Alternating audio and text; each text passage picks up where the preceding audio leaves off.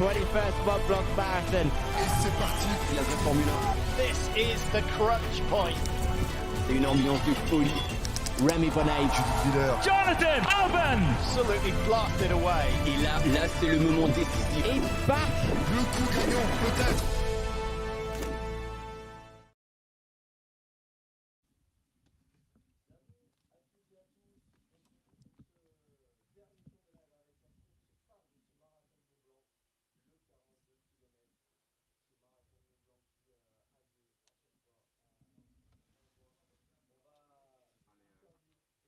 All right. Good morning, everyone, and welcome to another live broadcast right here at the Place du Triangle de l'Amitié for one of the major events of this entire weekend, the Mont Blanc Marathon, 42 kilometers and an insane field once again. So if you are not familiar with this race, this is an absolutely iconic race in the Chamonix Valley, a course that just takes the runners all the way around the valley up to the highest point at 2,200 meters of elevation at Aiguillette-des-Posettes, and then back around, and then the final descent, which is almost 1,000 meters down from Le Châtelet all the way down to the Chamonix Place du Triangle de l'Amitié. Right there, start and finish are in this iconic area that now, if you are in the trail running world, you know by heart. So today we're gonna have the main women's race and the men's race separated by half an hour to make sure that all these runners are arriving around the finish line around the same time. So there we go. I was telling you about this iconic course. Let's look at it together. They're coming up the valley on the most rolling part, even though they are still climbing all the way through to Argentière and then Le Tour. So as we go on the south part of the Chamonix Valley, this is where usually we see the field stretch out a little bit and where all the top athletes that have wheels and whose specialty is actually fast running take the best out of it. When they get to the Tour, things are getting serious. They heat up hard because that climb, as you can see on the left-hand side here, up to Aiguillette-des-Posettes at the very top and then dropping down to Col des Posettes is a mean climb, one of the two major climbs. And as you can see, the course here is color-coded. Everything green is the lowest grade, and then it goes to yellow, then orange, you've got some red, and finally you get purple in the steepest grade. So once you get to Col des Posettes, they drop down on the other side, and then on the four-wheel drive track, which is an absolute quad blaster, they are eventually make their way down to Vallorcine. Vallorcine, this is where we say, you start thinking about racing hard.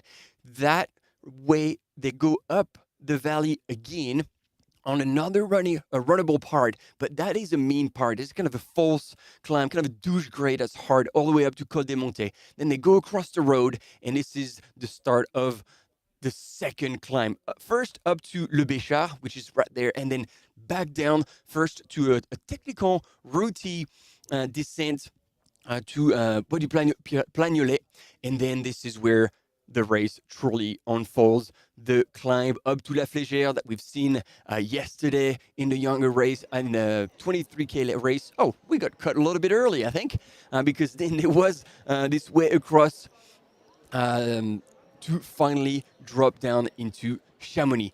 Let's look at the field, and once again, an absolutely deep field. Look at the flags. Truly international. Judith Vider, last year's winner, is here. Clémentine Geoffrey, trail running world champion. Sophia Laukli, the Mont Blanc Marathon winner 2 years ago. Joeline Chepgueno, the last year's Sierre-Zinal winner. Rosala Raffaello. Like, the pedigree of this woman is just insane. We are in for a hell of a show, and we're absolutely delighted to once again have the opportunity to cover this live with all of you back home.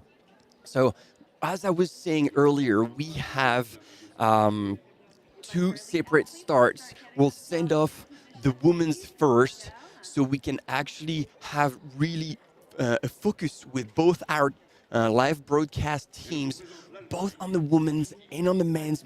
And then eventually, at some point in a race, the men's are going to catch up with the women and will normally have the top men and top women finish somehow within about 5 to 10 minutes of another. There we go. We're calling them on the line. And here, representing Team Nike Trail, Daniela Omus. 2 years ago, if I recall correctly, she was the Zegama winner. And it's good to see her back here at the Mont Blanc Marathon. There we go. We're starting now. Naomi Lang recently joined the Salomon International team. Runner from the UK, very young, but one of the fastest downhill runner of the circuit. There she is. She is Mrs. Consistent. Thérèse Leboeuf representing Team Compress Sport. She's been around and she is used to delivering well. She is the safe bet. She will be in the top 10 no matter what. Another one who's been in the sport forever, inspired so many people. Oyana Cortazar from the Basque Country, representing Team Salomon. She's definitely expected to do well as well. And even though she's been for so long in the sport, she's always delivered. Rosa Lara as well, all smiles here, getting to that start line. Another runner representing Team Compress Sport.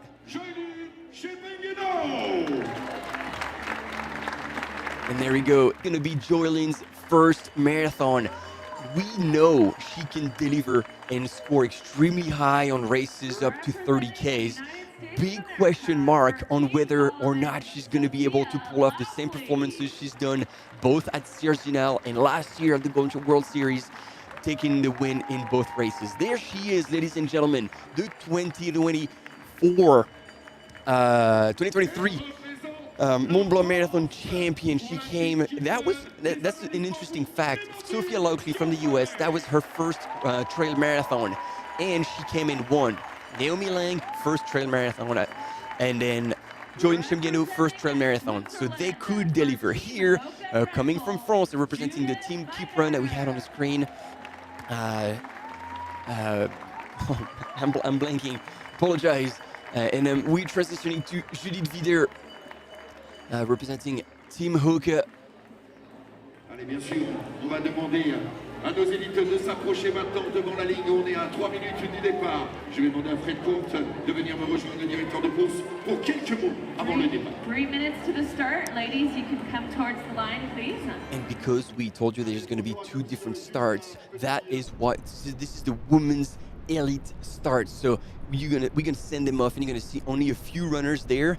It is normal. And don't worry, it's not like a tiny race. There are 2,300 runners at the start of the Mont Blanc Marathon. It's just that we're doing specific waves for these runners so we can actually have clear sight on what they do during the live broadcast. And then we're going to send the elite men half an hour later, and then we'll have the rest of the field. Fabiola Conti as well. It's good to see her there, coming from Italy. Sometimes she does extremely well. Sometimes, she's a bit cooked. But I seem to recall she was at Chianti on the longer distance, so she's dropping back to the marathon distance. Even though for many years we've seen her around the 30K mark in mountain races. First and foremost. So again, 42 kilometers, 2,540 meters of elevation gain and loss on that loop around Chamonix Valley. And let's hear it.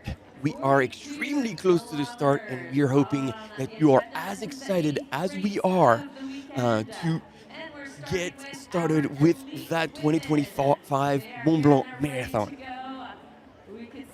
Some of them are smiling, some of them are a bit anxious, but it's going to be a fantastic day, ladies. We know you're out there to perform, but remember to have a great time. You got it. Yes, Monica on the start line is giving them a bit of a smile, because it seemed like everybody was looking a bit tense, a bit stressed out. They are getting in the zone indeed, but a few words put a smile on their face, and this is what they do best. Monica here on the line with Ludo, our dream team on the mic for the entire event. À 10 secondes, on fait le décompte tous ensemble. Alors je compte sur vous. Vous voyez qu'il y a forcément beaucoup de tension pour les filles, normal. Alors on va aller chercher le titre aujourd'hui. All right, 30 30 seconds. secondes. Allez, on tape dans les 30 mains. seconds. Let's hear All right, Chamonix. 30 seconds, team. 30 seconds. Can you feel it? Allez, on tape, on lâche pas, on lâche pas, on lâche pas. Et là j'ai besoin de vous public, attention. 10, 9, 8, 7, 6.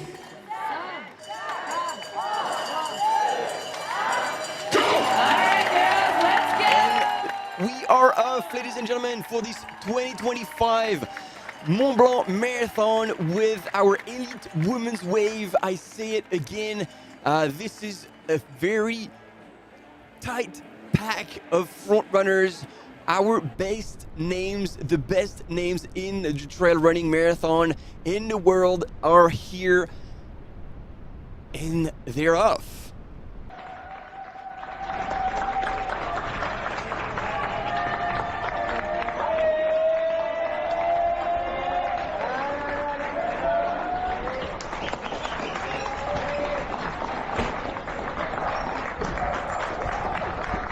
So again, if you're not familiar with this course, again, we saw it on the 3D map earlier.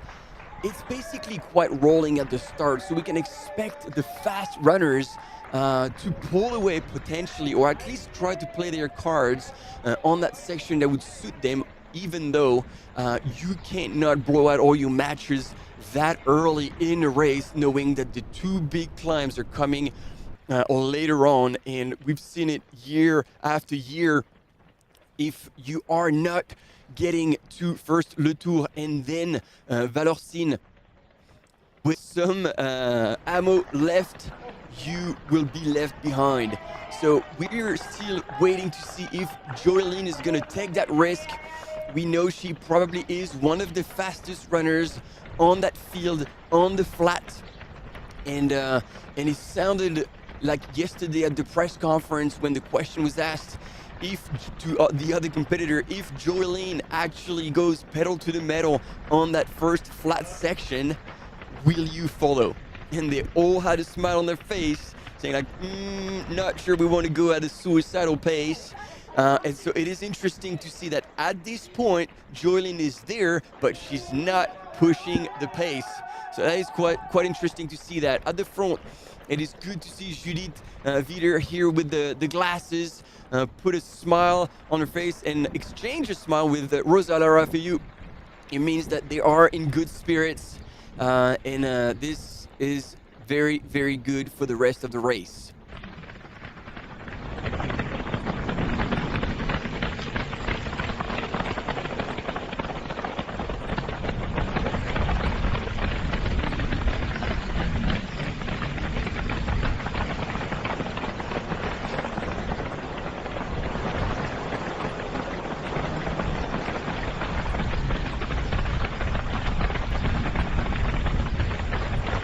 So those first kilometers, you're just kind of getting the feel for your form on the day, stretching out the legs. Obviously, they all have done a bit of a warm up, but this is a waiting game at this point. I think is the best way to describe it. And so far, Joeline Chepgueno again is there. You can see her there, like kind of in third, next to Ida with the blue t-shirt, Timoka. And we certainly appreciate again that the organization puts a whole lot of additional logistics to allow these women to start at a different time, to enable us to have the best possible live coverage with exclusively these women. They're not mixed up with all the men, so we can truly focus on both the men and the women's race. and give these ladies the credit they deserve and the visibility they deserve. So here, if we're looking at who is here and maybe who is not there in the women that we would expect to be amongst it, and I think we have everyone. We have, as we like to call them, the usual suspects. And then even on the left-hand side of that split screen here, Clémentine Geoffrey from France, Team Keep Run, she hasn't raced these ladies much, but she is definitely one of the women who could be on the top spot of the podium today. So we're certainly looking forward to seeing that race unfold, and again, seeing these ladies play their cards where they will hurt the competition the most.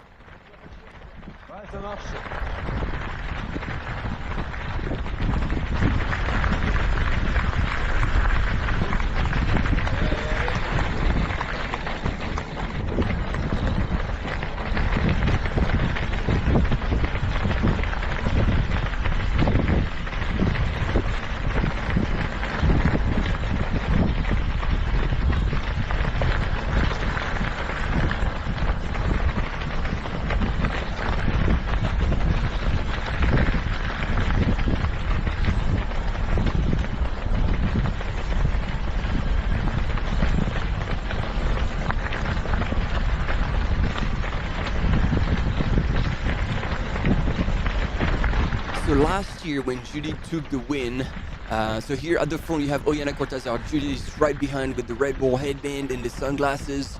Rosa Lara to the right of your screen. Team Compressed Sport is in house. And then, yeah, Ida with the blue shirt a bit back. And Jolene is staying hidden. I believe she's received instructions not to go out too hard. Indeed, this is her first marathon.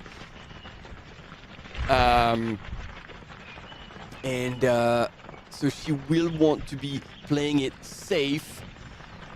Now, let's see how she can deliver. And on the other side with Rosa Lara and Clémentine Geoffrey, also on the second row, if we can call it that way. But she's not hiding though, so she's a bit on the side of the trail. There you go. She's back in. I think this is a perfect position to be in. You stay hidden. You don't waste too much energy. See, I don't think you want to be running too much on the grass though. So you got to be comfortable being there. They're all within a second of each other, so that's all good. And again, hats off to the production offering us these images. You see two point of views here, side view with the rest of the field. It is also good to see that now we're dropping back with the kind of the following pack. And at the back of the lead pack, we're both Sophia Laukli and Naomi Lang. So they are both from the Salomon team, and I think same. They're playing that card of, there's no need to lead at that point. Let's take it easy and let the other women do the work. This is going to be a very long race. Fabiola Conti as well. Usually she does. She has pretty aggressive start. So here with like the blue kind of bra, blue top. So it's good to see her there managing her effort at that point. And then also from France, Émilie Bulle is in that front pack.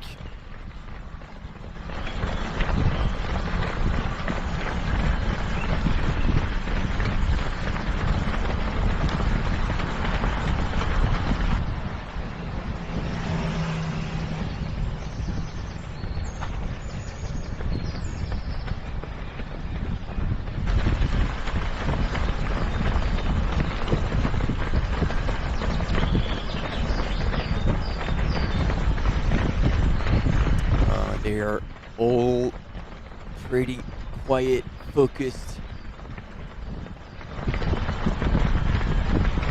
at the minute, and I think this is going to be the case for quite a while. We know, okay, if you don't know, these women, as I was telling you, the very strong and fast senders are Judith Vider, who played her cards right last year. passing Maddalena Florea in the last section before dropping into Chamonix and putting the hammer down on that descent to pull away and secure that win. And as we've seen as well, Naomi Lang is extremely strong here. She's at the back with the red Salomon pack. I think the one that is very strong on paper and she can handle both the climbs and the descents and the distance is definitely Clémentine Geoffrey on the left-hand side of your screen here. Team Keep Run from France. Oyana Cortazar is definitely always there. Whether this is going to be a top 10 or sometimes she like blows things out of the water and scores extremely high. It's good to see her there. It shows she's confident. But then they're going to have to be mindful of how much they're kind of setting the pace and making it easy for the followers.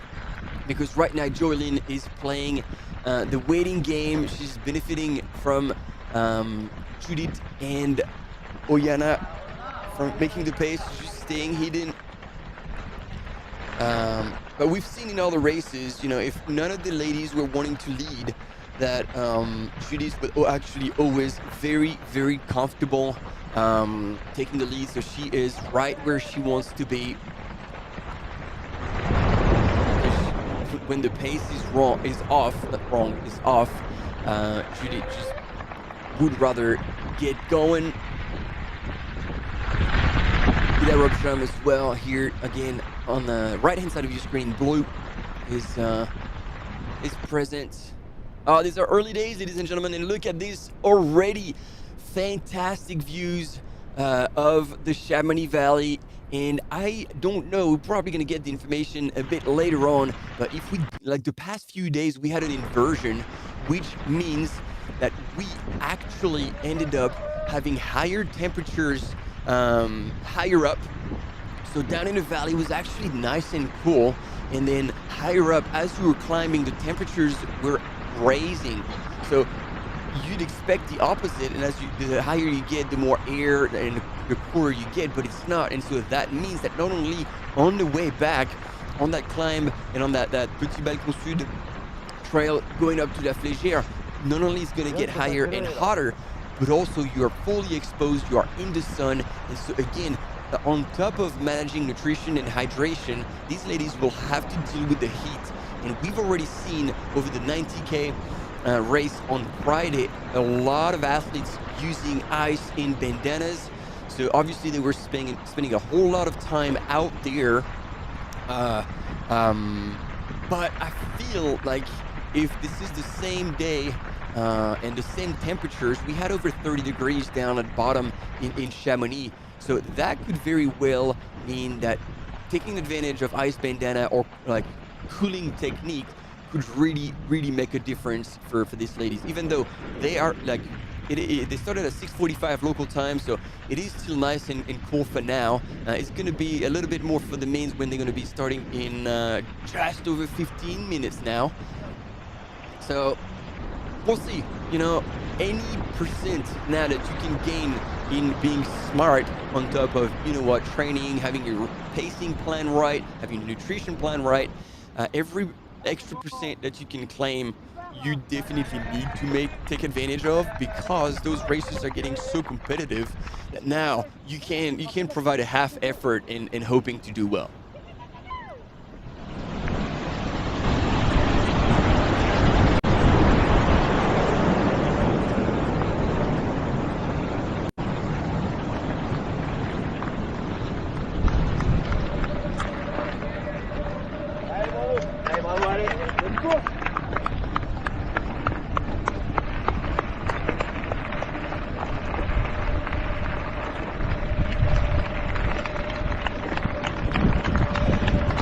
That elite field is really already striding. And look at this, Clémentine Geoffrey at the back of the pack. And I was telling you about hydration. It is important to take care of it early. And Sophia Lauchley from the United States of America is onto it. Sophia, once again, winner here on this Mont Blanc Marathon 2 years ago for her trail marathon debut. And then fourth last year. A performance that was still extremely well, but under par from her perspective. And she's here again because she absolutely loves that course here at the Mont Blanc Marathon, and she wanted to be back. She admitted at the press conference that she wasn't in her best shape, but she was delighted to be on the start. And again, she's changed a little bit her approach because she's still extremely new to the sport. She is, however, a veteran when it comes to cross-country skiing. She's in the US cross-country team, and she's been competing in the World Cup for years. But trail running races is still fairly new. It's been three years. And so she is still learning a lot, and from that perspective, she blasted onto the scene with insane results, all the way through to winning the Mont Blanc Marathon and other races. And but then she realized that it can't all be talent, and she experienced all the highs and lows that athletes do experience through their career. However, for her, it was over a couple of years. So she's been navigating that, and now she's at peace, and she said, I want to be on the line because what I love is just running out on great courses, show up no matter what, and race against those best female athletes in the world. And I'm not going to be chasing a performance, I'm not going to be chasing a position, but I just want to bring whatever I have on the day and enjoy this opportunity to be there. So a lot of wisdom has come onto Sophia's approach, and we absolutely love to see that, because as much as it is a physical effort, it is a whole lot of a mental game. And I would say also now, like this is a segue onto Judith Wieder. Judith has probably one of the most experience in that whole field, maybe aside from Oyana Cortazar. And she has heaps of experience in orienteering. She's been at the world's best level in orienteering for years before storming onto the trail running world. She started with skyrunning races. It was in Scotland, actually, at Glencoe Skyline, when she came out and broke the course record. And I was like, who is that? She looked absolutely so comfortable, lethal on technical, and then eventually she's opened up to longer distances, and then came and took the win at this Mont Blanc Marathon last year. And so she has the experience. She's wise. She's composed, and so we really hope that she can do well again and enjoy that kind of day, because those days are special for these athletes. You know, you could think now they are all pro athletes and they show up and it's a working day, but no, their heart is in trail running. The passion is there. There's absolutely no doubt about it. And I have the opportunity to really rub shoulders with these ladies, and we know I'm not just making a great story here. It is the truth. They absolutely love it. Here again, we're losing runners one by one here. From France, Émilie Bull is dropping back a little bit, but she's still like only maybe 15-20 seconds back. And again, depending on this woman's strength, it is important that they play their cards right. And if that pace feels too quick at this point, you're much better off dropping back, even though, you know, mentally it's hard to break the line and let that front pack go. You got to do what you got to do. And following someone else's pace, especially so early on, could really, really be causing you trouble later on. Here we go, Team Solomon at the back of the pack, playing the waiting game. Oyana Cortazar is pulling back a little bit. She's now together with Sophia Lockley and Naomi Lang.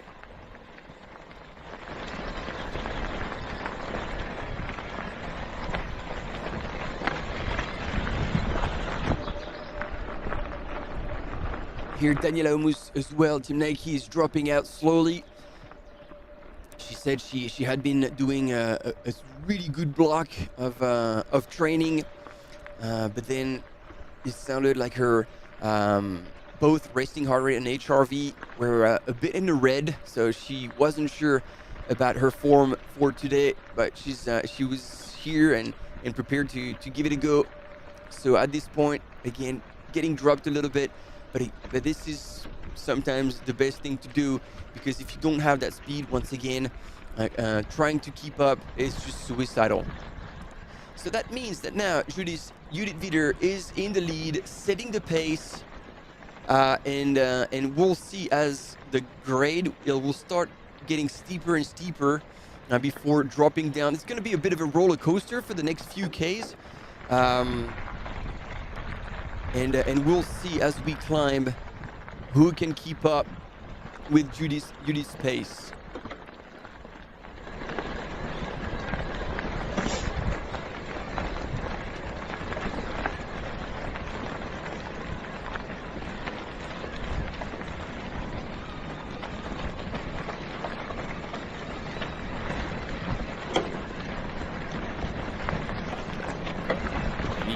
That she is still there. She's not gonna miss a bit. Jolene Chepgueno is telling Judith like her shadow.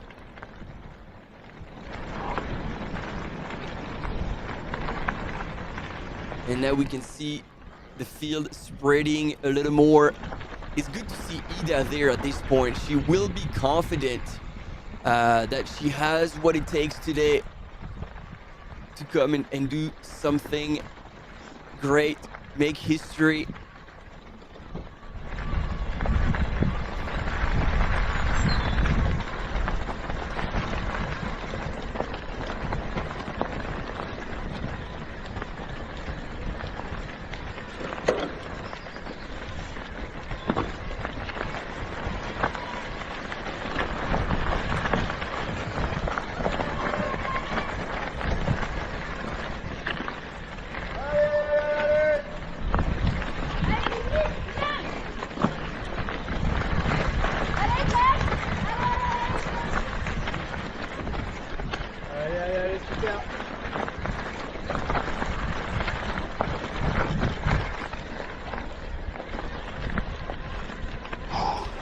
Thérèse Leboeuf is also here.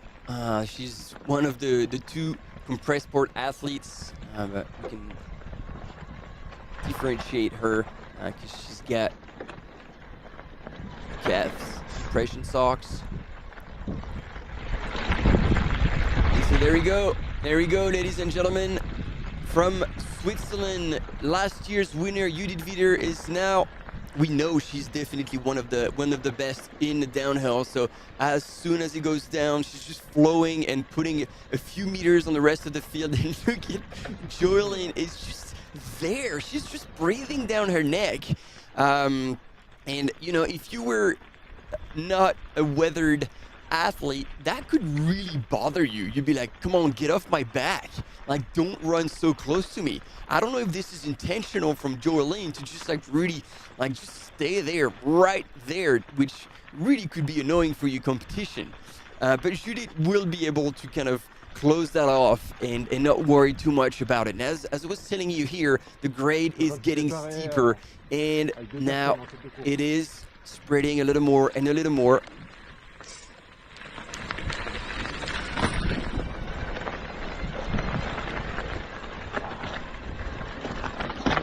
So I believe still in third is Naomi Lang.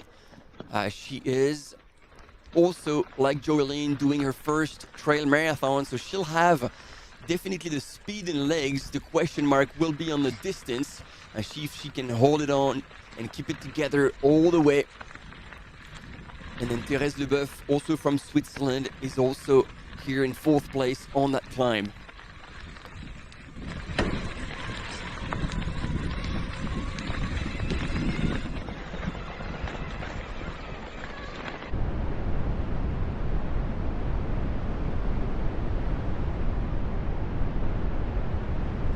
And there we go. Look at this.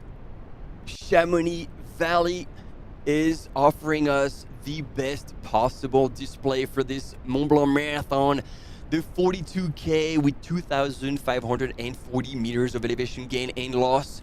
A loop, one of the most stunning loop race you can find in the world here at the Mecca of trail running in Chamonix Mont-Blanc. And the women's race is on the way. We have a different start for men and women. The women's have started now 25 minutes ago, and we have the replay of, no, it's not the replay of those images. We are now back on the Place du Triangle de l'Amitié at the heart of Chamonix at the start, and this is now the start of the men's that will take place in 5 minutes. As I was telling you, 2 different starts to really split both fields and offer you the best live coverage today for the Mont Blanc Marathon. So we're giving up a little bit on the women's at this point to take a close look at the men's. And here we go, ladies and gentlemen. Davide Manini coming from Switzerland. From Italy, sorry. He was the 2019 Mont Blanc Marathon champion, second in 2021. Davide Gerardi, also Team New Balance. There's quite a lot of athletes who have come to represent the brand. New Balance is now the main sponsor of Mont Blanc Marathon and ready to send everyone off again. So from France, Simon is also here. I had a bit of a chat with him and he was pretty stoked. Ryunosuke Omi as well from Japan, one of the racing stars in Japan and now very familiar with European races. Please welcome Mattia Bertoncini.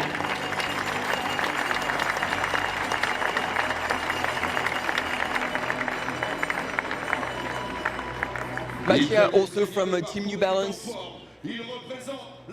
from Italy. Les applaudissements pour Anthony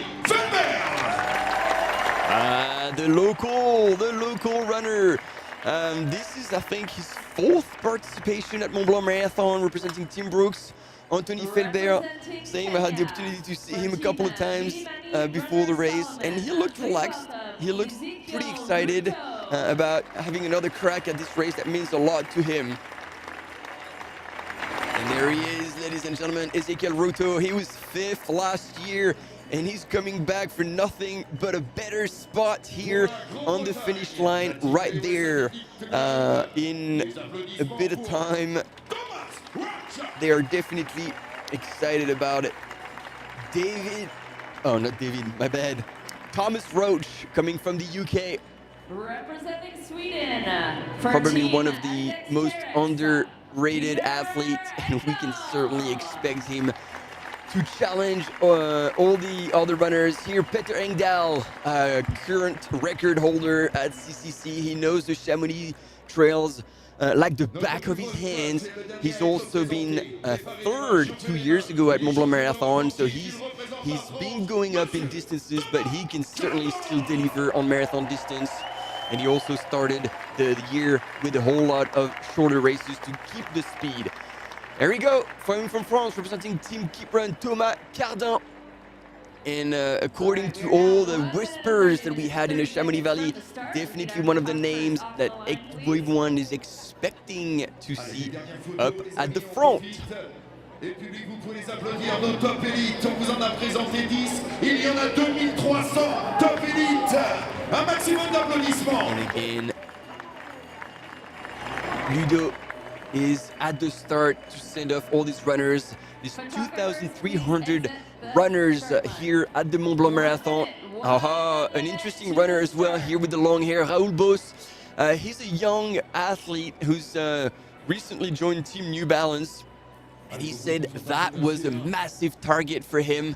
And so he's done the marathon distance before, and he's one of the names that hasn't been brought up, but you know what, he could do well. I've seen him really deliver on a day, so if stars align, this could be one of the new names in the trail running world. And there you go, you can see here at the top of the arch, we are now almost like, there we go, 20 seconds until the start of this 2025 Mont Blanc Marathon. It's your turn to shine. And we're in for a hell of a show. 10, 9, 8, 7, 6, 5, 4, 3, 2, 1.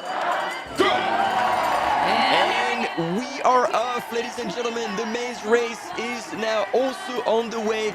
Half an hour after the start of the elite women, the whole pack of the lucky runners who had the opportunity to be drawn to participate in this legendary race, because there's over, I think, over the weekend, the Mont Blanc Marathon weekend, with all the races, the 90K, the 10K, the 23K, the young race for the young guns, and the marathon, it's over 10,000 people participating in the event, but there's 30 plus thousand people who apply to be part of this legendary event.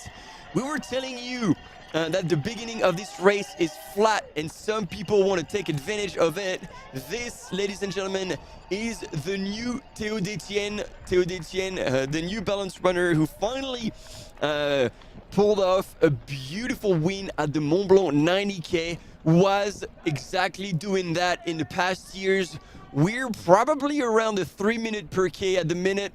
So he's putting a bit of a show, Vitaly, but is not most likely going to hold. I think if I look back in probably 10 years, there is only one time when a runner started out like an absolute madman and actually kept it together for relatively long enough. It was actually in 2019, because I remember that it was then Andy Walker, so he was the man from the US who had done the same strategy, had extremely fast half marathon time, so, and he was a mountain runner as well. So at the time they were going up to Col de Monte and then dropping down into Valorcine and then back Col des Possèdes from the backside, but he had managed to hold off the entire field until he got to Le Tour, and then Rémi Bonnet had passed him, and then eventually on the way back up it was Davide Manini who had made the move on Rémi Bonnet and was never to be seen, and this is where he had scored his massive win here at Mont Blanc Marathon. So yeah, 2019 was the last time we had a man like Vitaly here do the same bold start, but I think Andy still managed to hold on to top 10 though. So we'll see. Exciting times. It's good that some runners are really throwing it down, giving us a bit of a show, but the rest of the runners are not getting excited. They're not getting pulled away too fast, too early. They know what's coming ahead, and you know, they're not here to make the show for a few kilometers. They're here to actually deliver throughout all the way to the finish line.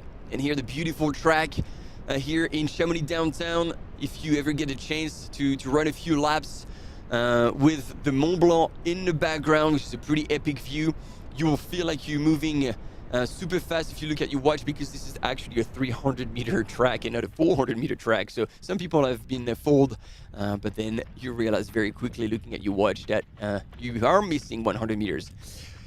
Ladies and gentlemen, Vitaly Jaffar is absolutely killing it early on. And there is mandatory equipment in this race. So Vitaly most likely has a belt where he's put all the mandatory equipment. And this is a pretty aggressive start. We're absolutely loving it.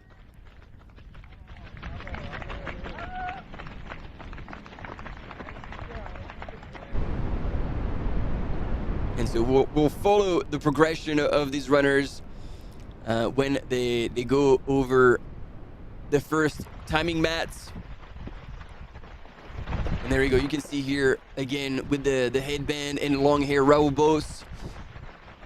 Young talent that New Balance has betted on, and I think they were absolutely right to do so.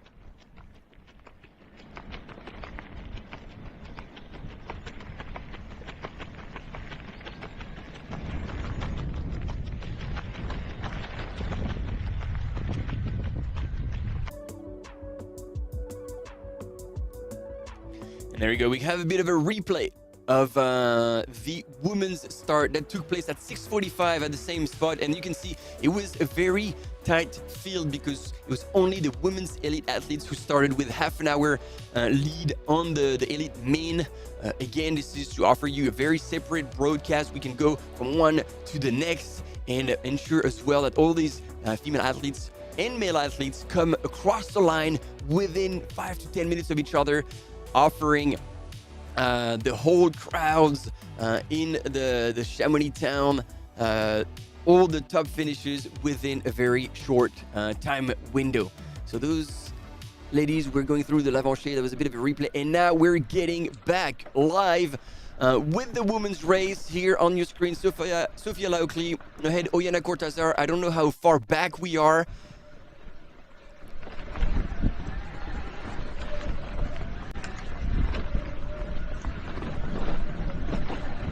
But it looks like we have a few women ahead.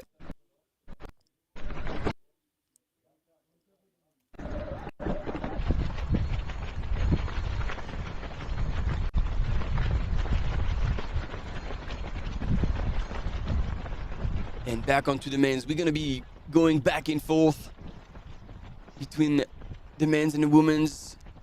And you can see already the men's field is actually already getting pretty thin.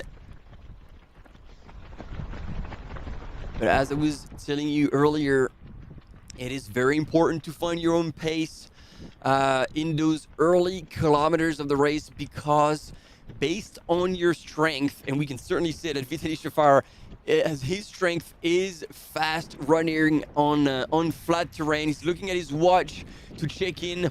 He's making sure that he's not dropping down below the 3:30 per K pace.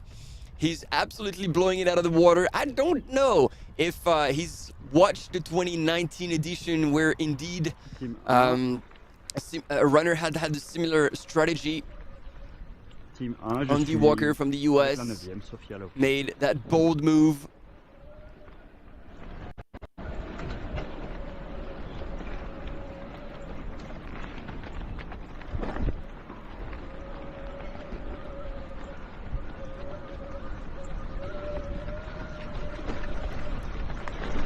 There we go. As I was telling you, Sophia Laukli here, just behind Oyana Cortazar, but I think there's just a chasing group, as I don't believe that Judith Wider would have dropped back so much. I'm guessing here, without having visuals, that Judith Wider would be in the lead, still followed extremely closely by Jolib Chepgeno from Millimani Runners. And then we had Rosa Lara and Ida. Rob Sham, Clémentine Geoffrey was also in the mix. Here we go, another, as we're talking about the Millimani Runners, Ezekiel Ruto here on the flat has taken a different strategy. He is making the best out of his speed in these early kilometers to pull away from the pack, but making sure he doesn't blow too many ammos, because it is a long race and you really need to have a few matches left for that final climb. And so far, Vitaly is keeping it together, way up at the front. And if I had to guess, he's not a sponsored athlete because he's got an Adidas top and bottom. But I'm trying to see what kind of shoes he's wearing. Can't quite tell. There we go. Ezekiel is actually not leading the chase pack. So hopefully we're going to get back up to tell you who is in the front of this race, chasing Vitaly. So some white top. It might be Thomas Cardin. There we go. We're back at the front, I believe. So here, yeah, Thérèse Leboeuf, Jolene Chepgeno looking ahead. Aha! Jolene is making the move. Look at that sprint. Look at the move she made on that climb. Man, she can shift gear, that's for sure.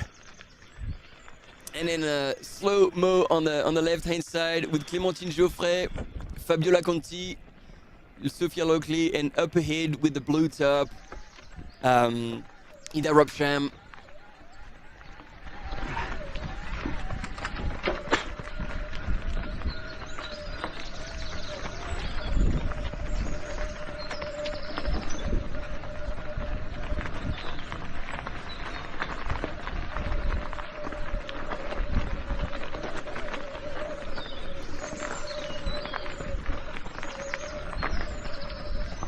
Allez. Once again, Sophia Lockley, 2 years ago, was her first marathon at Mont Blanc Marathon, and she took the big W, and she's back for more.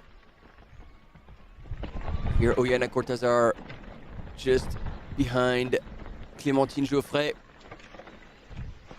2023 world champion in Innsbruck. She had pulled off a hell of a race.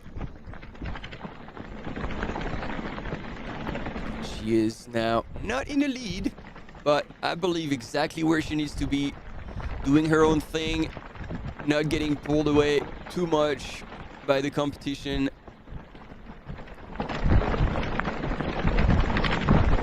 Oyana Cortazar might pass instead of having to brake on that descent. She's a bit faster than Clémentine. It's all good. And yeah, we're sub 4 minutes per K here. And there we go, back onto the climbing mode.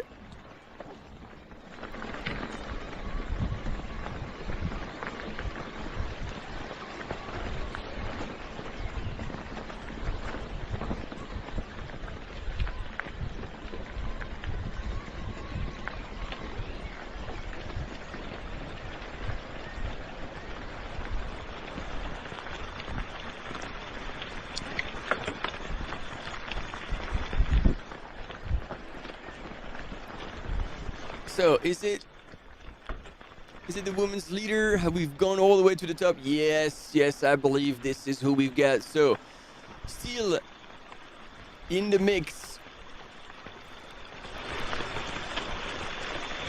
is Ida Robsham right here. Now, we look ahead. Thérèse Leboeuf, Fabiola Conti also present. Young athlete from now Team Salomon International. She joined Team Salomon International just this year, and so far delivering Naomi Lang from the UK.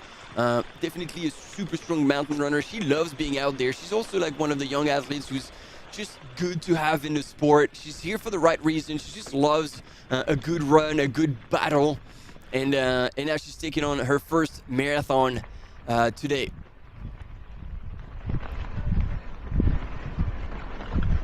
So it sounds like we have our 5th place male here on the screen.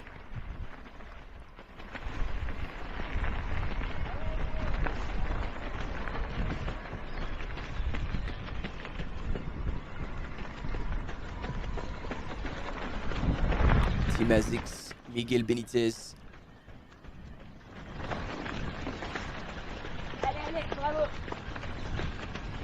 It is tough. So early to already find yourself isolated, because then it is basically you and yourself in your head, and that's where racing experience, pacing plan comes into play. So we'll be looking at the splits as soon as they get through a checkpoint to see already how far ahead and back all these runners are. There we go. I think we are with, I don't know if it's the men's leader, because I don't think they would have caught up with Vitaly just yet. But ladies and gentlemen, Thomas Roach is leading the chasing pack. Thomas Cardin on his heels from France, Team Keep Run. And then right behind, Ezekiel Ruto is also keeping up with these gentlemen. So we now have Three gentlemen working together to close that gap with Vitaly, who had a hell of a start at suicidal pace. There's probably going to be all the Strava KOMs that would have been blown out at this point. But again, it is a 42K race. And the question is whether or not he's going to be able to hold it together. Mauri. Good morning. Good morning. Good evening. Yes, wherever you're watching from, this is the privilege of these live broadcasts. We can offer this experience to everyone in the world, and this is a fantastic day for hell of a battle, a day that to remember. We have many past winners, both in the men's and the women's of the Mont Blanc Marathon, stacked field, and so far, I gotta say, in the women's field, it is 100% waiting game. They're just looking at each other. No one is wanting to kind of push too much here. Fabiola Conti. We have like a little bit of a shorter distance runners, even though, as I was saying at the start, Fabiola Conti has moved up in distance. She is extremely strong on shorter distances.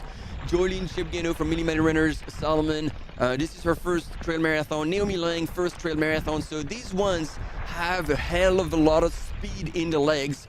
And again, the question mark will be in the later stages of the race, where Judith Witter has now experience in her race strategy last year paid off. She was fighting in second place, but never gave up. And she had managed her hydration, her nutrition, and her grit just allowed her to pass on the last stretch on the way up after the La Flégère aid station before dropping down into Chamonix. And we know her downhill skills. She took advantage of this and scored that first big win for her at Mont Blanc Marathon, alongside now a lot of other wins that she had in her career. No, and especially right now after her confidence boost in Zegama just a month ago, where she was second behind an untouchable Sara Alonso. You were speaking about former winners of the race, that she's not here, unfortunately, but I believe Judith is in an incredible shape right now. So I believe this is going to pay off. I'm just coming from outside, of course. The crowd are crazy for all the popular runners that are already starting.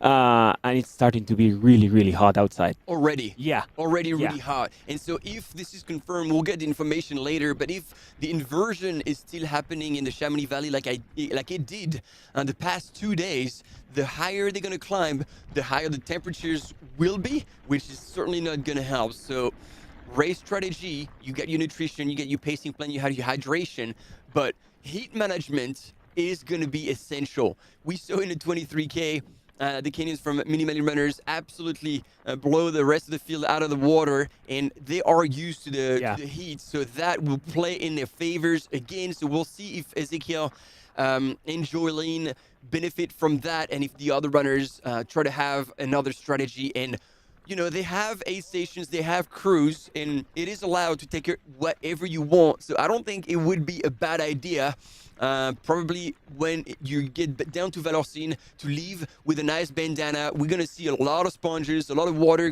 going over these runners, and possibly the runners will stop at some of the little creeks on the ways. Those little seconds are definitely well spent. Yeah, probably that would be a fantastic idea, especially in a clear, bright day as it's going to be today. The sun starting, as you can see in the back here from our women's leaders, the sun started to come out, and once that start hitting on the skin of the racers, that's probably gonna hurt a bit. But yeah.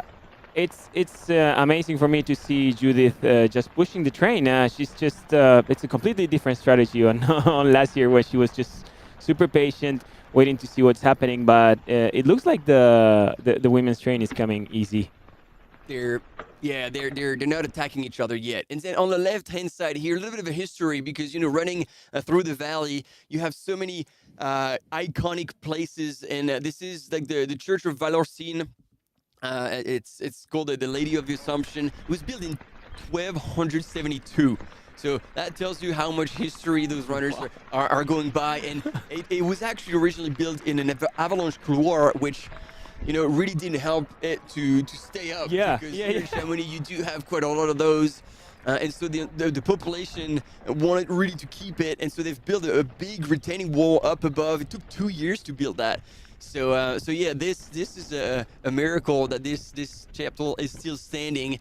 And we getting the opportunity to see it, and it was a perfect timing as well because we could see the actual Chamonix tram go past in the background as well. Amazing. So well done, the studios, on Great offering timing. these images. Here again, ladies and gentlemen, at the front and absolutely crushing the men's race and still not looking like he's gonna blow a gasket. Vitaly is in the lead and way out in the lead. Yeah. I don't know, Mauri, if you remember, it was in 2019 when man, I'm blanking on his name now. I need to breathe a little more.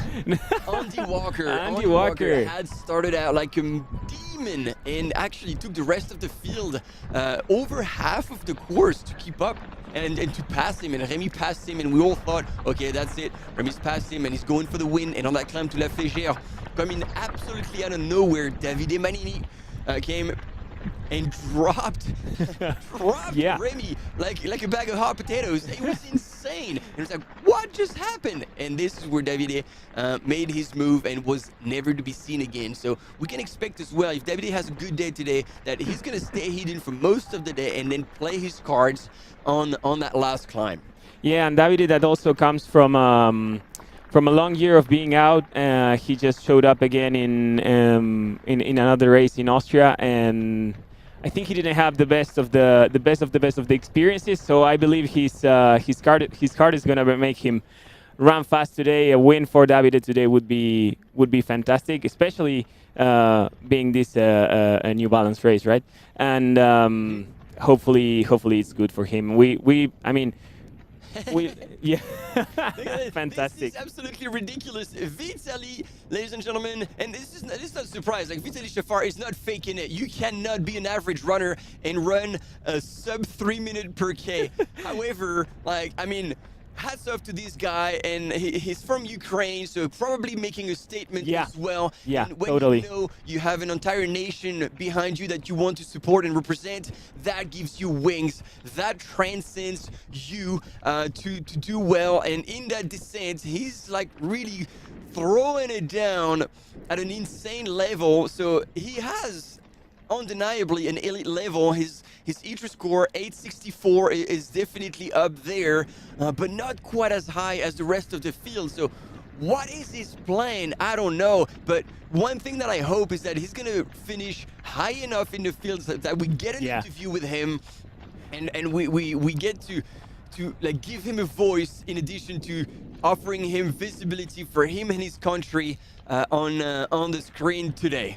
Yeah, and absolutely, as you said, he's got an elite status. Definitely, he just won last year he won the Mont Marathon, and on the 42K in 3 hours 04, which is a crazy time. And then in 2023 he was top 10 at CRC now, so in 2:37, which indicates he's got the speed legs, definitely. And I believe, well, hopefully, I hope that he can finish up.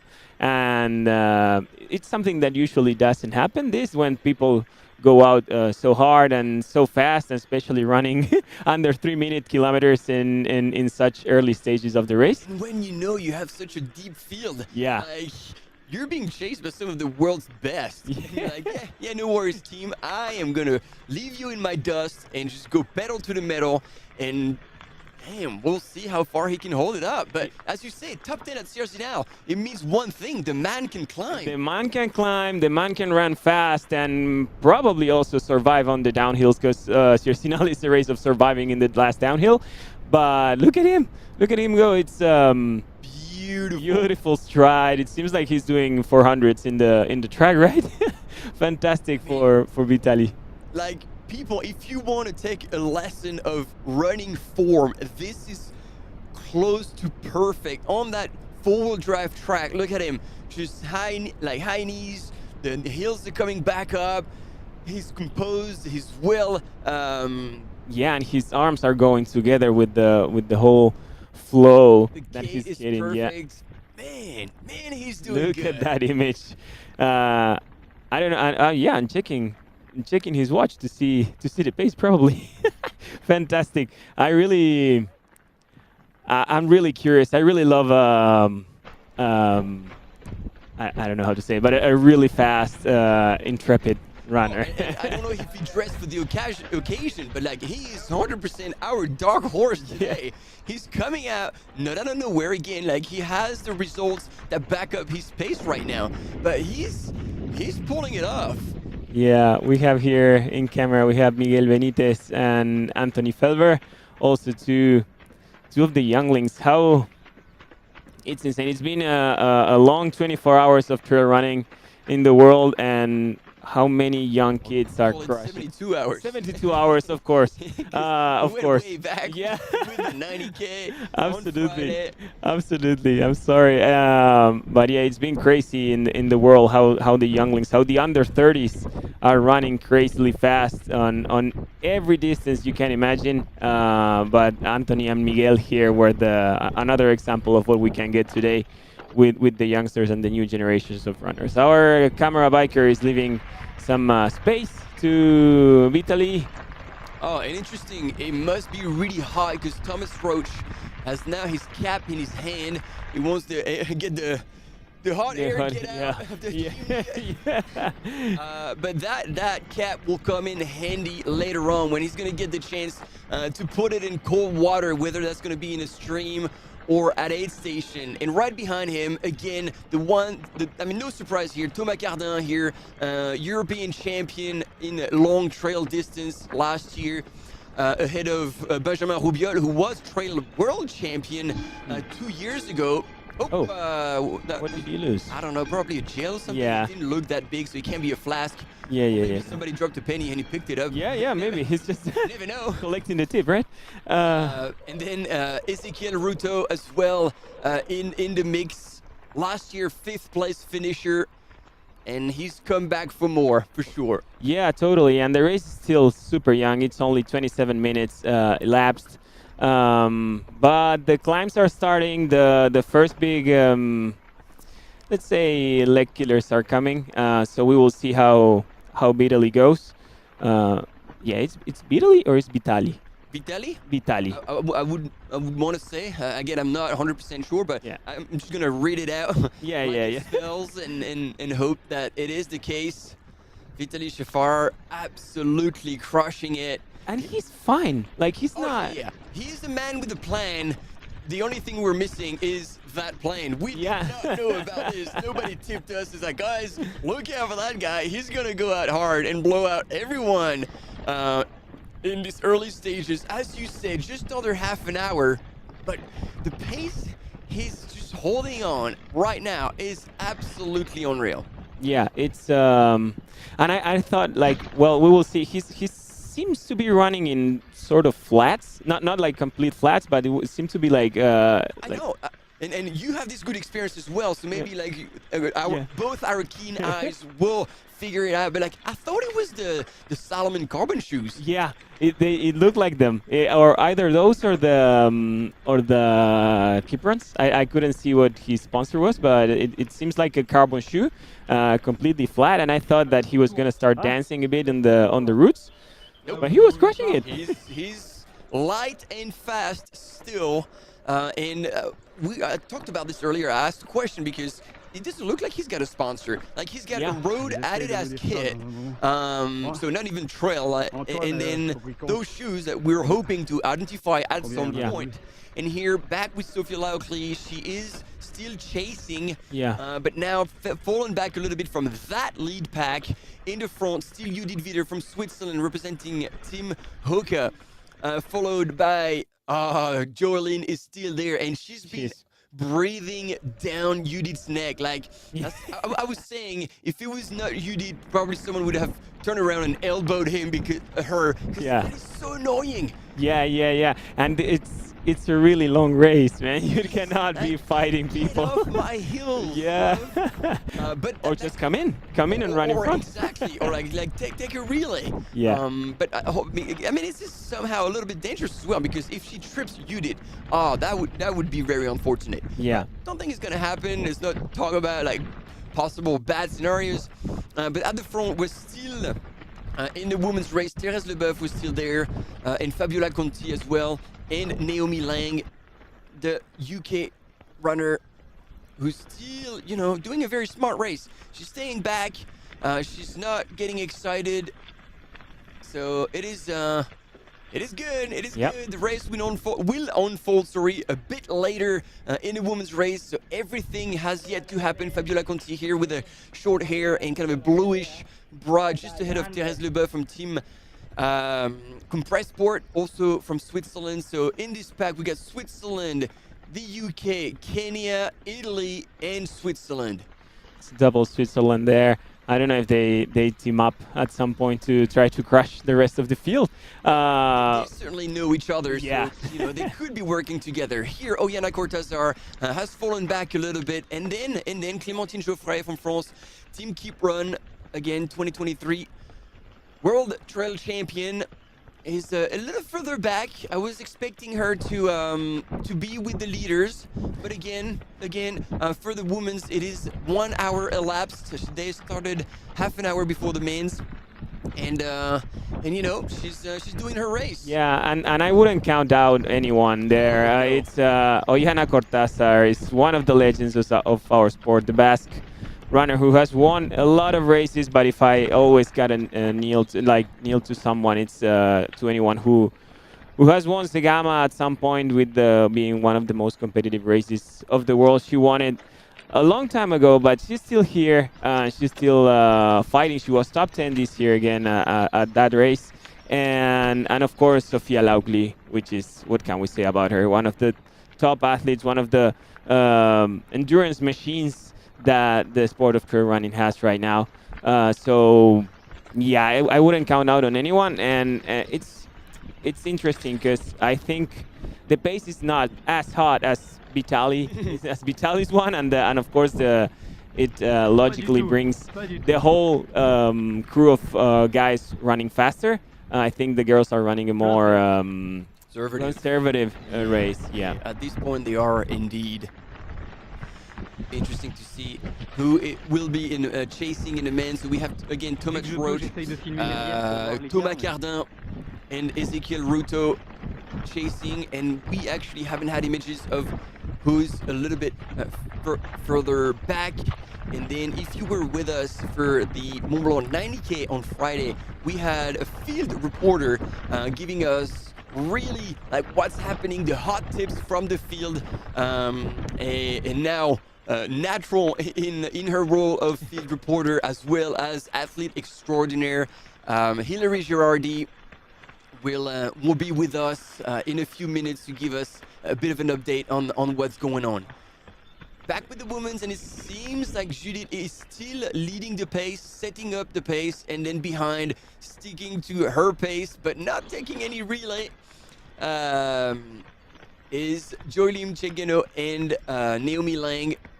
They are starting. This group is starting to break a bit, but I think it seems like Fabiola and Teresa are just, keeping a little bit of distance. It's fine. It's still really early, and they're both amazing runners. They can all run together there, but yeah, it seems like the group is starting to break a bit. And someone that is breaking all the speed limits is Vitali. Yeah, it's. Call the police. Yeah, he's running away. Jeez, I love it though. I love to see this sort of explosive races. You run with panache. Yeah. You give everything you've got. Put it all out on the table. But you know what?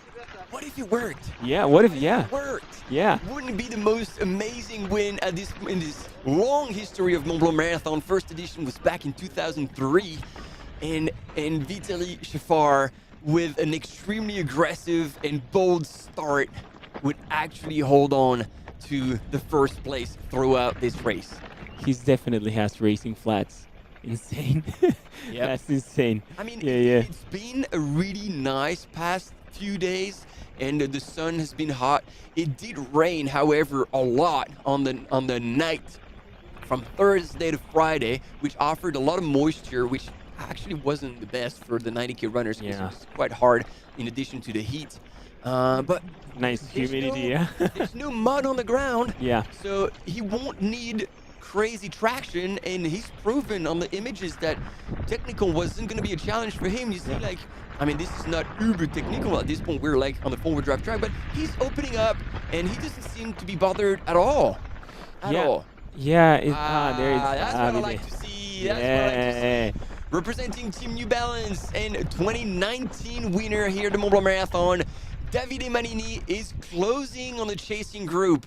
That is a perfect race scenario. He just needs to get with them and just stick with them for now. Perfect. I was telling you, we shouldn't have seen him too early. He was hitting up until now. Now cranking up a gear, just making sure he doesn't get left behind. But he's going to close. Actually, I take that back, sister. This is Raoul Bose. This is not the chasing group. No, but yet. it's like they were all it's, And Miguel Benitez. yeah. So I was talking, I don't know if you know him, Raoul Bose here with the long hair, Team New Balance. He's actually fairly new to the scene, but he's had some insane results last year on 80K. And so Wow. Even though he's young, he's got the experience on the distance. And he said, because I looked up for him because I knew being with New Balance, he would have prepared his race very well and thoroughly, and he did. He said, like, I've prepared like never before for this race, and this is one of the names we haven't talked about, but he's there. And if it's a good day and things align for him, he could do extremely well, and the top 10 is definitely in the cards. And let me just say, I'm a huge fan also of people who comes with a style to race, and he's got a 100%. fantastic style for racing. And he's got an attitude that actually matches the style as well. It's not all looks. Yeah. Yeah. Awesome. Yeah, let's see. Hopefully the New Balance guys do well.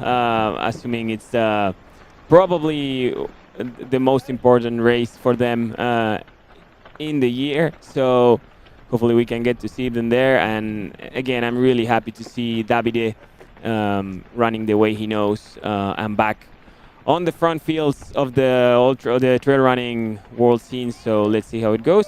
We have again a compact group of ladies. Our lead group regrouping and going back up there, yeah. But I think it's a good move as well. Like they're going to get to the aid station, so that's going to be an essential moment. In that race, seeing how those transitions are done. And you know what? If you haven't witnessed a trail running race as short as Mont Blanc Marathon, those transitions are unreal. Let's see some faces now. This is great. Judith is still like stoic. Eh? She's composed, serious. Alors nous sommes Here ici we go, let's au hear it from village Hillary. du Tour, juste un peu plus bas que 1500 mètres, donc on est en montagne, on est au ravitaillement. Donc le ravitaillement, pour ceux qui connaissent pas, juste derrière moi, il y a tout ce qui est préparé pour les bénévoles par l'organisation. Donc il y a de quoi manger, de quoi boire. Et quand les élites arrivent, en fait, ils vont passer par le ravitaillement et trouver leur team manager juste ici devant moi. Donc souvent, on peut se ravitailler quand on est élite ou on a de l'assistance 100 mètres avant le ravitaillement ou 100 mètres derrière le ravitaillement. Mais aujourd'hui, on est en montagne, c'est un terrain agricole, il y a des champs derrière nous. Donc tous les ravitaillements des coureurs vont se passer soit dans le ravitaillement officiel, soit juste derrière avec les team managers. Donc les team managers, ils sont tous en place. Ils se préparent, ils ont déjà étalé au sol ou sur des bancs, des flasques, des gels, tout ça. Et quand les coureurs arrivent, ça va être comme du Formule 1. En fait, il faut pas perdre du temps. On voit déjà sur le live que ça galope vraiment, ça va très très vite. Et donc, elles vont pas avoir envie de perdre du temps. Souvent, elles vont sortir les flasques et tous les déchets de leur veste, de leur gilet, pour être prêts à les jeter par terre et reprendre le nouveau. Ils vont avoir envie de vraiment bien se charger avec des vifs de course, parce que après ça, on commence la vraie montée. Donc derrière nous, c'est l'aiguillette des Posettes et nous voyons l'arrivée des premières juste derrière moi. On voit qu'elles passent super vite. Elles vont pas s'arrêter dans le ravitaillement officiel. Et on voit Judith Wider, donc la championne de l'année dernière, qui est en train de se faire ravitailler. Thérèse Leboeuf, Sophia Lockley qui arrive. Donc, encore une fois, les ravitailleurs, ils essaient de faire au plus vite possible. C'est pas facile parce que les coureurs veulent pas s'arrêter et ils veulent continuer de suite. Mais avec les vestes, on peut pas toujours tout faire très très rapidement. Mais on voit, ça s'arrête pas, ça va continuer. Donc, on va commencer derrière à l'aiguillette des Posettes et c'est une grosse montée, ça commence dans la forêt. Pour l'instant, il fait encore assez frais et ensuite ils vont être au soleil en haut de la montagne. Retour à vous, le studio. For Thérèse Leboeuf, Julie took her time as well, but you can see a fast transition. Yeah. Like you gain 20, 30 meters on your competition for free. Yeah. Basically, you just get out and then you don't need to work, and then your competition is having to work harder to get out of there. So here we go. This is, I think, a big move here. Joylyn is not wanting to let Naomi leave, and see here, this might be the point where her team has told her, all right, you wait until there, and then your race is yours, you take off. And look at her go. Ladies and gentlemen, last year's winner at CRC now, Joylyn Shebgeno for Team Millimani Runners, is now pushing the pace. Wow. She's cranking another gear, and it's on like Donkey Kong. Insane how quickly she's opened up a gap on her competition. Naomi Lang, will she try and respond or realize that this is still too early and this is a pace that is far too hot to try and keep up with? Yeah, she just pushed the NOS, huh?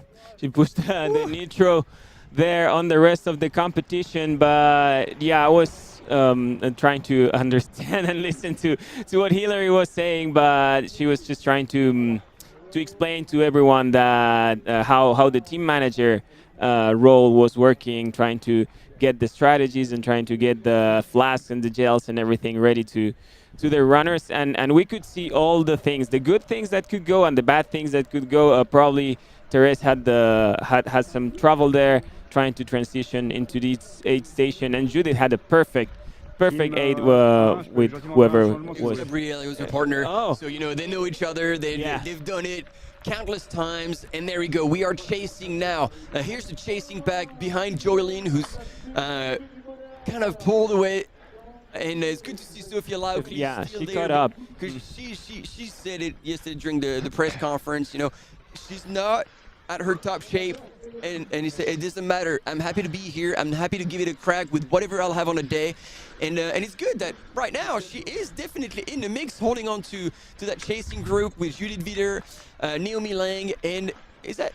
Oh no, it's Fabiola Conti. No, it's Fabiola Conti. Yes. Yeah. It's the same group, and now Sophia has caught up a bit more on them on the aid station. It seems like, and probably thanks to a good transition. What Thérèse Leboeuf, who was in that mix, now all of a sudden isn't, because she just stood there for a bit long. So we're not criticizing obviously anyone, but no. Those are examples. You could see they were all within the same second coming into Le Tour aid station, and now there's definitely 15 to 20 seconds difference between these ladies. And it's accidents. It just happens. I don't know. There was something stuck in there, and she couldn't just get out. It happens. It's not on purpose. It's not something that it always happens. It's just an accident, and unfortunately, Therese has dropped a bit from the group, but now Sophia is also there, and they're really close. But Joylyn has gone. She's gone, definitely. I think she started with the handbrake on, and then she just released it and gone.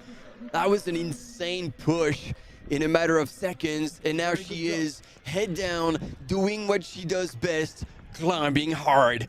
Ladies and gentlemen, once again, Joylyn Shebgeno from Team Millimani Runner Salomon has taken the lead in true fashion.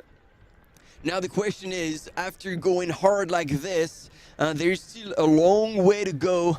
That climb shouldn't be a problem for her. I think she will know what's ahead. But Whoa, yeah, get out, buddy. She's like, come on, man.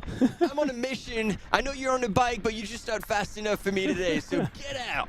Yeah, and also it's always fun to see the guys are probably riding e-bikes. But again, it's super hard on these really steep climbs. It's hard to beat a very good runner, even though you're in a bike. Huh? Yeah. And then these like mountain bikers, cam runners, they are extremely well aware of those runners. And so, all it took was for Jolene to make a little sign with her hand, and he was right away out of her way, and gave her plenty of room.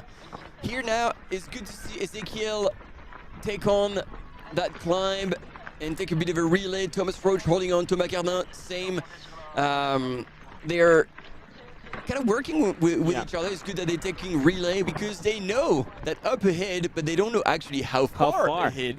Yeah, and he is far away.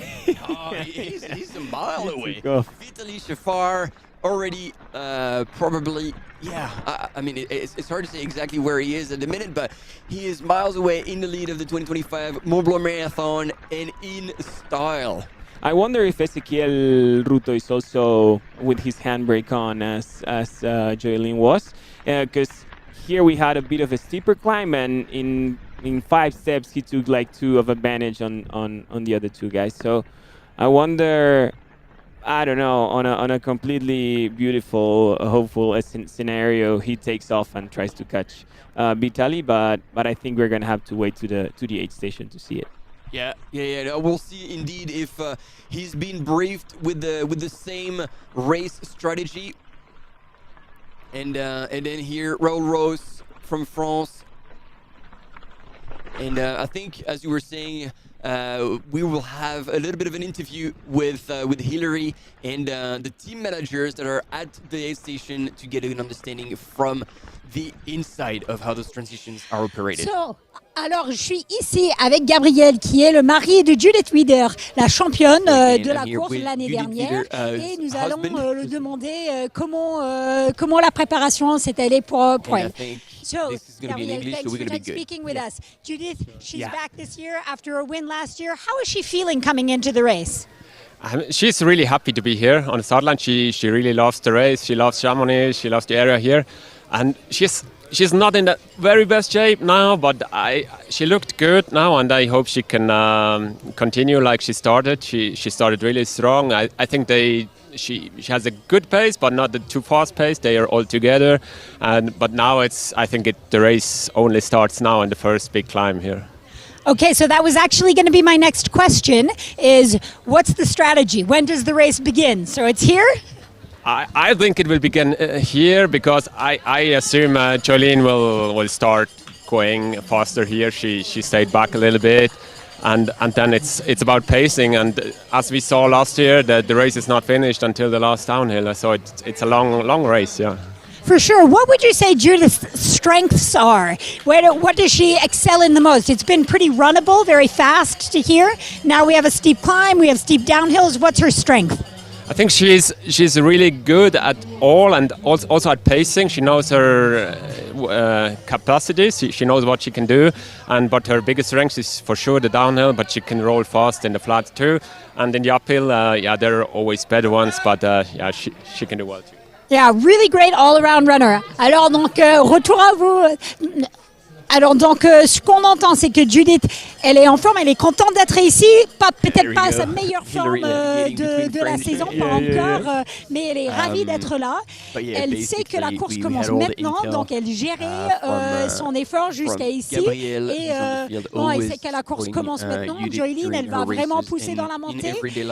Elle est bien dans toutes les parties de la course, mais dans les descentes, vraiment, on va la voir envoyer. Donc merci, retour à vous au studio. Screen as we're back now, probably on the live. Joeline still in the lead, but Fabiola Conti had taken in charge the pace of the chasing group, and Naomi Lang seems to be keeping up with her, while Judith was pulling back a little bit on that climb. I remember exactly the images from last year, and they were all walking, power hiking. Yeah. You're right. Not wanting to just like blow out all their matches at this point, and then Joylyn is motoring up that hill. She's probably not gonna walk a single step. Yeah, let's see how it's always. I know she's one of the best, if not the best right now on these sort of more runnable races, and with all these clear transitions from uphills to more runnable parts to not though that technical downhills, but these efforts so early in the race, just 1 hour into the race, well, it seems that she was warming up to get here and just pull the throttle and see if she could get the difference.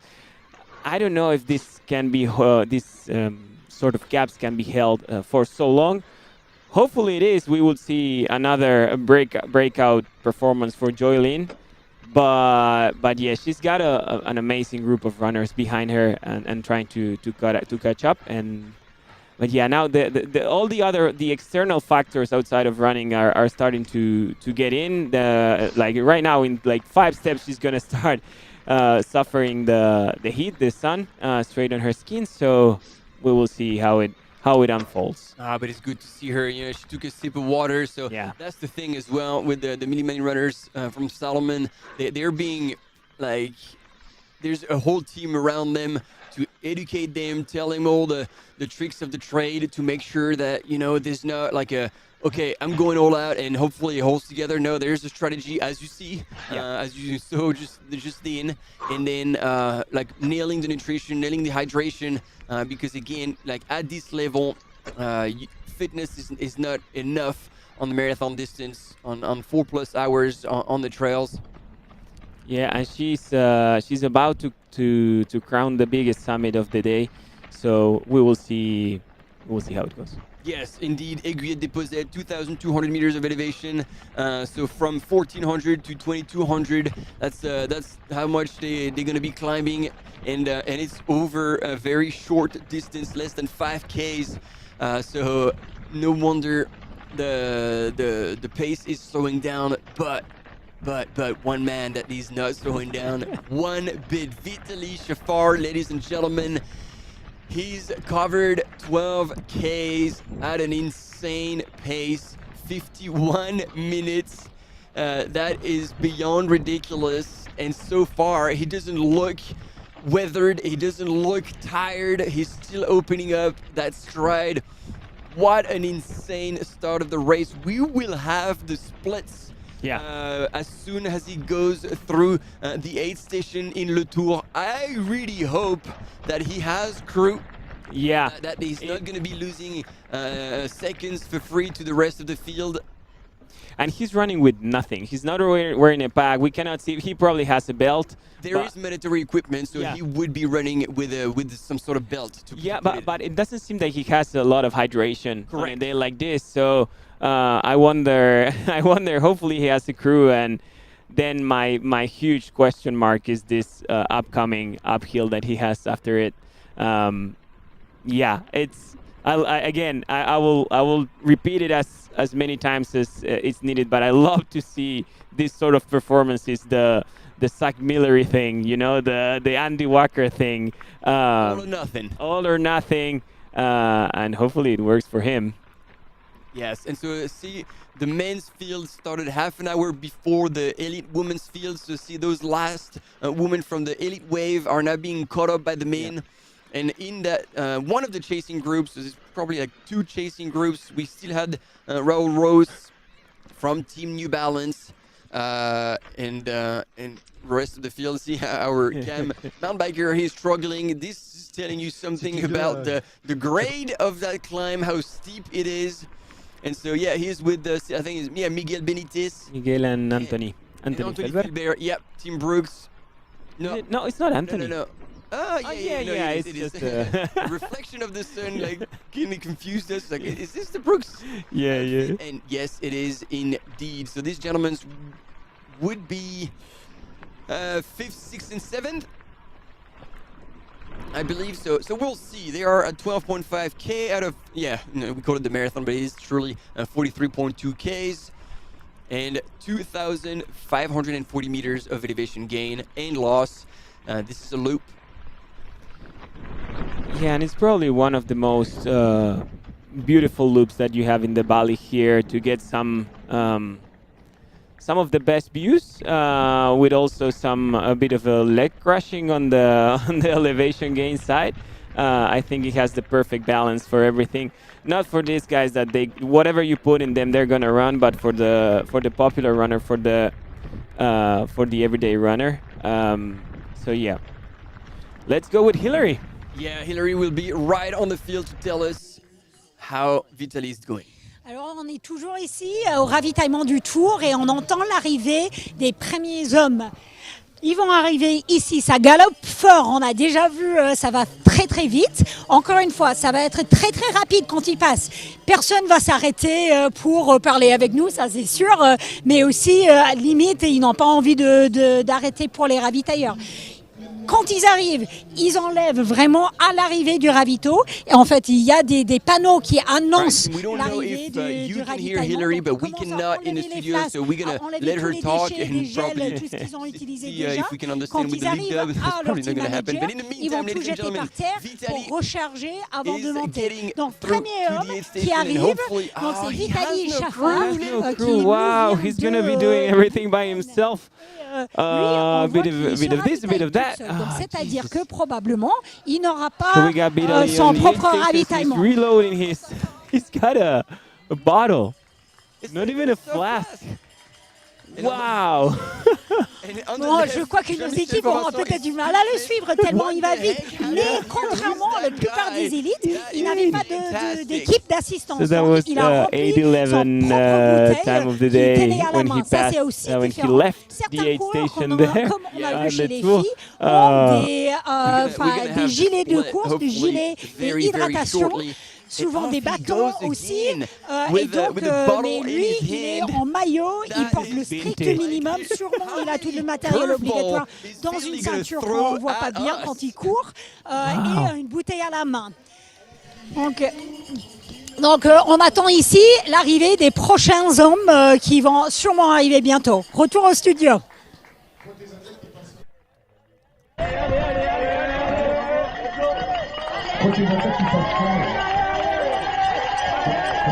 We are absolutely bent over on the screen to try and identify what shoes he's running in, because he's got to have some sort of super shoe. Yeah, I believe those are the rockets from Hoka. Yeah, those are Hoka shoes. Those are the fast Hoka shoes.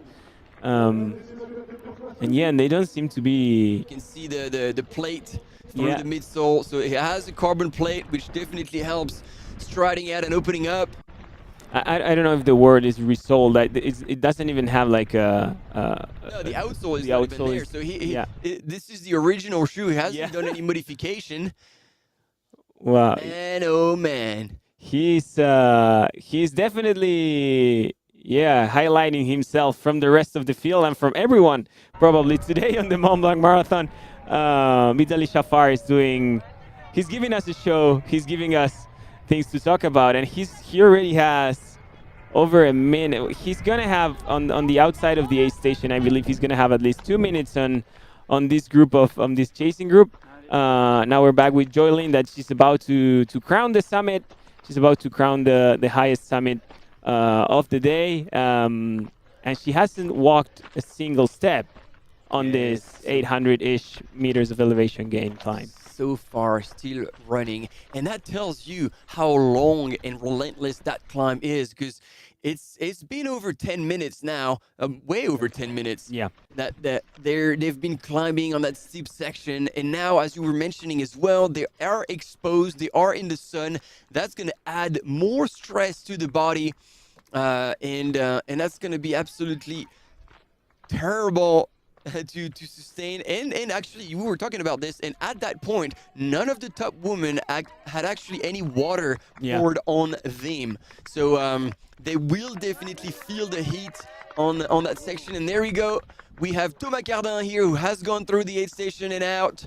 Ezekiel Ruto as well, just ahead of him. Thomas Roach as well. There's no change here in the rankings, in the men, in that chasing pack, trying to close that gap on Vitaly Shafar. Almost 3 minutes, Martin. Almost 3 minutes. It's insane in the 12K mark of the 2025 Mont Blanc Marathon, with the guy who's pulling all the shots, throwing all the shots out there, which is Vitaly Shafar leading, and he has an almost 3 minutes gap on this group. You have the perfect time in there. I'm not too sure because it doesn't seem to be.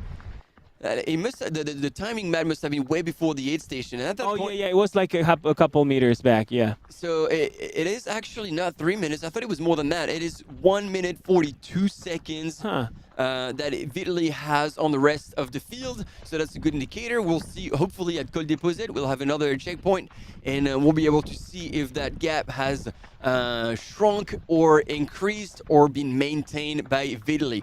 The gap that seems to be increasing right now is between Jolene and the rest of the women's field. She is still crushing it. Now you have those iconic views of the Chamonix Valley, getting to the top of Aiguillette Deposit. The Mont Blanc is in the background. You cannot beat that.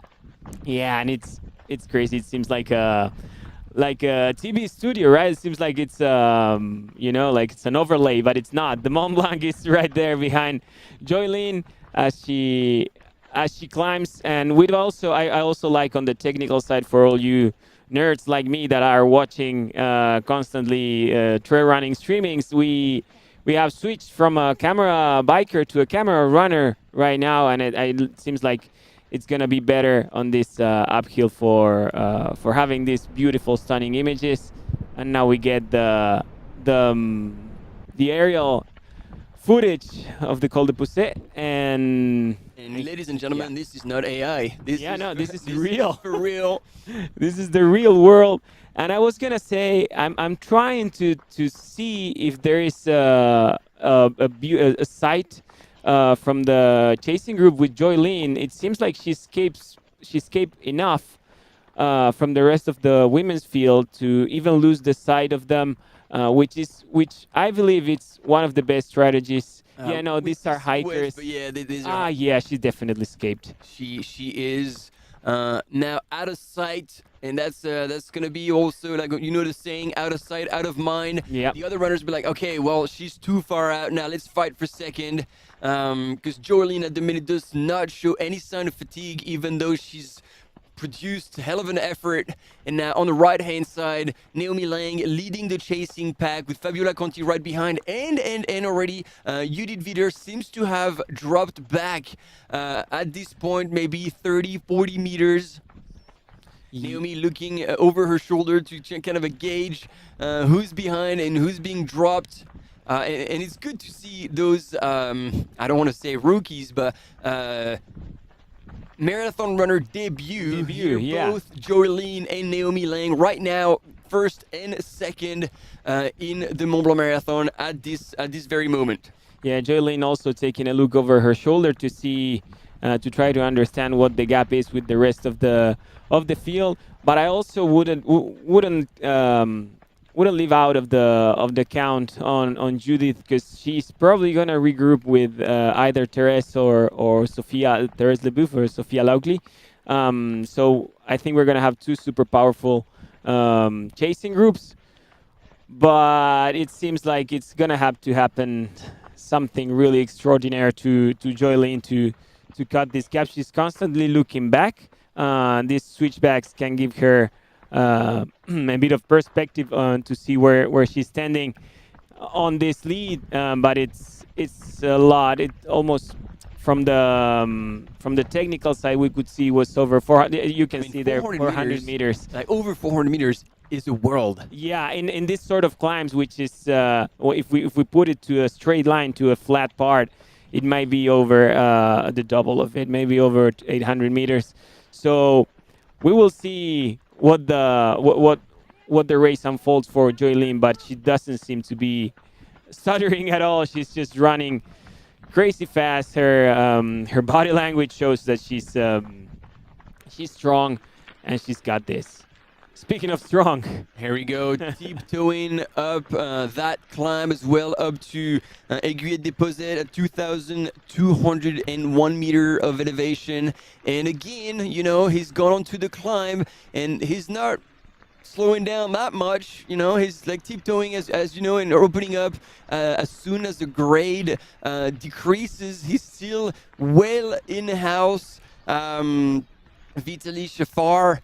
And I was receiving a message from a friend. Thank you, Flo, making the parallel with the 2018 Boston Marathon winner Yuki Kawashi, who had the same start, way ahead of everyone, and nobody believed he could pull it off, and yet he did. So this is possible. History can be made, and I for one love to root for a dark horse. Yeah. And so let's see how things unfold. But this is good good intel. We're loving that absolutely fantastic attitude from Vitaly, running with your heart and obviously with the legs. With the legs, yeah. He's putting all his body out there, huh? And it's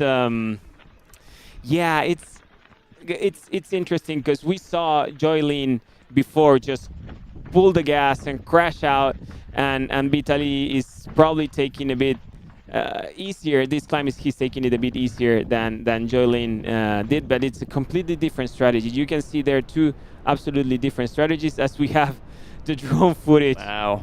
Jeez. We got in the right center of the image, we have our camera runner with Joylin Chipingeno racing towards the end of the summit. In the background, we have the Chamonix Valley, and of course, the only one, the one and only, the legend, the Mont Blanc behind them with its almost 4,800 meters, is it, on the summit? 418, yeah, 418. Roof of Europe, majestic here, overlooking all the runners in the Chamonix Valley. Yeah, it's beautiful. We can get to see this. You have both of the perspectives there to see. On the left, on the drone footage, you can see how the zigzags go up and how steep the climb is, and then on the right you can see Joylin running, and you can get to see a bit of the terrain and how technical or not technical it is. Especially right now, it's a bit of a clear path to run fast, and I believe for Joylin aptitudes of running, her quality of running, her best characteristics, I think this suits perfect for her to be crushing up there. And she is looking smooth as, still climbing with a lot of bounce in her stride. Look at her go. It's impressive. Not that this is a surprise, because to be able to win CRC now, you definitely have like insane climbing qualities. But she is definitely pulling them off right now, and the gap she's opening now on her competition will offer her a safety blanket that will allow her to, I don't know, stay a bit in control, hopefully, because the road is still long to get to the Place du Triangle de l'Amitié, to that finish line. But she's definitely giving our cam runner a run for his money. It's a tough day in the office. Yeah, our boy there, he's putting some effort there. But yeah, she's also pushing hard though. We could see, of course we could listen our camera runner, but she's also having some deep breaths there, and it's absolutely understandable. She's been pushing for the past probably 25 minutes, I believe, on this climb. As we were back with Vitaly, he's not losing ground, I believe. I would like to see. We're gonna have some images probably from the participants. But it is hard to compare when they're not side by side, but he's definitely not falling apart. Look at here, going to the right hand side of the trail to peek over and see if anybody's coming. But at this point, over 1 minute and 40 seconds, that is enough to be out of sight still. And I was trying to look on the left-hand side here, the bottom corner, see if we could capture, get the sight of any other athlete in the women's field behind Joyline, and no, that would be both Fabiola Conti and Naomi Lang. Thank you. No worries. And there we go. We're getting to this beautiful 360-degree view from the Aiguille des Posettes, 2,200 meters of elevation, and the climb is now done. I mean, there's still, sorry, I'm getting ahead of myself here, but almost done for Joyline, and then she'll drop down the other side to Col des Posettes, and then that long, hard, quad-blasting descent on the four-wheel drive track into the Valorsine aid station. We get on the right side of the image. We have Fabiola Conti pulling her trigger also on Naomi Lang. Fabiola, who is also a really experienced runner, more of a... I've seen her more on running races, right? Like more on technical sort of stuff. But she definitely has the legs to be racing up this uphill. And she seems to be really composed, and she's also already winning some earning some gap there over Naomi Lang, and of course the rest of the field with this super tiny steps that will bring her closer to the summit. But yeah, she's gone. Now she's gone. Fabiola Conti's gone from Naomi Lang. Definitely we could see the attack too there as we get another incredible image of Joyline Chippengen on the ridge there. Oh, and she is human, ladies and gentlemen. Yep. She is walking. And using her hand.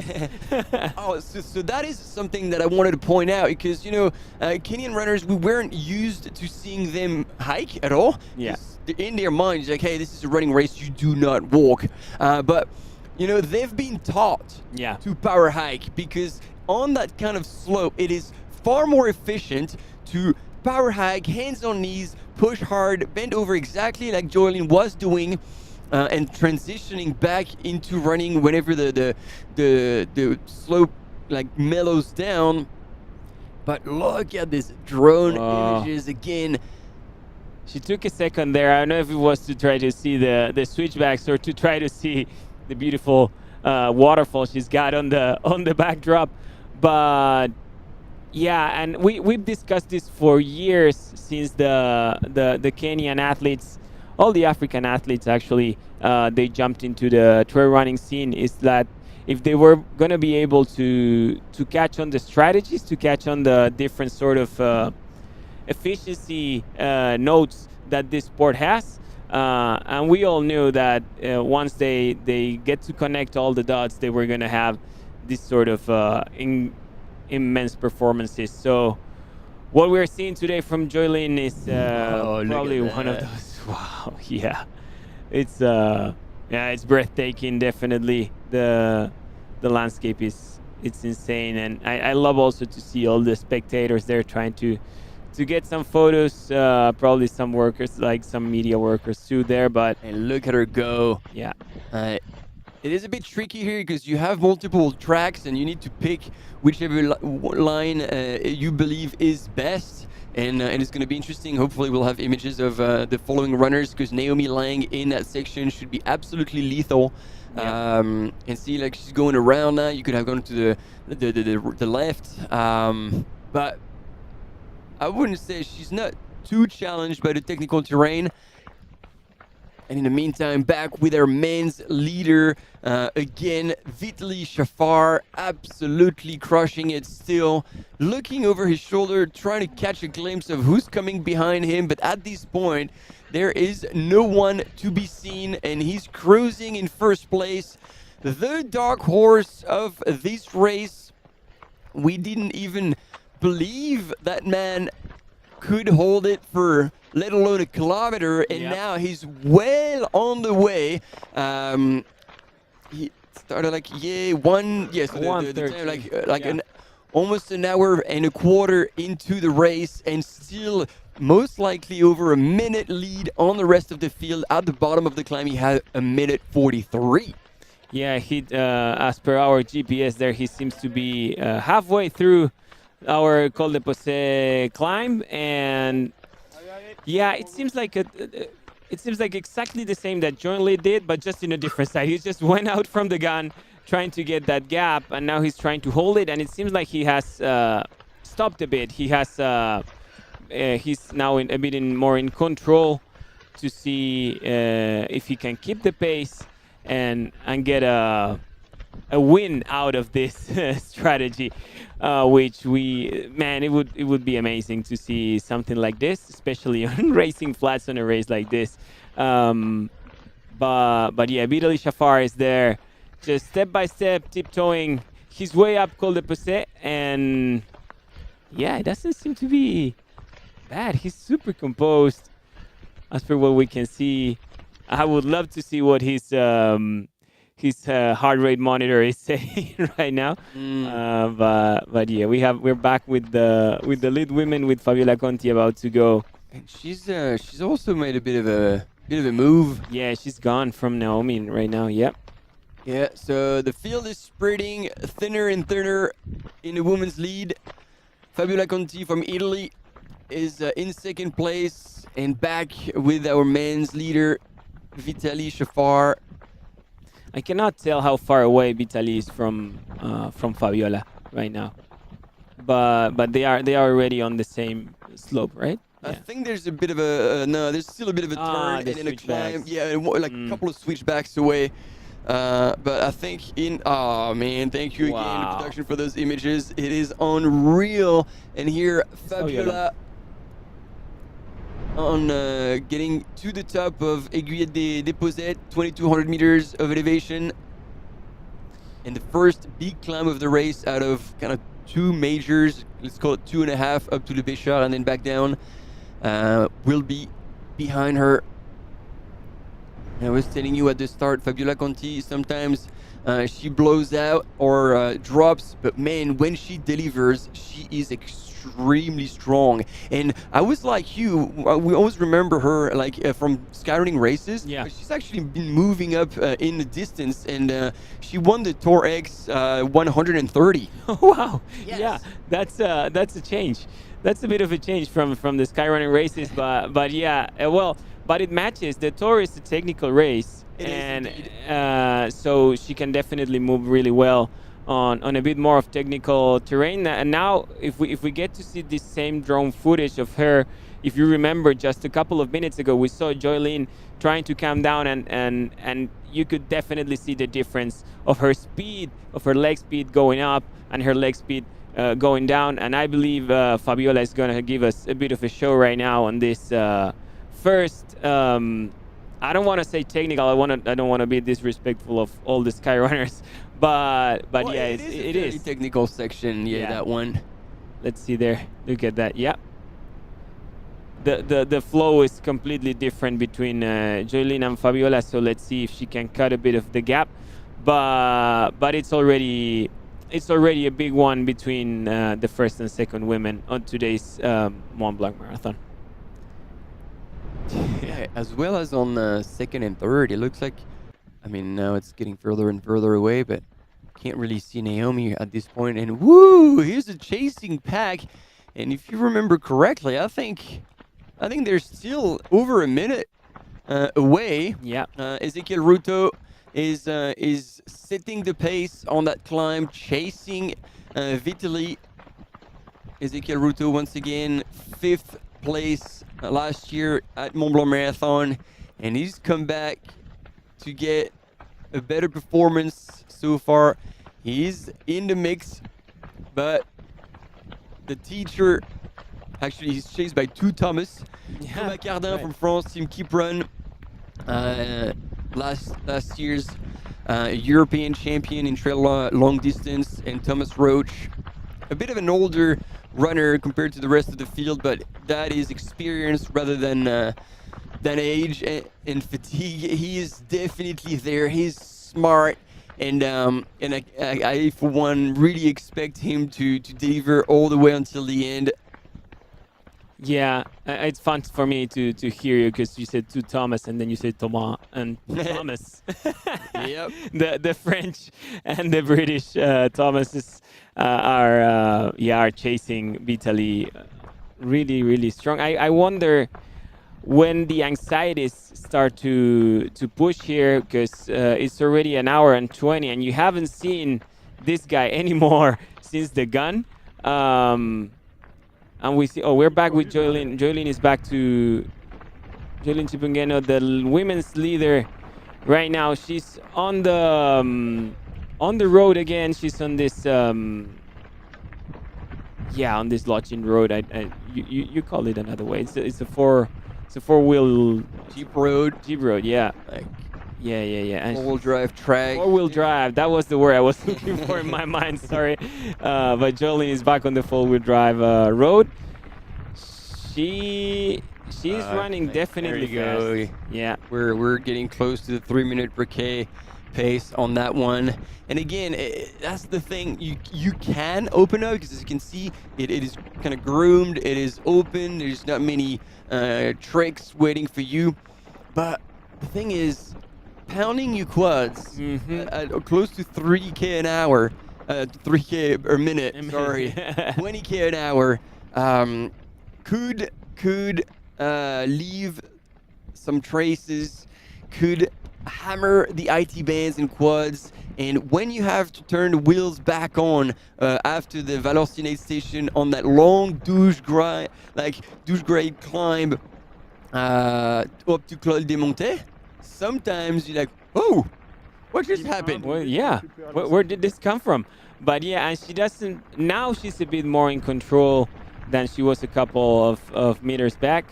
But yeah, she seems to be pushing a bit right now. Let's see how it goes for her quads, and then also just pay attention on the way she comes.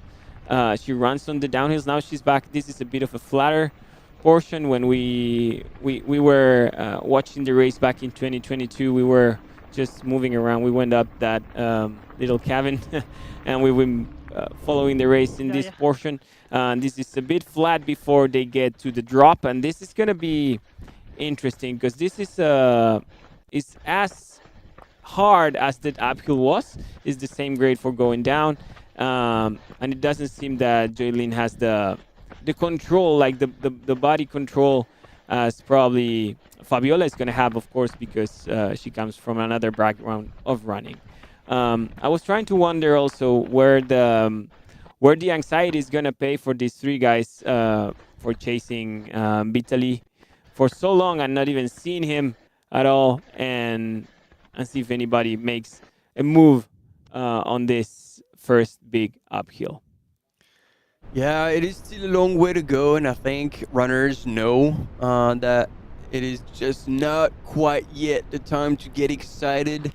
I mean, for Davide Manini, again, like we saw him in the mix in the top 10, like made his move like in the first quarter, let's say, of that climb after crossing the road. I mean, at the time it was a bit of a different course, but crossing the road and back onto that first climb to Le Béchard. And so that is extremely late in a race. And at this point, you still don't want to be redlining, because otherwise you're gonna pay the price later. Yeah, we were. We were just trying to, and we were just watching Joylin coming down, and as we were mentioning also before, probably the downhill is gonna make her pay a bit. But as you said, there's a bunch of great runners behind this chasing group. I don't know, probably. I think we're gonna see some movements here on this uphill.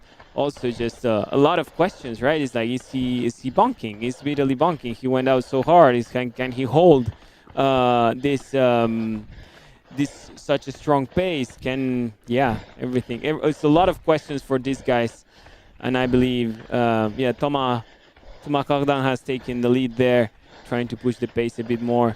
So yeah, it does look like they're working together Yeah. and taking turns in leading that climb. So again, I think they're doing what they can do, focusing on that climb at the moment. They would probably have had a bit of an indication in Le Tour how far ahead Vitaly was, and probably team managers.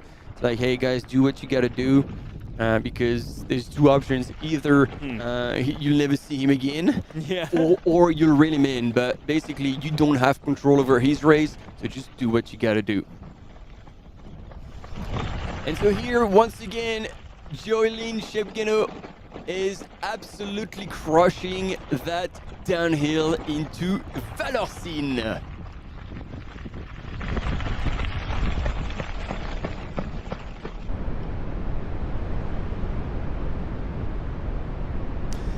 Here we go, team. Again, the Chamonix Valley is offering all of us that fantastic display. Not a single cloud in the sky. The majestic Mont Blanc is overlooking the 2,300 participants of the Mont Blanc Marathon. We see the beautiful track here on the highest point of the Mont Blanc Marathon. Here, Aiguillé-des-Posettes, 2,200 meters of elevation, and we're following with you all the race. Both in the men's and the women's, they are spread apart because they started with half an hour difference, just to give you the better experience in this live coverage following both the men's and the women. All right. We've got movement here at Aiguillé-des-Posettes, and who could that be? We don't know, but let's see if we can have probably a little bit of a recap of what took place so far, with about 2 hours elapsed since we had the start of the women race.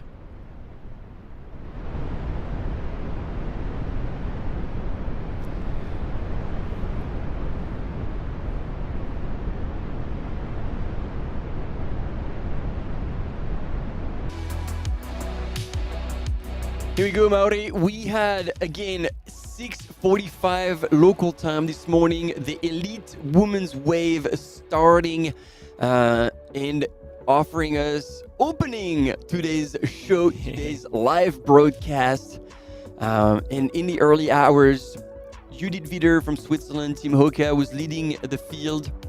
And then the other runners were kind of tailing her, not getting too excited. In the men's field, half an hour later, left, and that man came absolutely blasting at a what did look like a suicidal pace, and yet he is still at this very moment leading the men's race.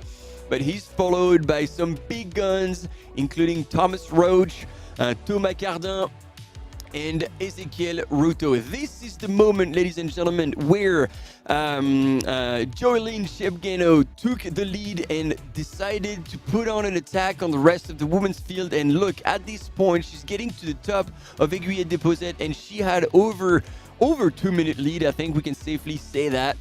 And now is way on her way to the Valorcine aid station. Ladies and gentlemen, we are with our men leader, Vitaly, on the Aiguillé-des-Posettes at the very highest point of the Mont Blanc Marathon. Yeah, I'm not having a stroke. It's because we were looking at the other runners behind, but I think this is some of the women's that Vitaly would have passed in that section. And let's see how the man from Ukraine is handling that technical section with his road racing flats, carbon shoes. I mean, we said it before, the weather has been fantastic in the Chamonix Valley, and there's not a single section with mud. Everything's dry, so if you're feeling comfortable, this is not going to be ideal, but comparing the amount of running section and the amount of technical section, well, yeah, carbon shoes may not be a bad option. Yeah, it's and also yeah, I want to see him go down there on the this is what we were talking about, ladies and gentlemen. Naomi Lang is putting her downhill skills to good use because she was over a minute back from Fabiola Conti. We couldn't even see her at the top of the she was Posette gone just earlier. And now she's closed the gap and she's right there with her now in together second and third behind Jorleen. and you can see them how comfortable Naomi is going down and how harder it is for Fabiola on this sort of more runnable downhills, even though they are fantastic runners, both of them. And now we see Naomi also just letting her go, like playing a bit of a playing this chasing and going. I think Naomi is trying to tiptoe and preserve her legs as much as possible. She's well aware that this is her first marathon distance. So I think she still doesn't want to blow out her matches too much and took advantage of the technical terrain, maybe just to flow over it without pounding too much her legs. But just earlier we saw the other men, the chasing pack in the men's going over Col de Posette, and now it is guaranteed that lead has shrunk.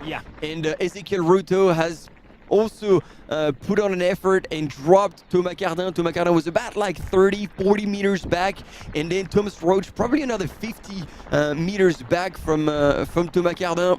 So things are starting to shake out a little bit also in the men's race. Yeah, absolutely, and definitely once Ezekiel catches up with Vitaly, because as for what we could see, this is going to happen sooner than later. I wonder if Vitaly is able to keep up, if it also was part of the strategy to just like, hey, we're going to stop pushing here and we'll wait for the rest of the guys and try to catch up and see if we can all run together. But now we're in images with Naomi Lang and Fabiola Conti, our second and third females, chasing Joelyn Chipengeno, who is already has an interesting gap on them and has built enough, has run enough on the uphill to get that little gap to secure this first place so far over almost half of the race. It's a 43 kilometers race. They are over the 20K mark on that downhill, but we will see how it goes. But in the meantime, from wherever you are watching us in the world, look at how beautiful the day is. And over there, like in the distance is Larpet, and then to the right, Col de Balme, where the runners from the 90K were coming on that trail that you can see dropping down slowly, and then they were going down to Le Tour. What a show, what a show. It's been a fantastic weekend, right? Yeah, we couldn't have asked for better weather for this live broadcast. I'm sure runners would have appreciated maybe milder temperatures, but it is what it is, and they will just know how to handle that. And you look at this, Joelyn trying to be smooth, balancing herself also with, her arms a little bit wide open and trying to be relaxed. She is focused here. Yeah, it's fun to see her her race shoes is the Eslav Genesis. It's a bit it's a shoe more thought for longer distance, but it's really comfortable also on the feet. So I believe that's what she's prioritizing then, just fast. And there we go. Just to give you a bit of a more personal introduction, here's a bit of an interview with Joelyn Chepengeno. Let's hear it from her. Okay, Joelyn Chepengeno, 26 years old, from Kenya, mother of 2 children. My family live in Nakuru, and now I'm training in Iten, Kenya. From last year, I won Sierra National in Switzerland, and then the final control trails, I won again. Yes, indeed, we were telling you, she is not new to the scene. And last year when she came out in the Golden World Series, she just blasted everyone, first winning Sierra National for her first European race, just that, and then showed up again for the final in Italy, and again on the field, absolutely stacked, took the win as well. So we knew coming into this race that she was absolutely one of the best, if not the world's best, on kind of the 30K distance. But 43Ks with the amount of elevation gain is a different ball game, and so this is going to be a bit of a new experience for Jorleen. But during the press conference, she was confident that she had done what it took. She had done the training to be able to sustain her effort in over the marathon distance. So here you can see in the shadow Col des Posettes, and down in the valley, this is, you can guess the track the runners are going to be running on. It's basically alongside the train tracks, and from Vallorcine up to Col de Montet. This is like a long runnable douche grade. You really need to run, so it will be a tough one after such a descent. All right. You want to stop? Here we go. And then he's closing. That was Ezequiel Ruto. Now we're gonna get behind, and with the no stopping for Ezequiel, he's made another 10 seconds on Vitaly Shafar. Ezequiel, who has a backpack, so he might very well have been carrying a bit more water with him, and therefore allowing him to just blast past the aid station. And now he is going to be breathing down Vitaly's neck very soon. Now the question is, because we're talking about like runners with less experience, but Ezequiel has the experience. He did the race last year and finished 5th. So he was up ahead for a long time and then actually faded and fell back. So he would have thought about it, and it's like, okay, I don't want to go out too hard. I don't want to go out too fast. So now he knows that he has Vitaly in sight. Will he stay behind? Will we stay hidden, or will he carry on his effort to open up a gap on the rest of his competition? Look at this. This is actually a very interesting thing. He's looking at his watch. He's like, okay, how fast are we going? What am I doing? And probably was asking himself, is this a sustainable pace? Do I want to slow down, or can I carry on and pass? And Vitaly is trying to take out who's catching up with him.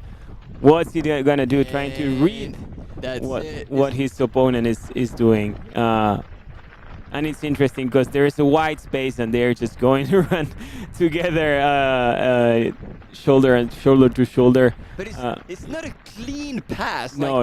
He didn't decide to purposely to really make an effort to drop Vitaly. He's actually running alongside him. He's all right. We're gonna cruise for a bit. I'm gonna test you, because basically they haven't run together at all. So Ezequiel is like, all right, I'm gonna gauge you, man. I'm gonna see what you're doing, see if you can respond, and if I'm cruising well and you can't keep up, then I'm gonna pull away. But it looks like Ezequiel is not trying to change his race strategy after catching up with Vitaly Shafar. Absolutely. Just to give some context on Vitaly's racing history, he has a PB of marathon in 2:11:52. He's a super fast marathon runner. That was back in the day, back in 2013. And he has a PB in 10,000 meters of 28:27. So Vitaly definitely is a fast runner. And that was a long time ago. That was in 2008, his 10K mark. But for these years, he already has some season best. He had 10K, like a road 10K in 29:24, a marathon in 2:18, and a half marathon in 1:06. So he's a fast runner. That's why we could see him running that crazy in the beginning, and also maybe part of the strategy, as we can see him now. Ezequiel cut a bit short there, which definitely wasn't to his advantage.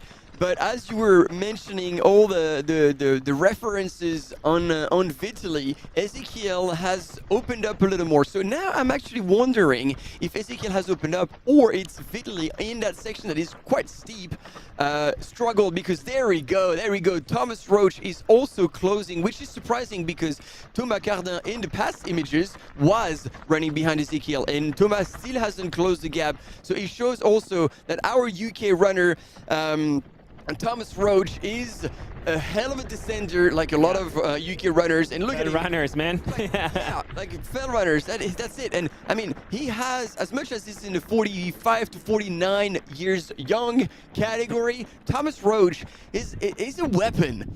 And he was second at World Champs 2 years ago in Innsbruck because he's from the UK but lives in Innsbruck. So he lives in the big mountains.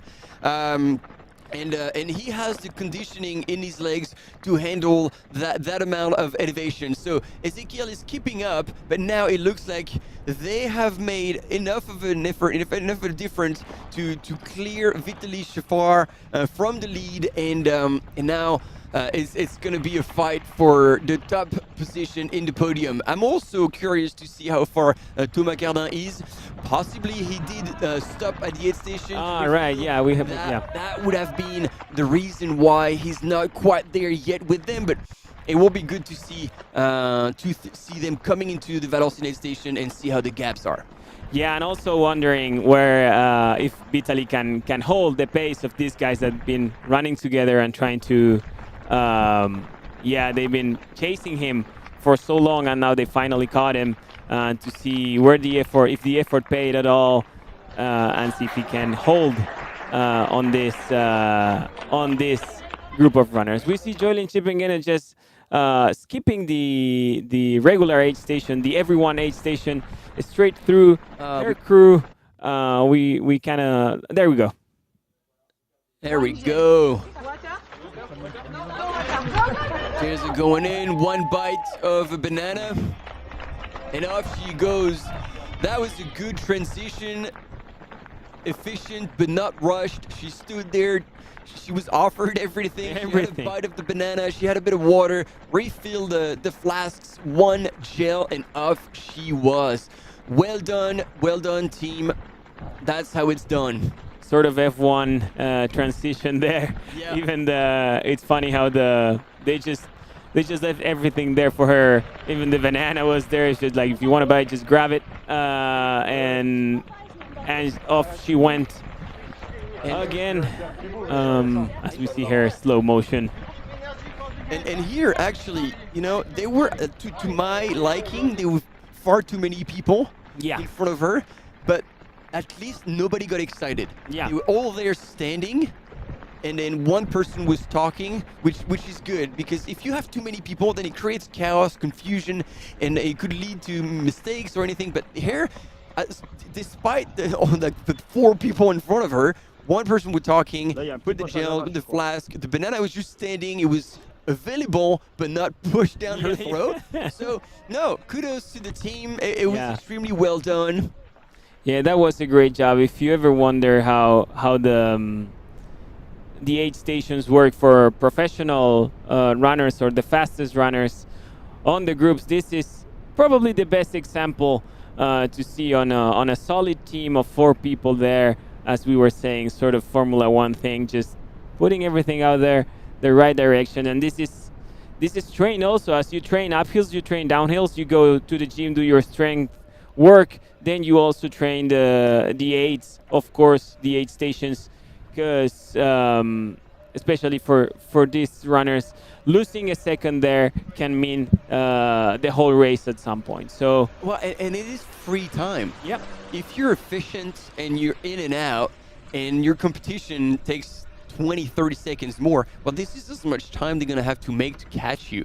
Yeah. So as you were saying, the I don't know how far they go into practicing what needs to be done at aid station, but one thing for sure is that every runner, so that's for those of you listening at home and not necessarily familiar with these races, is that there's a nutrition plan, and then look in between each section where they're going to be seeing their crew, and it's like, okay, that section is so many kilometers, so much elevation, so it's going to take me about that much time. What do I need during that time? And this is what they plan on having and receiving from their crew, meaning they don't even need to think about it. The strategy has been made beforehand, and they will just receive it, which then allows them to really not think about anything and just boom, boom, boom, boom, pick up everything, and off they go. Here we go, Naomi Lang, who's going to be with the Salomon team. And see, she chooses not to stop, and she's right, because, even if she's jogging, like a 10k per hour is better than 0k per hour when you're standing. However, Fabiola, I didn't even see anything happen. Did she get anything? Did she collect?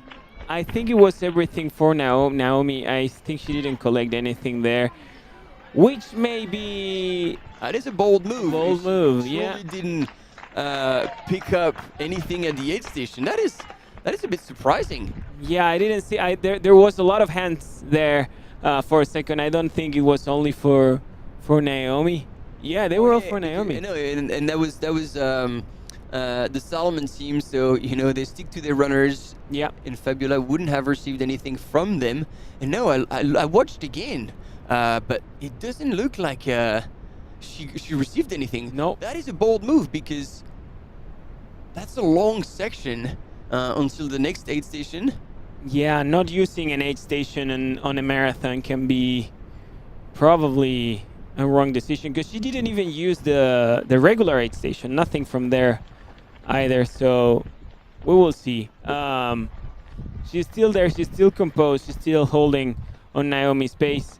And well, I mean, that's the thing. Like, knowing that she's done long distance races, like she knows how to fuel and hydrate.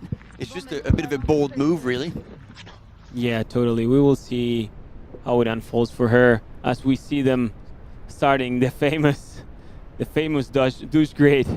And actually, outside of, yeah. in the past, they used to go straight up, but now that is going across a farmer's field, and so they had now to do this little bit of a up in the forest, across and down the other side, back on the track. And it is good to see Naomi there because she didn't have quite the race she wanted earlier in the season, despite being in shape, as she told me. So she's like, yeah, you know what? It is a miss, but it's fine. The fitness is there. The training's been doing good, and right there, she is delivering on at this point for once again her.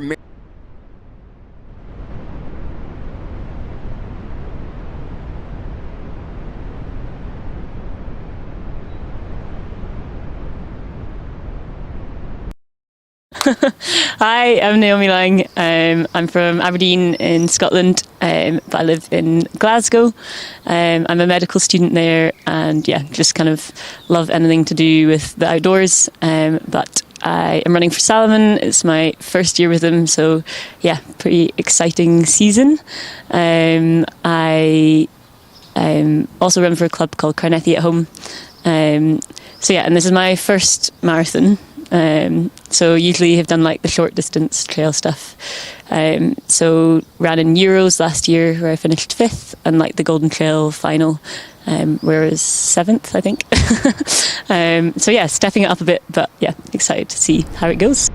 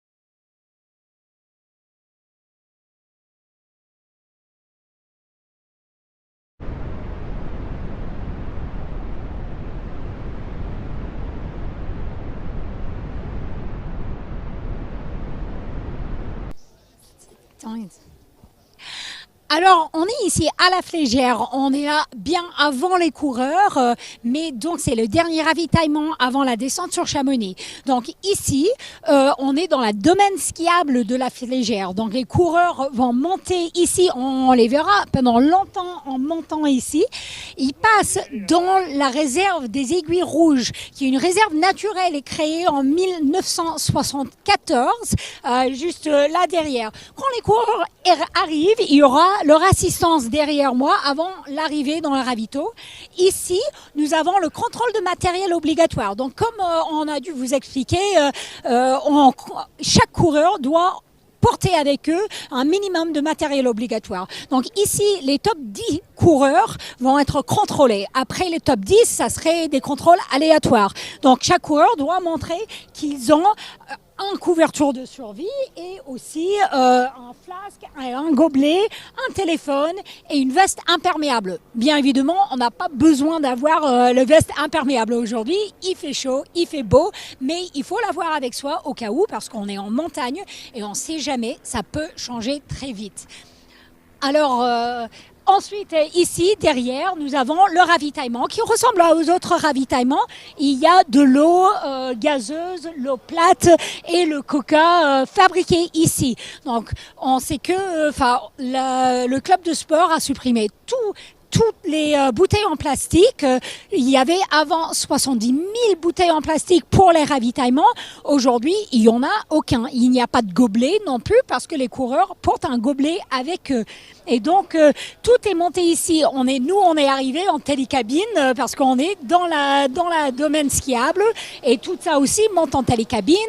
C'est une manière de réduire l'impact de l'événement sur l'environnement.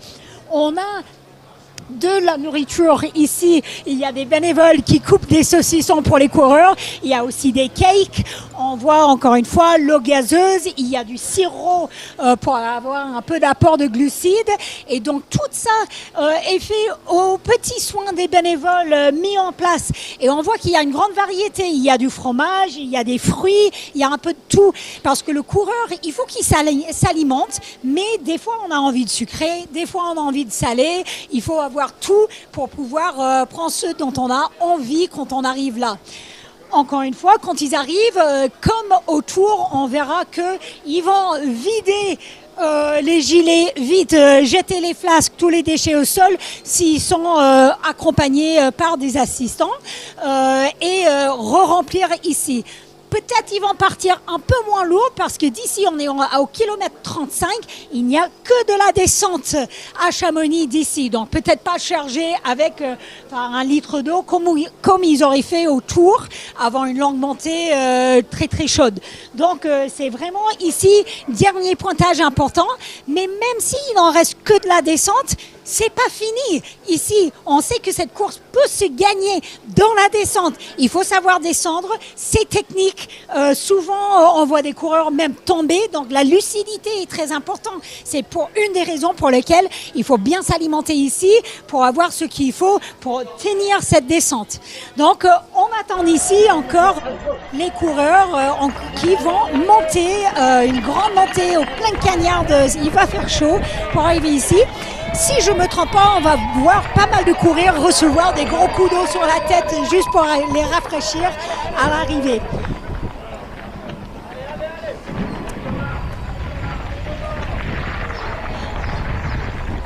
Ensuite, on voit les coureurs, les bénévoles qui sont là, encore une fois, qui préparaient et ils attendent l'arrivée des coureurs. Bon, retour au studio.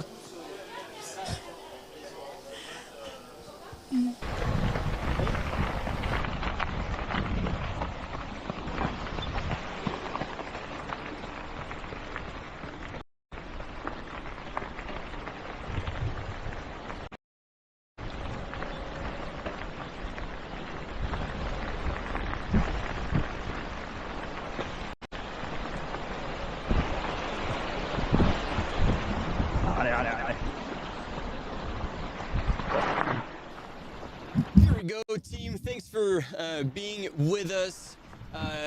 We had a bit of a connection issue, apologize for that. We were with you all along and we've been watching all the feedback from our field reporter Hillary as it was explaining, and she was explaining, sorry, she's at the La Flégère aid station up there, showing what the volunteers are doing, preparing all the food and water and all this stuff for the runners that are soon to be coming. There's going to be a mandatory equipment check. Wow. Up in La Flégère, 7 Ks before the finish. Then at this point, it won't be all down. And then we had images of Ezequiel Ruto in the lead going through the Valenciennes aid station. And there, he did not want to stop. And he kind of dragged his crew along. He's like, guys, I am not stopping. You're coming with me. Exactly. You coming with me. And so I think that was a good move because, again, like 10 kilometer is better than 0 kilometer. Per hour. So you just want to keep moving. Your crew moves with you. You have an allowance. Your crew can be 100 meter before the aid station and 100 meter after the aid station. So you have room to move. And so obviously if you can move with your runner and then that help them just keep the momentum going. And then we had a bit of not an accident. It was minimal, but Joeline dropped the flask just earlier and just picked it up again, and no issue there. And on that douche grade trail on the way up to Col des Montets, Naomi Lang is still setting the pace, but she cannot shake off Fabiola Conti. Fabiola is still there and doesn't look challenged. She's even looks like she might even want to pass and increase the pace a little bit.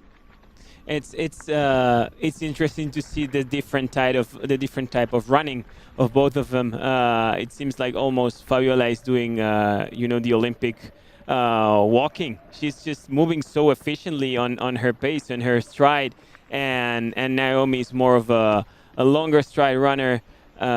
So yeah, it's interesting to see how they pace each other on these flatter sections before they get to start going up again. But yeah, also I wanted to see how it pays off. We saw it earlier. Naomi stopped with her crew. She had refueling with the flask and gels and everything, and Fabiola didn't even stop for the aid stations. She just went through with her, not grabbing anything. But as Martin said before, she's got experience on long distance running, and maybe knows how her body can react to this sort of shorter, quote, shorter efforts of 42 kilometers. Yes, and look at this. The crowds have come out to celebrate the runners, and Naomi Lang is smiling, and look at this. Her body reaction is all of a sudden a surge, and then she keeps going forward. We were telling you, like, she loves what she does, and she's in there for like her heart. And so the fact that they're bringing her like excitement, joy, support will mean so much to her, and we see it pay off quite a bit. Yeah, and also like the famous confidence booster, the famous energy booster. That was it's just like press here for energy. That was it for Naomi there. Yeah, fantastic. And so in the men's, we do have the splits at the Valenciennes aid station. And Thomas Cardin, that we didn't have on the images, actually came into second place, and he was 9 seconds back. So he's right there. I don't know if then Ezequiel Ruto on that more runnable section, we saw him really push the pace, but I think at this point Thomas Cardin will want to keep him in sight, so we can expect them to start firing all cylinders. And Thomas Roach was another 7 seconds back from Thomas Cardin. Hey, ladies and gentlemen, Raoul Bros, he has come back in 4th position, 30 seconds back from the podium. The young runner from New Balance that I was telling you about from Belgium is delivering, and he's also passed Vitaly Shafar in a descent. That is, ladies and gentlemen, one of the bet that New Zealand has taken on the young runners, even though Raoul Bros had already delivered extremely high in a previous season. They took a chance on him, and now he is giving it back to the brand. Right now, first New Balance runner in the ranking, and so far in 4th position. 3 minutes 3 minutes of the lead. I was sure I saw Raul racing last year. Personally, he was second at the half marathon of Ultra Pirineo last year behind a super solid unit. It's an incredible. There's an incredible generation of younglings, of young runners coming, really strong, really fast, and probably learning of all the probably not just like definitely learning from the rest of the older guys, coming with such a preparation, so prepared, so educated on racing, that it's not surprising for me to see Raul racing so good today, especially being the New Balance race. And again, he didn't shy away and talked about it on socials. He said that was going to be one of his A race this season, and he had prepared extremely hard. We're back. Oh, well, I thought we were going to see again the transition of Joylene, but no. And so here we can see again Fabiola. It seems like she throws something away, but doesn't pick up anything. And then in the meantime, Naomi is just, again, dragging the Salomon crew. She's like, come on, guys, I ain't stopping. And then Ezekiel, you'll see, he did the same with the Salomon crew. He dragged them for about 10 meters. Like, no, guys, I ain't stopping. You're coming with me. Look at that. Up. And he's like, go. Let's go. He just pulls them. No wanting to lose just a second. Great job for the Salomon crew there. Great job for Joylene. And Ezekiel. Yep. And getting closer and closer to Col des Montets. And then things are going to start to get real. They're going to get to Le Tour and do a bit of a, like, not even a loop around, but just across the street, the road, and back onto the trail. And the first climb to Le Béchard in about two goes. They'll go from 1,276 meters to 700 meters. So it's on its climb, and then dropping down to Le Bac Plagnolet. That's only 250 meter down, but it is a tricky section, quite steep, rooty as well, and it's under the trees, meaning that the lights and the shadows are going to play tricks and add a layer of complexity in reading the terrain. And there again, all the technical downhill runners will be able to take advantage of that. Absolutely. I just wanted to add something that we haven't done yet. We are now with Naomi Lang and Fabiola Conti. Joylene Chipengene, we saw her a couple minutes ago. That's our first to third ladies. But then we had movement behind them. It's Rosa Lara Feliu, the Spanish runner from Compressport, is now running in fourth. She's almost 2 minutes back from, over 2 minutes back from Fabiola and Naomi Lang. Judith Bieder is now in fifth. Therese Leboeuf in sixth. Sophia Laugli in seventh. Clementine Geoffrey in 8th, Ida Amélie Robsam in 9th, and rounding up the top 10 is the legend herself from the Basque Country, Soyana Cortázar.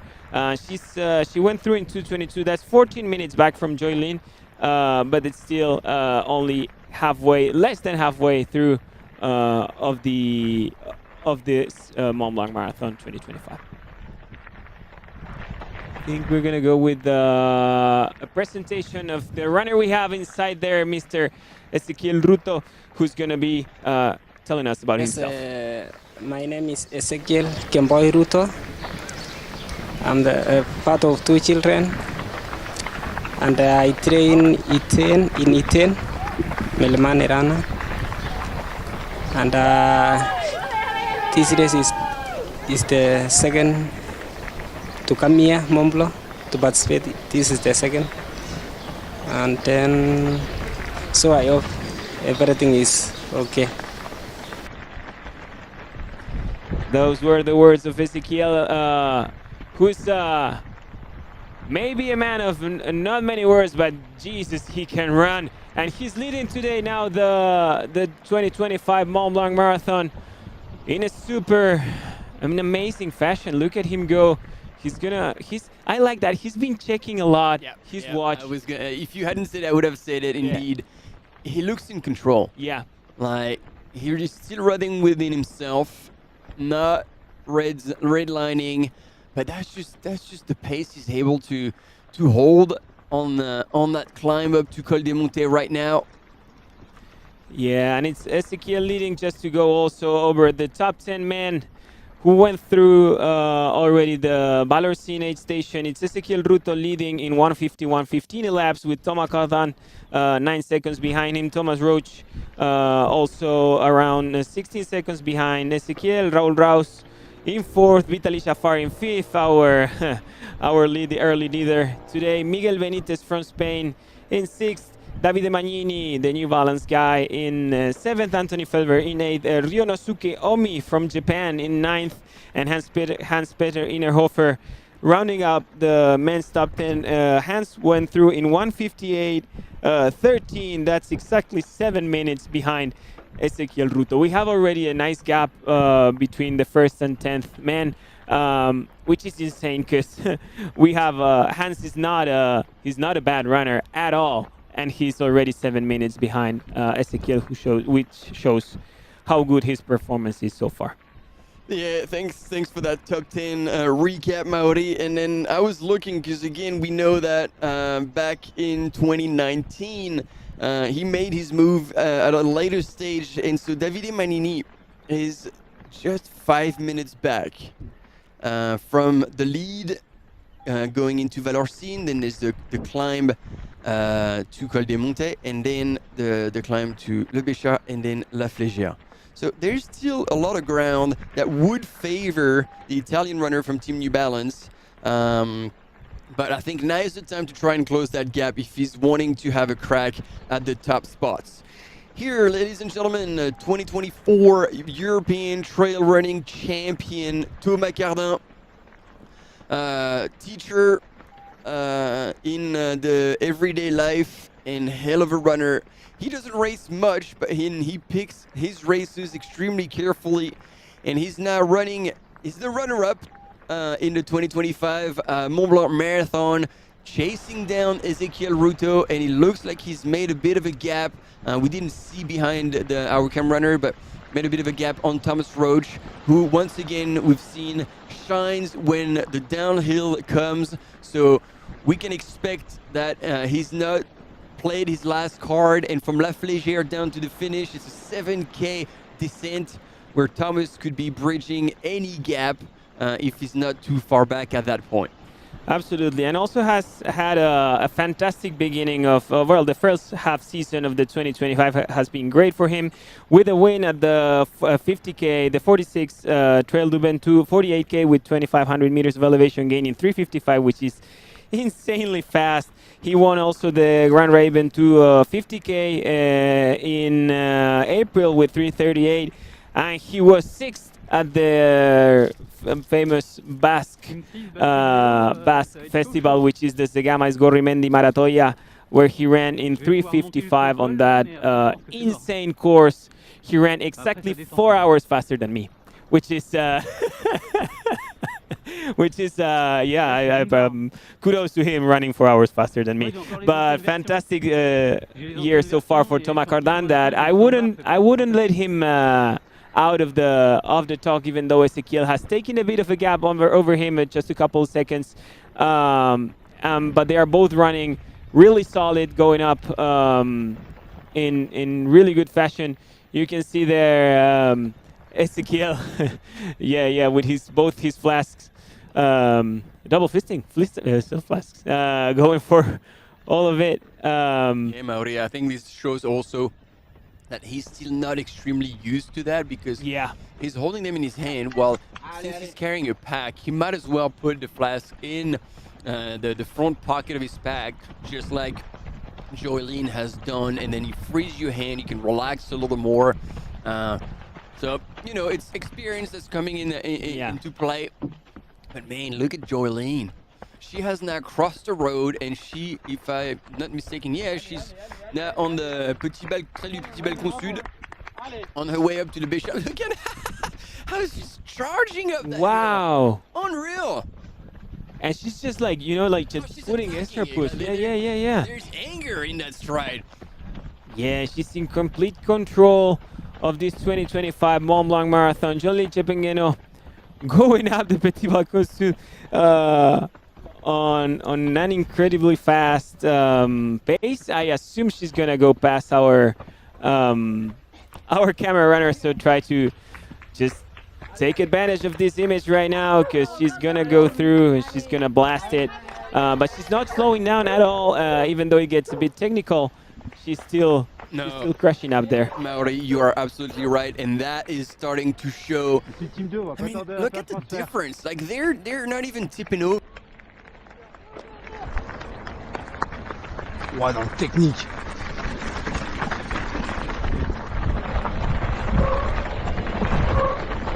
With those distances, those splits between the chasing group and Joylene, but there's definitely more now than 500 meters between Joylene and the chasing group, which is Naomi Lang here at the front with the red backpack, and Fabiola Conti here in front with the kind of bluish and pink bra. Yeah, the Otso runner from Italy seems to be a bit more patient, let's call it. Also probably knowing that Naomi is debuting on the marathon. We're back with Thomas Cardan. Who say it properly? Is it Thomas? Cardan? Cardan? Yeah, close enough. Close enough. So he looks like he's working hard, but like I was trying to look behind Thomas, and Thomas Roach was with him at the aid station in Vallorcine. There's no sight of him, so Thomas Cardan must have put on an effort. He's like, all right, if I want to win that race, I definitely have to crank up another gear. He's knocked on the door of the hurt locker, and he's like, all right, I think this is gonna be it. I'm just gonna have to get in there and then try to keep it together. Like, he has insane resources, and that man can hurt.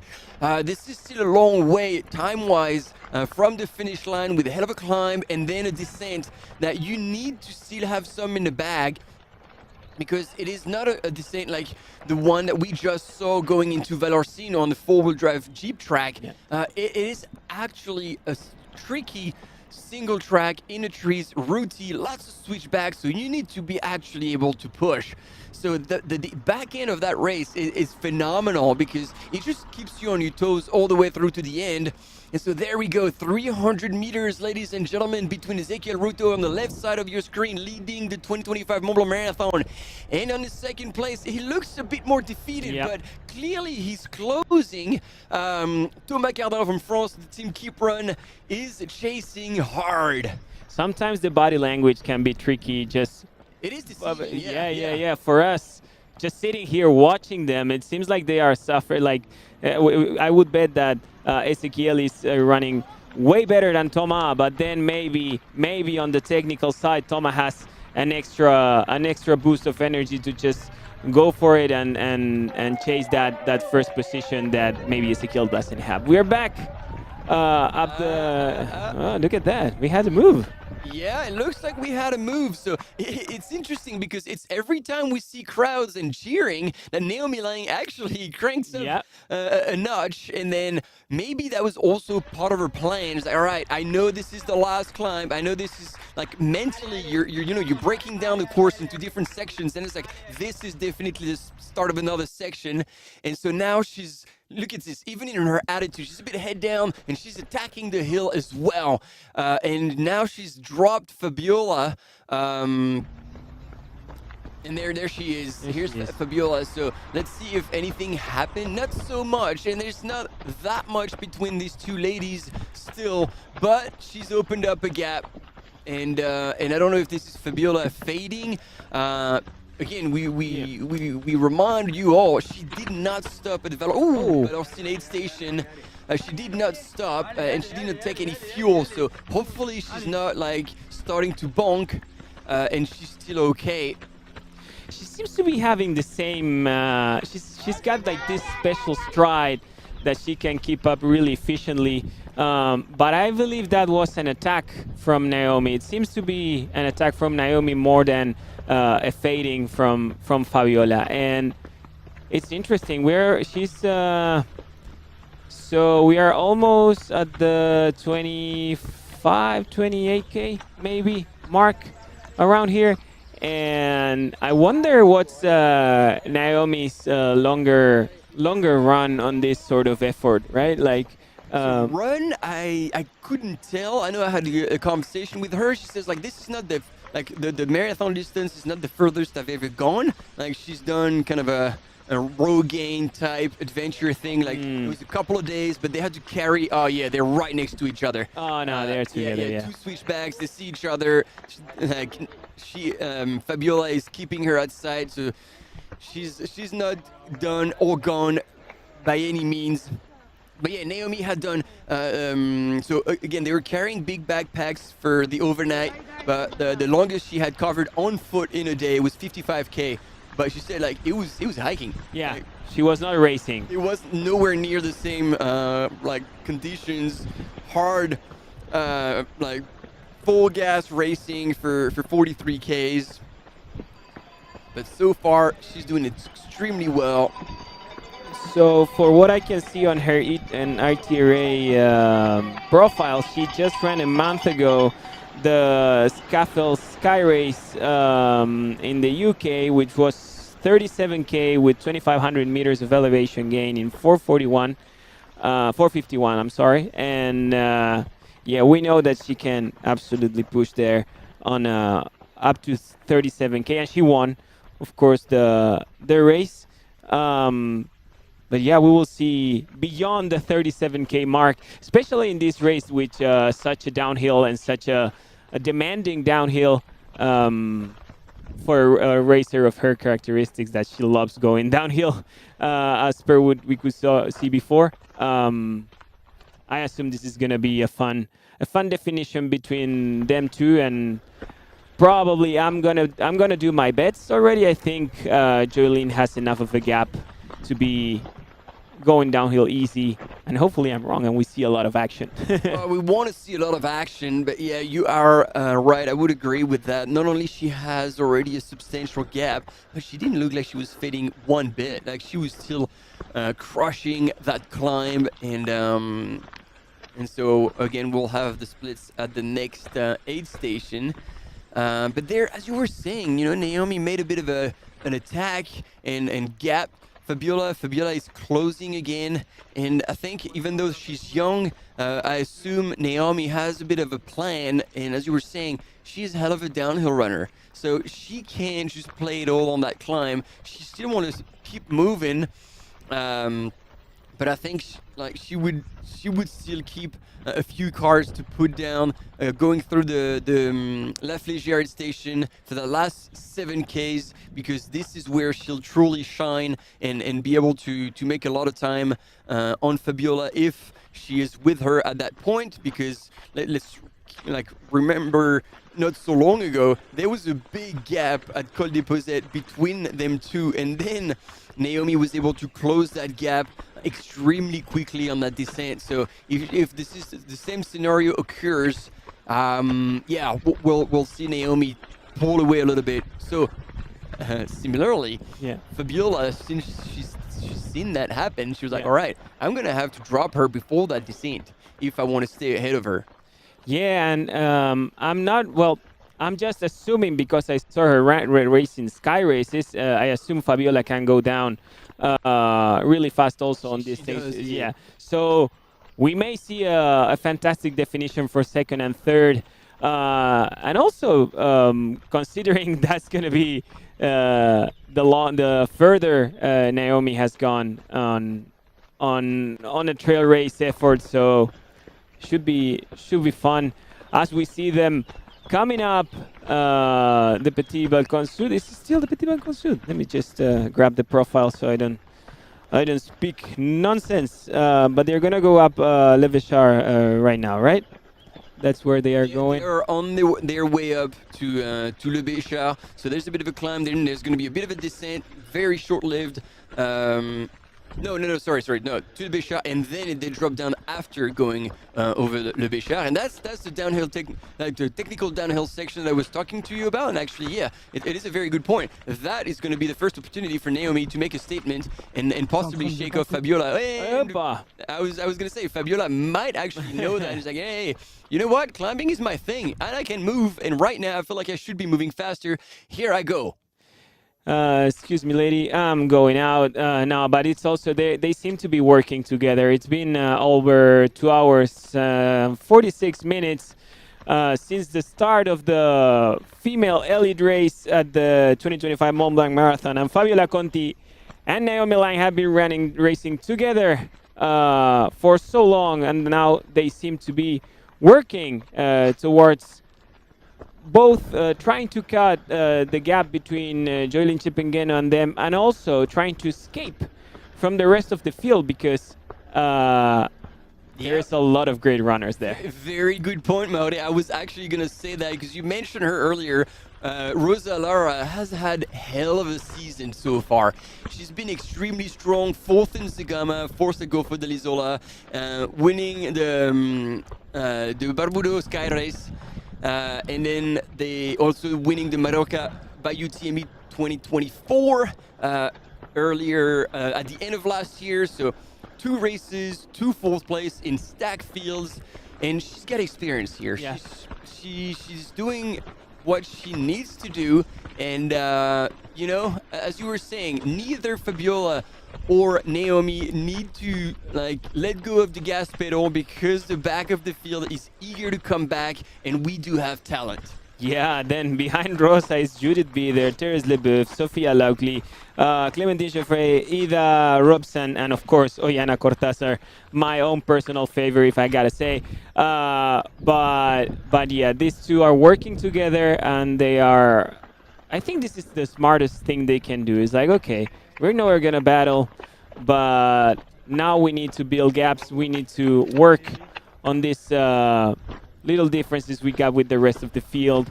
And as you said, Fabiola seems to be but maybe a bit stronger than Naomi on the uphills, and she just took over and started pushing the pace a bit. Not as fast as Joylyn, that she was attacking the uphill. Yeah, and again, not by much. You see, she's showing the way. Naomi is taking the shortest trajectory and closing. I don't think Fabiola is going to be able to shake at Naomi just yet, which means as soon as they get to the Le Béchard, boom, they're going to be dropping, and we'll see how Naomi can respond, and if they're going to be pushing each other, or as you were saying, working with one another to try and close the gap on Joylyn, and secure also a bit of a safety blanket on the rest of the field that is eager to come and breathe down their necks. They are trying to secure their podium spots for you that are watching us from whatever you are in the world. After this climb, after the summit, this little col there on Le Béchard, they're going to come that 1,700 meters above sea level. They're going to come down back again on a technical portion, back down to 1,448 meters. That's almost 300 meters of elevation loss, to attack the final uphill that is a bit longer to La Flégère. That's going to be a 4-kilometer uphill with almost 500 meters of elevation gain before doing that transition to the. I like the elevation profile, because it goes down it's like a sack down to Chamonix. That's going to be fun for sure. Basically free falling all the way down to the finish. And these are jumping, right? Jump over the edge and try to hold on for dear life. And we had seen a lot of changes in that last descent, a dream being made or crushed. And again, I think we haven't talked about it just yet, but I mean, that race is not extremely stacked, absolutely the deepest field that you can see in the circuit, and not only for what the course is about, because again, during the press conference, Sophia Lauchley was saying, even if I'm not in my top shape right now, this is a race I want to do and come back to, because I absolutely love it. This is a course that makes sense. You do a whole loop in the Chamonix Valley, you've got a little bit of everything: runnable, climb, descent, technical, rolling. But we gotta say, it is a big statement that is made by the Mont Blanc Marathon event, and New Balance, their sponsor, is that they want to keep that event as one of the references in the world, and for that they're committing to investing a lot in the field and lead by example.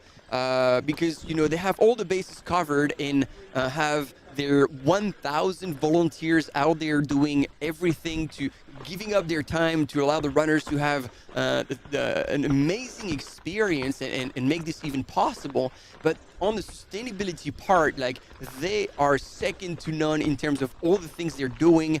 There's not a single, obviously, cup are long gone, but also not a single water bottle, and they are actually making their own water, fizzy water, Coke, and they spent 100,000 euros to create all these drinks that you actually see perfect timing, that you see here. Obviously, the water is coming from the streams, but then they transform it into fizzy water with electrolytes. For the runners. Oh, fantastic. As well as Coke, as well as everything. And the display was actually awesome because at the aid station, we didn't get the chance to see it, but it's like a tap, like a beer tap. Yeah. So, like, it will make you feel like right at home at your local pub. Yeah. You get to behind the bar and use those taps to fill in your bottles with all of this. So not only they're like making a big statement with the environment, trying to reduce the amount of waste, all the fruits that are carried to the aid stations, all the crates that are being used are given back to the people who provided the fruits to be reused.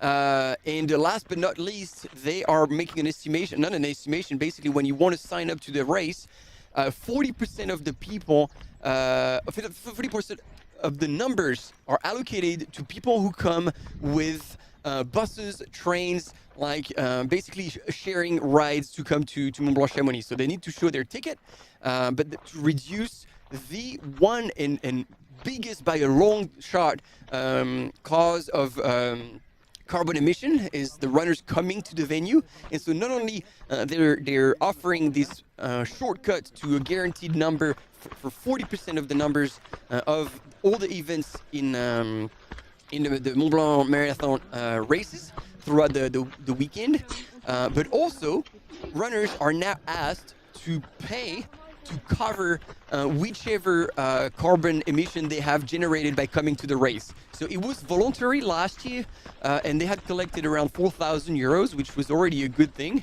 But now, this year, it was basically part of the registration process, so you had to go through it, and they collected over 40,000 euros. Wow. For that, and so that money is then redistributed to local associations that help grow awareness around sustainability as well as nature preservation, and it is also like a national association to all over the territory, preserving forests and all that. So it is definitely leading that event in terms of sustainability. And then last but not least, because that is for everyone and the environment, but they still want the top runners to come and show up and battle it out. So the prize money for this race is actually substantial, and for the marathon goes 10 deep. And I'm going to go from first to 10, obviously same prize money in men and women, but you go 10,000 euros, 6,000, 4,000, 3,000, 2,000 for fifth, and then 1,800, 700, 600, and 500. So you make it top 10, you still go home with 5,000 euros, and then you take the win, it's 10Ks in the pocket. That is a lot of bills to put in a small running short. There's a lot of, especially if they come in like 10 bills, you know. But it's great to see. There's a lot of, we can open a bunch of tabs here and discuss a lot of things. But first of all, I love seeing that there's action on the sustainability side. There's not just it's a topic that they walk the talk. Yeah, because it's a topic that it's really usual right now on the trail running scene and every outdoor sport right now. But making it happen and making things happen, and also being because there's innovation around it. It's not just your typical plant your tree or discard your t-shirt. There's things being done. I like the whole hydration process is amazing, and then it's hard to find a way for the everyday runner to understand this and make them make a little tax, to call it a way, out of it, and that makes sense, and that people are happy to pay it. So I'm really glad to see that happening. And then also I assume the sponsorship of New Balance has a lot to say on the prize money, but I bet it's a massive brand. New Balance is a great brand, and maybe you don't know because you're not as a nerd as we are on the trail running scene, but they have one of the top sellers in the world on the shoe side for the everyday runner, which is the Hierro. The Hierro shoe is one of the most chosen shoe for the everyday runner. So it's a really renowned brand on the trail running world. So I'm really glad to see the matching things, the matching big brand on a matching fantastic race, which is the Mont Blanc Marathon, the Marathon de Mont Blanc, one of the most renowned races in the world. So it's great to hear, great to see, and as it's also great to see the attack of Fabiola Conti over Naomi Lang. So there you go. Now, is it the attack, or just because, as you were saying, she's familiar with technical and sky running, and so she's moving, like she's looking like she's moving really well. Now, Naomi was not too far back, maybe 30 or 40 seconds, and see our cam runner is actually probably being instructed, hey, hang on because we want to see the distance. And there you go. There was not even 20 seconds, and Naomi is coming in charging as well, as she knows that those sections, this is where she can make a difference without actually trying too hard. Oh, top man Ezekiel Ruto is also flying down, and he's gonna eventually catch up with the top ladies. Again, if you're only joining us now, the reason why those ladies are ahead of our lead man is because we had an elite wave in the women's category start this morning, local time at 6:45, 30 minutes ahead of the men and the rest of the 2,300 participants in the Mont Blanc Marathon, to give them a bit of room to breathe and allow you to follow live extremely clearly, but as well, so we actually have the top men and women come down across the line at the Place du Triangle de l'Amitié within 10 minutes, which then have all the crowds, all the attention, all the excitement. Oh, there you go. She made such good use of that single, that switchback. Cut it. It was nice and smooth, and just like that, 5 meters ahead of Fabiola Conti already, which is insulting because Fabiola is not a spring chicken. She is comfortable and technical, but Naomi is just a whole other level above, and as we expected, she is making it count. Yeah, and it's all about the risks also. How much, like, this is a risky downhill. A single silly step can get you out of the race with a twisted ankle or something like that. So it will depend a lot on how much they're gonna bet. And it seems like Naomi's irreverence, the young irreverence, she's gonna attack now and try to see if she can get a bit of a gap. As we see Ezequiel Ruto, I was also wondering when the lead men were gonna catch the lead women, as we saw in the past. That they end up really close from each other. I don't think anything can happen, but I don't think Ezequiel is gonna catch Joylin. But yeah, there's still ways to go. Yeah, still ways to go. We shall see. But yeah, as you say, you gotta risk it for the biscuit. Yeah. And you take chances in the places that feel comfortable, and you know that you feel better than your competition. And Naomi Lang, very mature here, good race strategy, good pacing management, and she didn't shy away from making an effort here to try and open the gap, and also like show Fabiola is like, hey, I'm still here. I'm still here, so don't forget that like I will give you a run for your money, and I want that second place, or even better possibly, just as much as you do. And I haven't blown all my matches. And it's also a bit of a reminder, it's like, hey, love, that race finishes with the 7K downhill, and watch me do. This is just me warming up right there. Amazing. Yeah, you can get the different experiences that come with the age. Fabiola Conti is 30 years old, which is from March 25, 1995. And Naomi Lang is from February 7, 2000. She's a lady from the 2000s, man. Not like us. So there's a 5 years difference there between Naomi and Fabiola. That may not seem a lot, but 5 years in... Oh, hey, buddy. No, he moved to the side because he heard Ezequiel Ruto come. And so we were telling you how talented our cam runners are. And once again, you know, they're moving at the same speed as the leader on that technical terrain, carrying a backpack for the broadcasting of the images, with one of their hands in front, holding the GoPro on a stick, trying to think and be mindful of putting the runners in the frame to offer the right images, and at the same time just go and look at their feet. It is true talent, and we're blessed to have them with us to offer those images. And see, look at Naomi. Like, obviously, Ezekiel not obviously, he's passing her, but he's not like he's dropping her either. Like, she is holding on. Yeah, she's taking the air, you know? Yeah, that trajectory. No, she's absolutely right. And she knows that having him in sight will definitely help her take the best line possible. So I think she's going to try to stick with him as long as possible, obviously without, as you say, taking too much risk. But yeah, that's gonna help her out for sure. Yeah, man, I'm just continuing the camera runner conversation for a second. I am 100% aware this is not as vertiginous as it looks like because the effect of the GoPro, but I really suffer for them. They can trip, and they are not just running with the everyday runner. They are running with some of the best runners in the world, as it is Naomi Lang, who we have in camera, and we're gonna hear a bit from her right now. Don't know. I think not go out too hard, basically. I think especially because it's quite flat at the beginning. I think I'll be quite glad to reach Argentière, where like the hills properly start and you can kind of get stuck in. So yeah, I think kind of take that first bit like conservatively, but obviously not too conservatively. And then, yeah, hopefully, I mean, usually the downhill is my strength over the uphill, so try and use them, and it's nice that you finish on a big downhill, I guess. So yeah, I guess see where we are at the top of Flégère and go from there. Yeah, not too stressed out, no, but well aware of her strength and the course and how to play it out.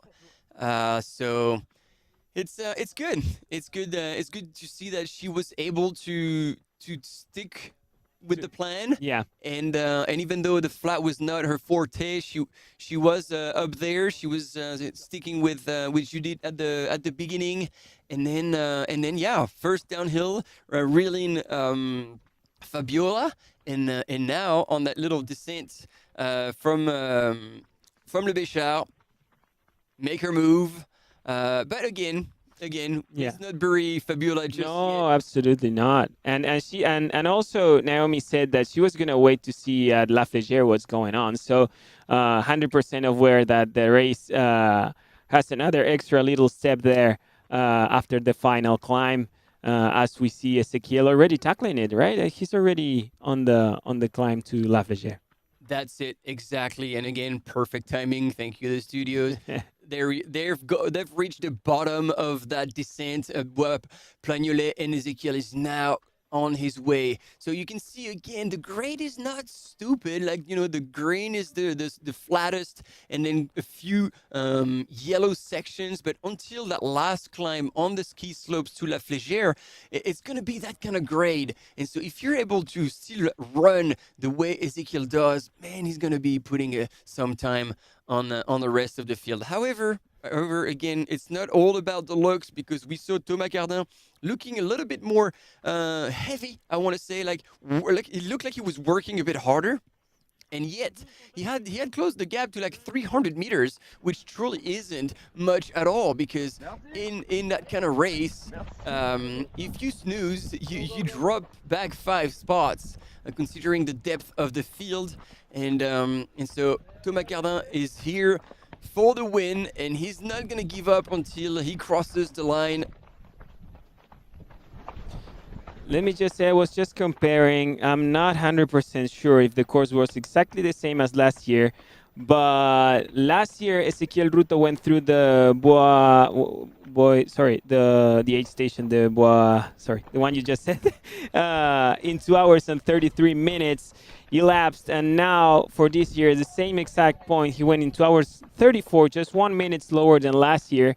but it seems to be more in control. That time last year was valid to be 5th through this 8 stage, through this checkpoint for Ezequiel, and now it's enough to be leading the race, which not just speaks about how slower the race is going this year, besides the first attack of Vitali that we saw in the beginning, but also how probably the heat is taking a bit of a toll on the rest of the field, as we see Ezequiel Ruto climbing up to La Flégère right now and in total control, total domain of the race so far, but working on that gap because he doesn't want to leave anything out to the chances, knowing that he has a bunch of amazing runners behind him. Yeah. Just the only one who went through Bois Plagnolet, the 32K mark. It's Ezequiel Ruto. We are waiting for Thomas Cardan, Thomas Roach, Raoul Ro, and Vitaly Shafar, who's still holding for 5th on the men's side. So yeah, it's Ezequiel Ruto. Whoa! A little bit of a trip there. And see, this is classic. Like, as much as nice downhill, it was a bit of an uphill section, and this is often where runners trip. You'd think like, okay, they're running downhill, so this is the more tricky part. They're going faster, but it's actually on the uphill when you need to lift your feet just a little bit higher each time, and then the top of your shoe just catches a rock. But it was good. He could catch himself and not even touch the ground. And there you go, Thomas Cardan, ladies and gentlemen, in second place and still chasing. Yeah, he's you were saying before he's got a different form than Ezequiel, but he's moving.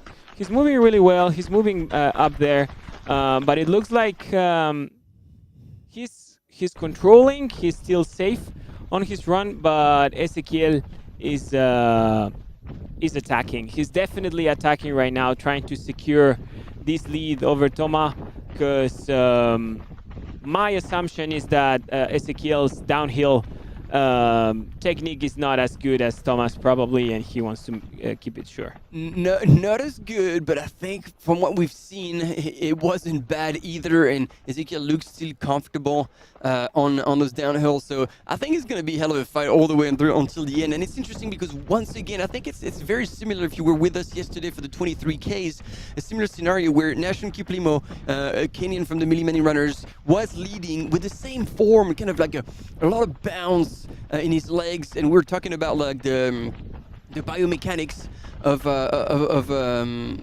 the African runners whose tendons are actually more elastic. It's been tested and proven than Caucasian runners.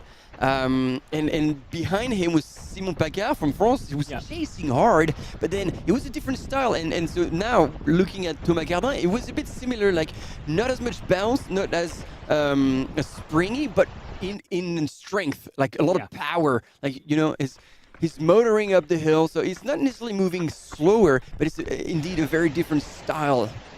Absolutely. There's some water there if they need for refreshing after a couple hours in the sun. But I don't want to leave it out, man. Raoul Ro. Yes, what? He's now third. He's now on the podium spot, just running behind Thomas Cardan. How did that happen? Yeah, so the gap between Ezequiel Ruto and Thomas Cardan is almost 4 minutes. But Raoul Ro is just 40 seconds behind Thomas Cardan right now in third position. So Raoul, there you go. So speaking of the devil, he would have taken advantage of that descent from Le Béchard to Bois du Plagnolet to take over Thomas Roach, which is impressive to make some time on the UK runner Thomas Roach. Once again, second at the 2023 World Championships short distance. So it was a similar format as this Mont Blanc Marathon. But Raoul had said it out loud. He didn't shy away from putting it on socials. He says, this race isn't a race for me. I want to show what I'm capable of. I've had the perfect lead up. I've trained really hard for this. And now, imagine that, sitting in third place at Mont Blanc Marathon. And look at him go. Like, 2 steps, and he had taken down that descent. Wow. And I wouldn't sleep on that, just Martin, because guess who joined the party in first position right now? It's Davide Magnini in fourth right now. Just a minute and 50 seconds behind Raul. It's gonna be a race for the New Balance kid on that third spot for the podium, and I would say even for the second spot for sure for both of them. So just to make a quick recap, it's Ezequiel Ruto leading with Thomas Cardan almost 4 minutes back, but then it's a train with Raul Ro and Davide Magnini chasing the French guy. The Belgian and the Italian are chasing, and they are gonna chase him really hard on that section. They will, and then as you said, Davide Magnini, the climbing machine, in the mindset, he'll be like, okay, I'm coming back, I'm passing people, and now is the place where, it was already 6 years ago, I made a move that led me to win Mont Blanc Marathon. Psychologically, he's going to be in an extremely positive pattern, and man, if he's got the legs, watch out, because he dropped Rémi Bonnet like a bag of hot potatoes. And Rémi was at the time and still is one of the strongest uphill runner in the world. And so that really blew out everybody out of the water. And so we're crossing our fingers to see a hell of a show for the back end of this men's race. Yeah, and I'm just checking on the live trail. By the way, this new version of live trail, it's really nice. The B3, it's really interesting on how it shows all the data that comes from the timing mats. But on the prediction side, it shows that Raul Ro at La Flégère is going to be second in 10 hours, so at 10:23 in the morning, and Thomas Cardan is going to be at 10:24. So the predictive shows that Raul is running virtually faster than Thomas on this uphill. But it still shows Davide in fourth position, around 1 minute, 2 minutes behind them. And we have Thomas Roach also already gone through the Bois Plagnolet aid station in 2:43. So I would already count him out on the discussion, probably, because the kids Davide and Raul are running like crazy right now, trying to chase the rest of the field. Yeah, but already like the gaps getting slightly bigger and bigger. Yeah, Miguel Benitez is also through in 2:44, and it shows that he's running a bit faster than Thomas Roach. So maybe oh, there we go. Oh man, that is free shower, ladies and gentlemen. Full-blown cool down. You cannot beat that. And look at coming behind him, Raul Bos, I believe. Yeah, that was Raul Ro trying to catch, well, already on the train with Thomas Cardan. But the heat is taking its... Oh, wow. Yeah, he's got to be careful. Like, I think he might be overheating. We do have a bit of an interview with Thomas to introduce. Salut, je m'appelle Thomas Cardin, j'habite à Chambéry. Et puis, j'ai 30 ans. My name is Thomas Cardin, I live in Chambéry. I'm 30 years old with 2 kids. Depuis une grosse dizaine d'années maintenant. Voilà, donc côté du trail, je suis aussi running for over 10 years now. But on the side, I am also a teacher, part-time. Plus qu'un métier, c'est aussi une passion. Mixing two, voilà, du coup, aujourd'hui, je me prépare au Marathon du Mont Blanc. Ça sera ma deuxième participation sur cette épreuve. La première, c'était en 2019. Mais depuis 2019, il s'est passé plein de choses dans ma vie sportive. J'ai vraiment progressé à l'échelle nationale et internationale. Et aujourd'hui, j'ai un palmarès bien plus étoffé qu'il y a 6 ans. Par exemple, j'ai gagné le championnat d'Europe l'année dernière, les Templiers, à Millau, et puis par exemple 3 fois la course de Saint-Élion. As well, and several times the Saint-Élion race, which is like a 70K race, kind of half road, half trail. I think is just over 1,500 meters, so it's quite fast running. And there we go, ladies and gentlemen. Rose, has made the move, Raul, on Thomas Cardin. He is on fire, the Belgium runner. We're going to have a beautiful battle for both men's and women's podium. As we just saw Raul pass Thomas Cardin and get in the second spot of the podium on the men's race. But we don't have to leave Thomas out of the discussion. And also Davide Magnini, who's coming in hot from the fourth place towards them. And now we see Fabiola Conti and Naomi Lang. This is probably the bus we've been seeing for a couple hours right now. They've been passing each other. They've been battling each other. They've been trying to measure each other's efforts. But they are flying there to get to the La Flégère climb. And I think if anybody, I think they're going to still measure each other until the finish line. That's what Naomi said on her strategy interview. But I think we're going to have to wait until the last finish line to see a move between these two. Yeah, and I think it's a good thing at this point that these two are together because they're kind of helping each other, pushing each other, keeping each other in check. You don't fall asleep. And also, we were talking about this at the beginning, but if you spend so much time on your own, sometimes it can be a bit difficult because some thoughts can start creeping up on you. It's like, oh, well, I'm not going to catch the person ahead, or am I getting chased and the people behind me are closing the gap? Here we have a bit of a first, really, for Ezequiel Ruto to be walking on that climb. So, I mean, obviously, a lot of people will be walking because it is extremely steep. But that was a serious stop there. So he's not showing anything, like if he was holding a leg because of a cramp or something. But something has happened. Yep. Yeah. You see, he's trying to run again, but slowing down. Ladies and gentlemen, imagine that. Imagine Raul. That young man, Raul Ross. Raulito, go for it. From Belgium, who is on absolute fire. And imagine in his mind knowing that he's creeping up the field and he just dropped the last year's European Trail Champion. He's like, guys, nobody's stopping me today. Ezequiel, I am coming for you. Hopefully, when he was, looking back, a bit of a tip of the shoulder. Careful. Yeah. But when he was getting to the little waterfall, somebody told him, hey, you're really close to the second guy in Spanish.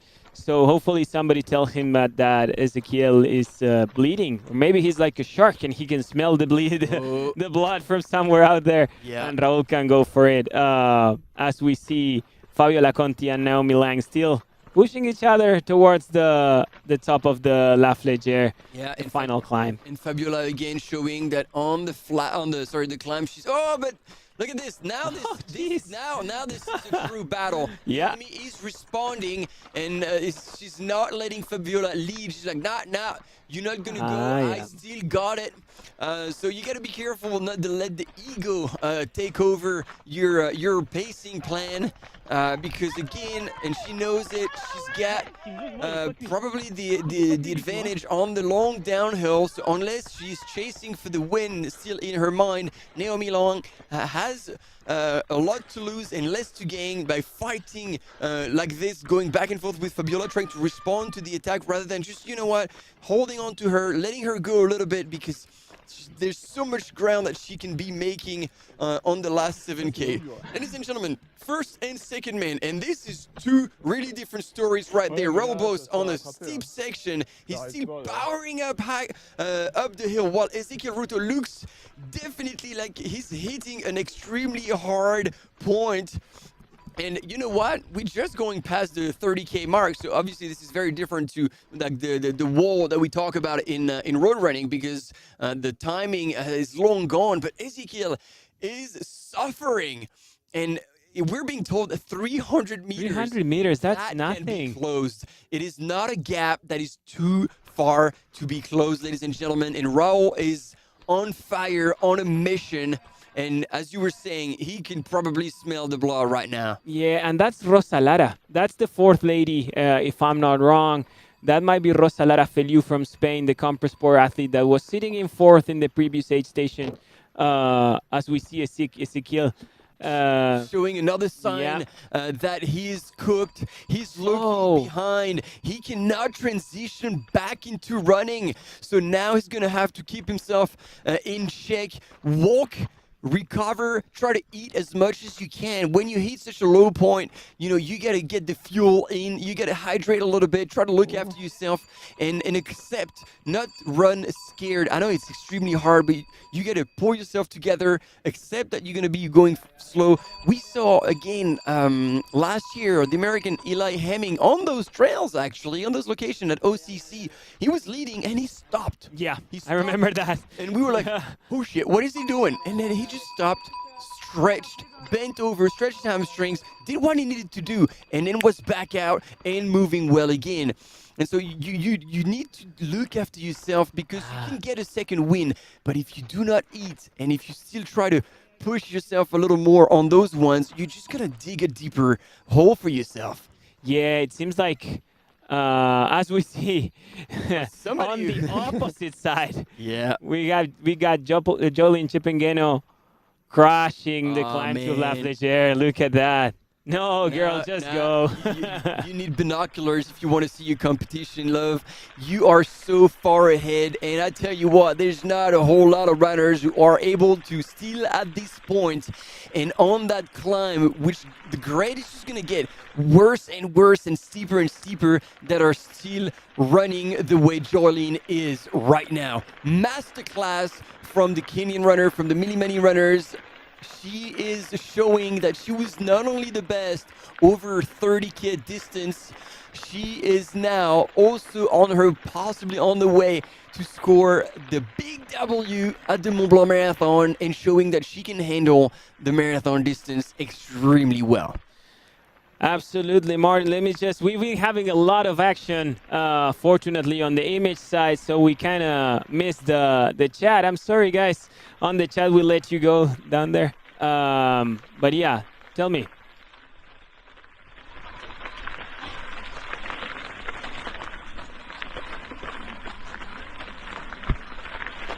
So yeah, we got Jolene Chipengeno blasting this uphill on the onto La Flégère. Yeah, man. And she's just flying.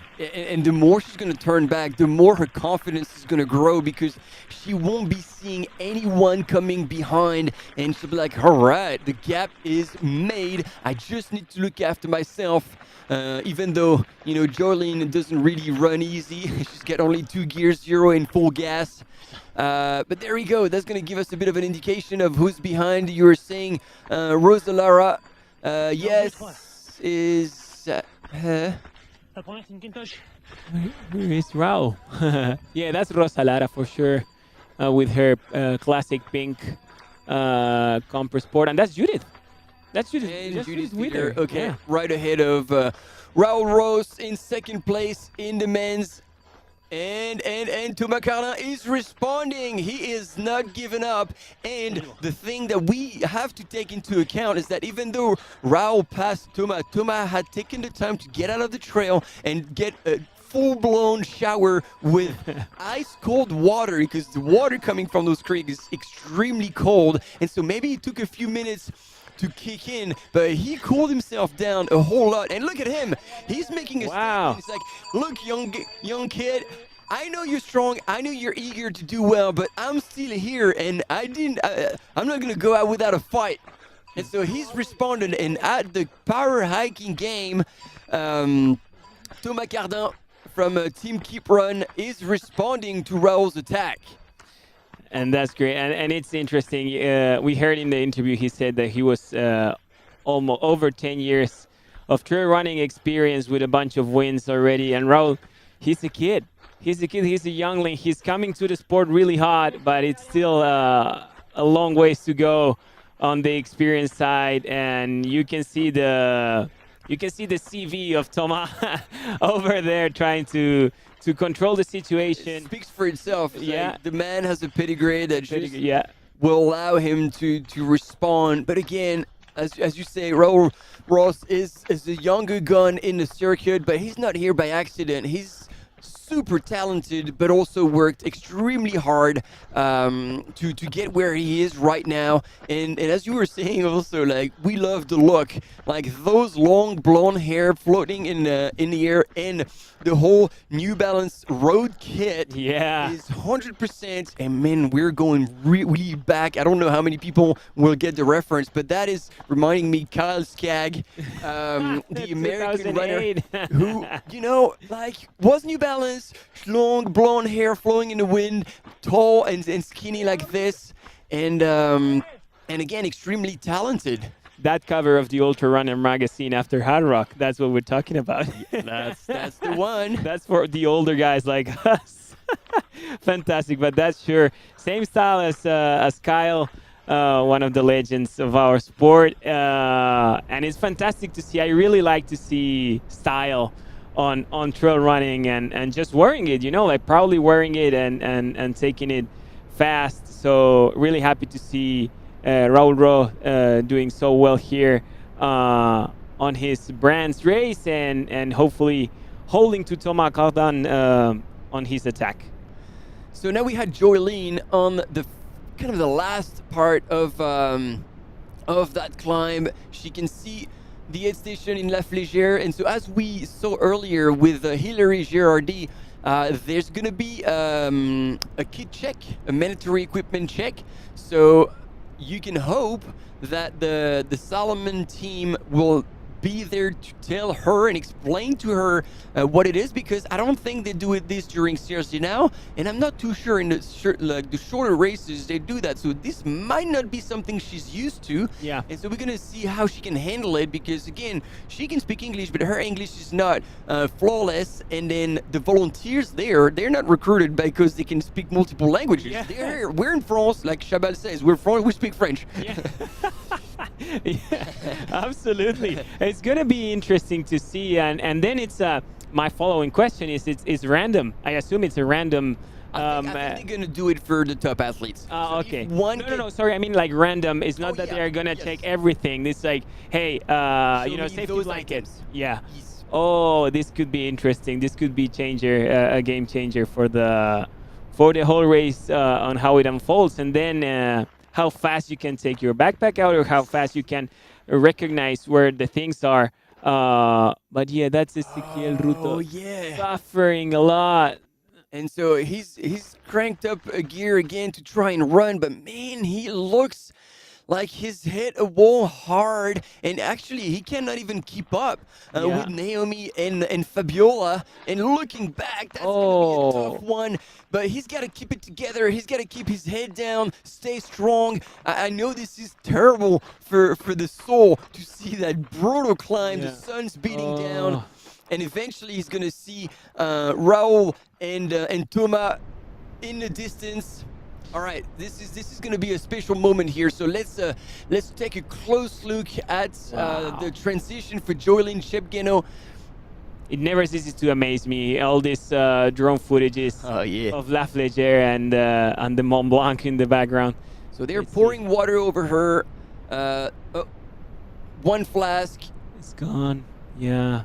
And I don't think they've anticipated that, unless right now they're telling her to get the kit out of that. But I would assume that the kit is really at the back of the pack. But yeah, they're moving with her, which I'm guessing they will assist her and possibly translate when the monetary equipment will be required. So there we go. They stopped her, and they're asking her to go to the side, to the table, and they're going to be asking her to pull out stuff. So no, it doesn't look like the Salomon team was aware of that, because they just let her, like, didn't let her go before she should show anything. But she's gone. Very quickly arranged. Maybe they could see through the pack, and volunteers has been helpful with that.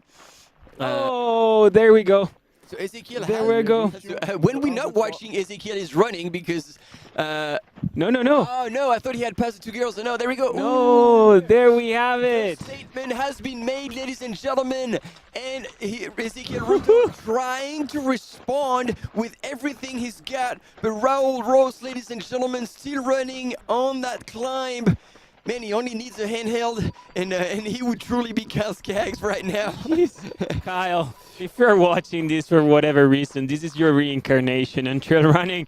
Raul Ro has taken the lead of the 2025 Marathon du Mont Blanc, presented by New Balance this year. Jesus, and his New Balance kit. Raul Ro is now leading. And look at this. In a matter of not even a minute, he has put so much distance between himself and Thomas Cardin.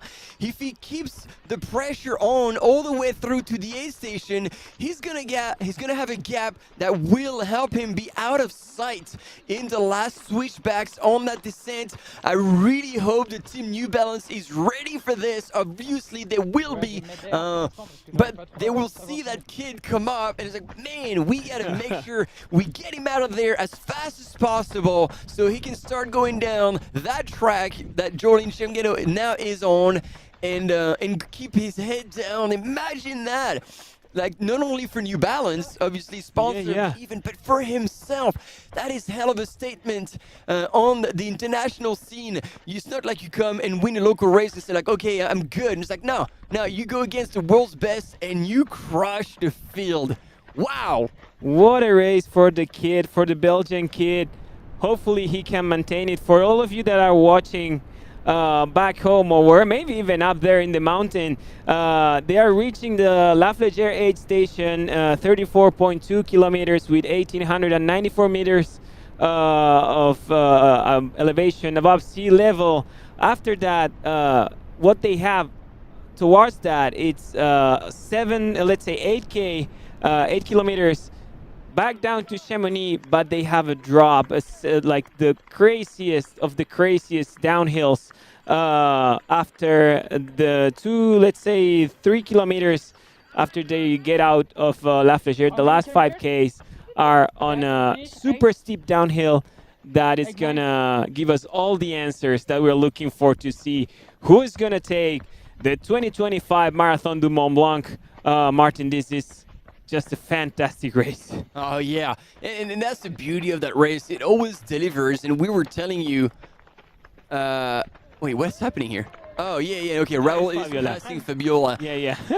And Thomas Cardin head down, looking in the distance at Raul, kind of pulling away at this point. Look at this. He cannot respond. He has to turn into power hiking, which again, on that slope, is not a bad option. But when you see your competition pulling away, running, it is soul crushing. And we were telling you, this is the part of the race that is either won or lost. And I almost feel like... let's see, we have some drone footage there. Rosa Lara was catching up on Thomas. Yeah, and that's Thomas, and that's Naomi. Yeah, and then Raul, everybody's in the mix. Wow, we're going to have a beautiful downhill. Hopefully you're staying with us. And then, okay, Joylene is now in the little technical part, going back down. And then there's going to be a bit of runnable part, and then she's going to start diving into that descent. Davide Manini also here, and he's right behind Rosa Lara, and he will be flying up that hill. Look at him. He's by a long shot the fastest runner so far. He will be creeping on Thomas Cardin like there's no tomorrow. I hope that Thomas has the scarf on because he's going to get sick from that wind. Look at this. Wow. And right now, ladies and gentlemen, this is 1 and 2, I believe, for New Balance. This is now a fantastic day for the brand and a fantastic day for the kids. Raul Raus from Belgium, a new guy, let's call him the new guy in trail running, and Davide Magnini in second. So we're going to hear it from Hillary here on at the aid station, I believe.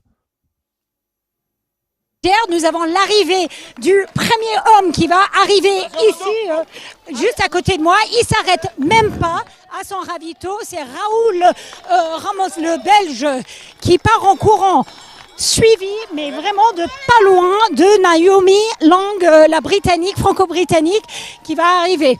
Donc, Raoul, il monte jusqu'au ravito officiel où, sans doute, il va se faire contrôler son matos aussi. on voyait derrière lui plein de coureurs.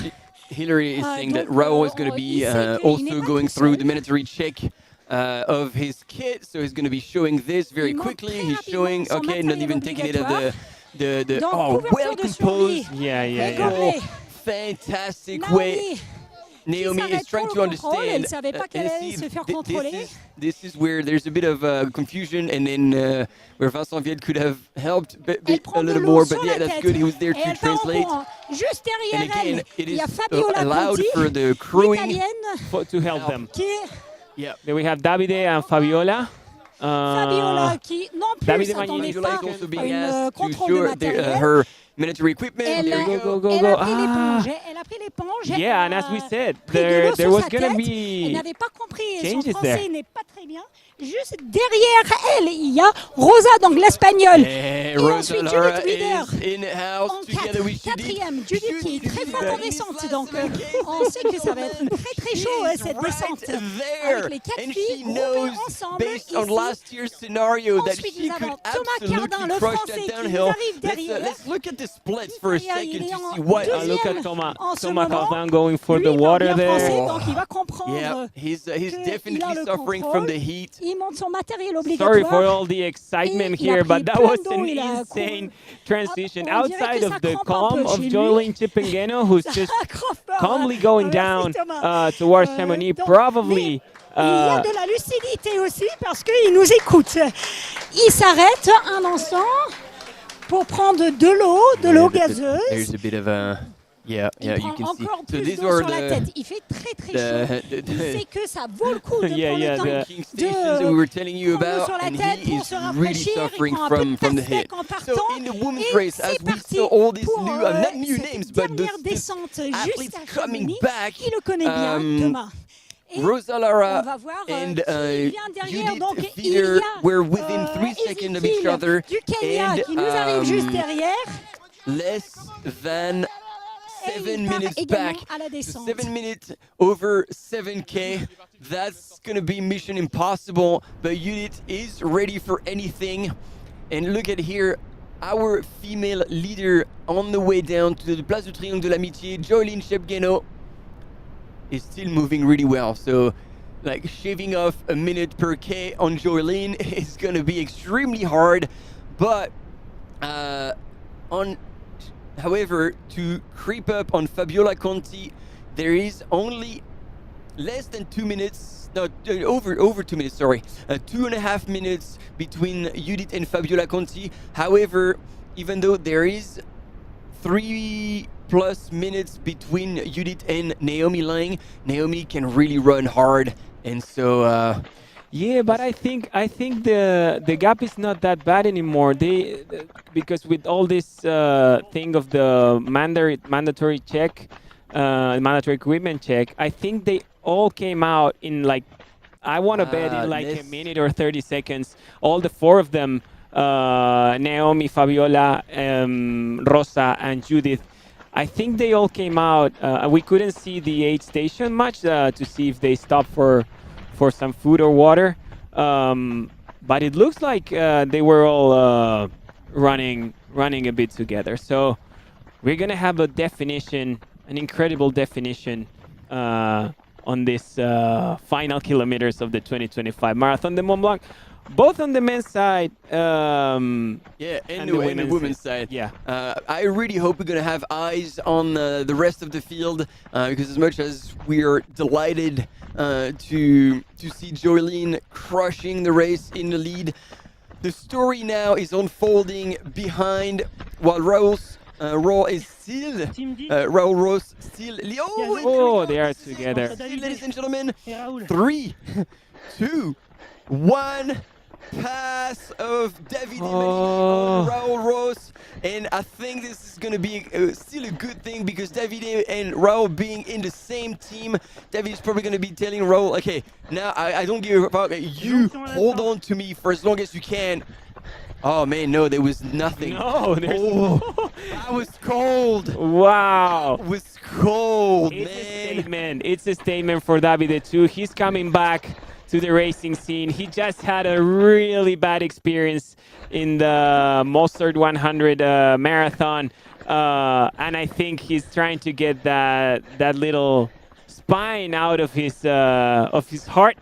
And once again, this is like a repeated movie, as in 2019. So he's doing it just slightly later, but look at Raul. He's responding, and you know what? Even if you're coming back from an injury, if you feel like you're the strongest, you're confident. Yeah. You say good job. You cheer on the person, especially when they're in the same team. So he's making a move, and he's running super well. Yeah. But I don't know if he's that confident. Yeah, maybe. I think it's all based on the same. We know that the class of Davide, he has run some of the best performances of the sport in the past couple of years. But also he's been dealing with some injuries, and he's just coming back again. So I understand if you see a new guy with so much hunger on the sport, trying to be as good as you, you wouldn't just let him go so like that. So you need to put the hammer on. You need to make your bets, and that's how the two New Balance kids. This is a dream come through on this first edition of the bet of New Balance on the Marathon du Mont Blanc, having Davide Magnini leading and Raul Rao in second. And this drone shot is fantastic. It was beautiful. It gives us a chance to appreciate like the pace between these two gentlemen, and Davide is definitely a whole other level above. Like the way he's dropping Raul is just insane. Basically Raul is the last person he needed to pass to be standing in the lead, and now there's no looking back. Like he is absolutely flying, and I think if he's doing that right now, obviously, as you were saying, he wants to make a statement and make sure that Raul's soul is absolutely crushed. But he wants that win back. And he said it at the press conference. It's like, look, I'm not in the shape that I was in. I don't believe I'm in shape that I was in 2019, but I am in good shape, and I had a good lead up. And if things align, I would love to be able to bring my best, and I'll be happy if I can have a day where I don't hurt and I can run to my full potential. And if that leads to a good results, that's going to be an extra bonus. But right now, I just want to have a good day from start to finish. And so being now in the position of taking another win at Mont Blanc Marathon, I think he's going to be flying. Yeah, the pizza boy from Italy crushing it right now. Look at that. Now I always find it really funny when they say they are not in shape and then they come and do these sort of performances. I know it's a strategy. It's also kind of a fun thing to do. And to keep it, keep it for yourself, keep the confidence for yourself, and try to search, keep yourself on the dark horse situation. Is like, this guy is not good, even though you know he's a beast and he's a fantastic runner as Davide is. I love to see it, and I also love to see him back running on this extremely fast pace together with the next generation, which is Raul Rao, just a few meters behind him. And now we have Judith Bieder in camera, also on the same ridgeline that was on the same trail that we just saw our men's leaders running. I assume Judith is second right now, because we are going with her so far. So the Hoka athlete from Switzerland, who is stronger than, let me say, just stronger than ever on the mental and motivational side to be running today. Super strong race for Judith that started controlling the pace until Joylene left, and then had a bit of a rough patch to come back now and be in second, as we are back with Davide, the New Balance guy, looking over the shoulder. Yeah, of course. He's shaking the damage that he's done. But he's dropped the hammer in such a fashion that honestly, at this point, I don't see anyone being able to come and steal the win from him. And the same situation with Joylene, who's still moving at a fantastic pace. Look at her, smooth on that trail. hugging the turns. She's just chilling, huh? She's just running as confident as she can, keeping it safe, keeping a proper pace, of course, because she's leading. And she's leading the overall 2025 Mont Blanc Marathon, getting ready to tackle that final downhill. That's probably going to take, yeah, I think she's going to take it easier, considering she's got this gap, which she just went through the timing mat. Yeah, through Chalanon. Yeah.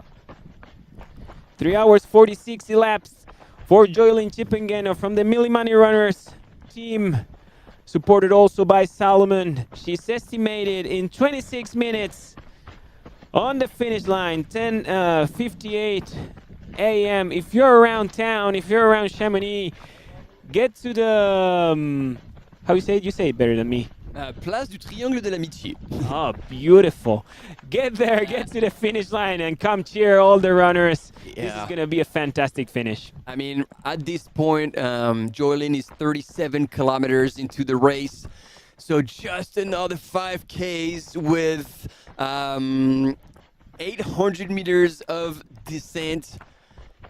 That is going to be steep. That is going to be challenging on the back end of the race. But if she stays smooth and if she keeps looking after herself, she has, or she had at least at the last checkpoint, a lead that should put her in a safe. But as you were saying, Mauri, like they're chasing hard behind, and Judith knows that descent like the back of her hand, and she's really wanting to do as well as last year, taking the win. And Davide Manini is absolutely stunning. Look at him, he's just flowing down that trail, and our cam runner is going to be struggling to keep up. Wow. Ladies and gentlemen, the 2019 Davide Manini is back for real. And he's, yeah, I'm just amazed by our camera runner doing such an amazing job for bring these stunning images from our leader and keeping up the pace. Just while he's doing that, he's running really fast with one of the fastest guys on the sport right now, and for the past 6 years, of course, Davide has been there. Yeah, but as much as they had like taken a hot start with Vitaly, then very quickly, I mean, they eventually caught up with him. They are still behind on the reference point because last year Elouzine El Azaoui had run a 3:30.10, Rémi Bonnet 3:30.56, and Roberto De Lorenzi a 3:30.07. And now we're already almost 3:20 elapsed, and at this point there's still 5Ks to go. Yeah, it's what we saw before with Ezequiel Ruto. The time when we were watching him already still climbing up to La Flégère. That same time would have put him 5th last year up to La Flégère, and he was still leading back then. And now, yeah, it seems to be, I don't know, it's really hot outside. I think the heat factor is gonna have to. It's probably one of the main situations for this year's slower-ish race. But then it's a matter of strategy also. I think they were all just measuring each other and seeing how the race unfolds. Well, you want to go for the win here, and again, Davide was planning on having a conservative start and play his cards in that uphill, just like he did in 2019, and actually when he was with Kilian in 2021 or 2022, I can't remember. He finished second to Kilian. This is also the area where they pulled away and they worked pretty hard. So, psychologically, he's and he's moving really well. Psychologically, he's now in a really good mindset. But again, like, it is important to bring up the facts, and that indeed last year the winners were 9 minutes away from the finish line. Yeah, so we have some extra information.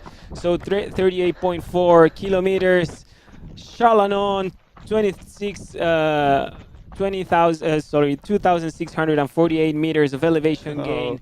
It's Davide Magnini leading in 3:19.34 and Raul Ro in 3:20.29.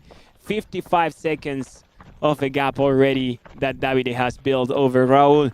So I think Raul is going to have to run really fast if he wants to catch up with Davide again. And here we have Jorlene on the screen, and she also will have to run really fast, which admittedly she is doing because Judith just went through Chalanon as well. 4 minutes and 20 seconds back. So it seems like she's been creeping up on Jorlene already and shaving up a minute or two.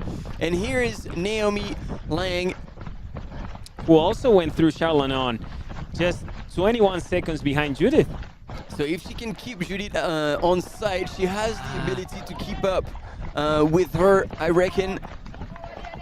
Longest race for Naomi Lang so far, 37.5K. Oh, and hang on a sec.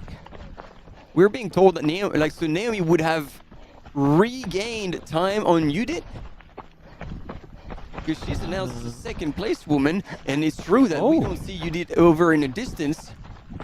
Oh, maybe she's faster. Wow. That explains why she's going like crazy down there, making her move on the downhill, on the technical downhill.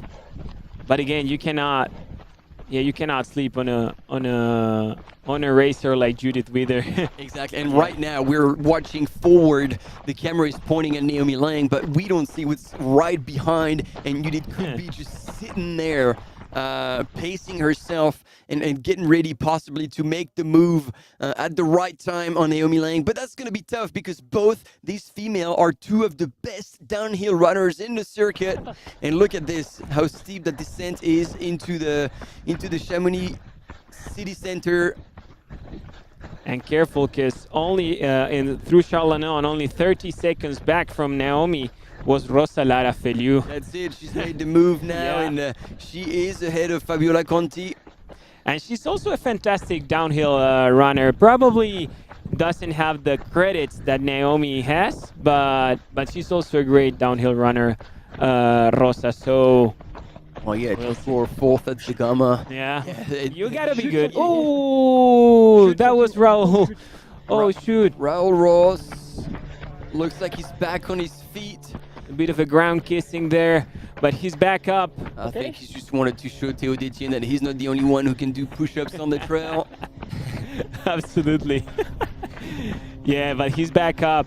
He did definitely made a move back and probably pushed a bit harder. But there you can see Davide is flying down. Oh, he could control there for a second. Was a bit out, but Davide is back.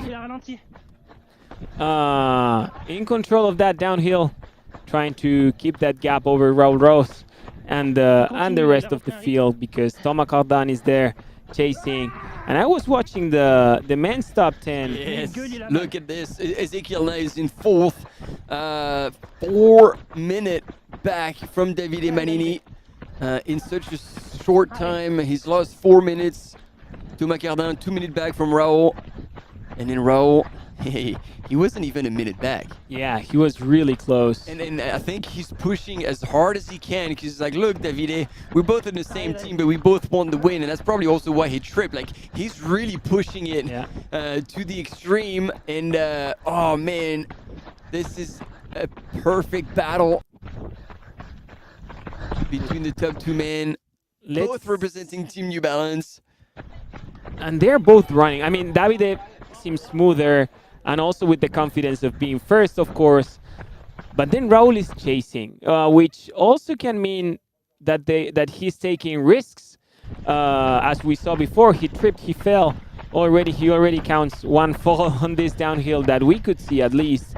But it's not a consequence of trying to chase, of trying to go for it, of trying to regain that first place that he had for a second, getting up to La Flégère, and that he wishes so bad to have on his palmarès, of course. But they are both flying down the hill. Look at that. It's just So fantastic. David, again, he's a very different body type. He's like much shorter, skinnier, even though Raul is nowhere near like a big build. He's also skinny, but he's much taller, and so you see him like flow and throw himself a little bit more. Well, David is like well composed, well compact, and trying to flow on the trail without much impact, where you can see Raul like pounding the ground a bit more, but his long legs also covering so much more ground during each step. So we're talking about different running styles, and that is the perfect illustration right now. Both these runners are motoring down that hill. And if they look over their right shoulder right now, they'll see the finish line way down there in town. They may probably listen, right? They probably listen the music from the finish line. I don't know if at this point they can hear it just yet, but they're getting closer for sure. And yeah, and it's we're gonna have, as we have Davide Magnini in camera, we're gonna have a little listen on his strategy for the 2025 Marathon du Mont Blanc. On this first comeback on the marathon distance, my strategy will be to run smoothly all the way long.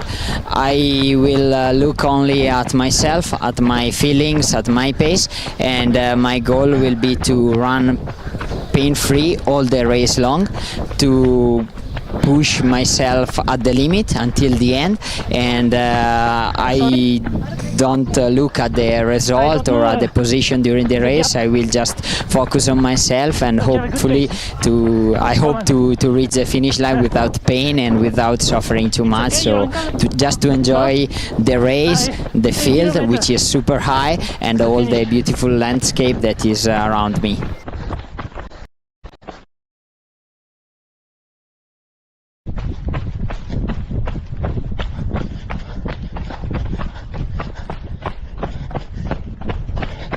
We are back after listening to Davide that he was gonna do his thing, and he did it. He actually did it, and it worked for him once again, as he did in 2019, but in a completely different, more mature way, probably. I don't know. It seems to be that he has this race absolutely in control, as Joylene Chipengeno.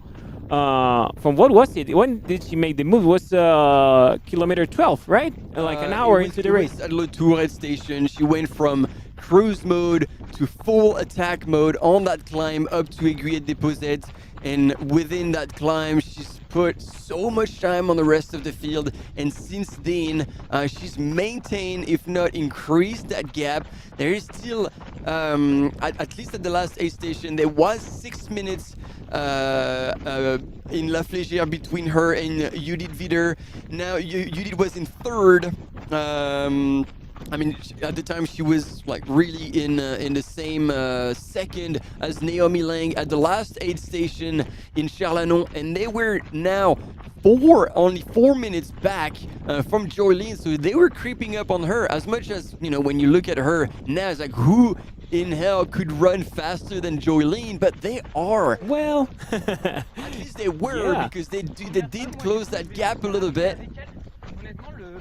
And she's running fast, but we know she's got some of the best downhill runners of the world behind her, as it is Judith Wider that we have there in front of Thomas Cardin.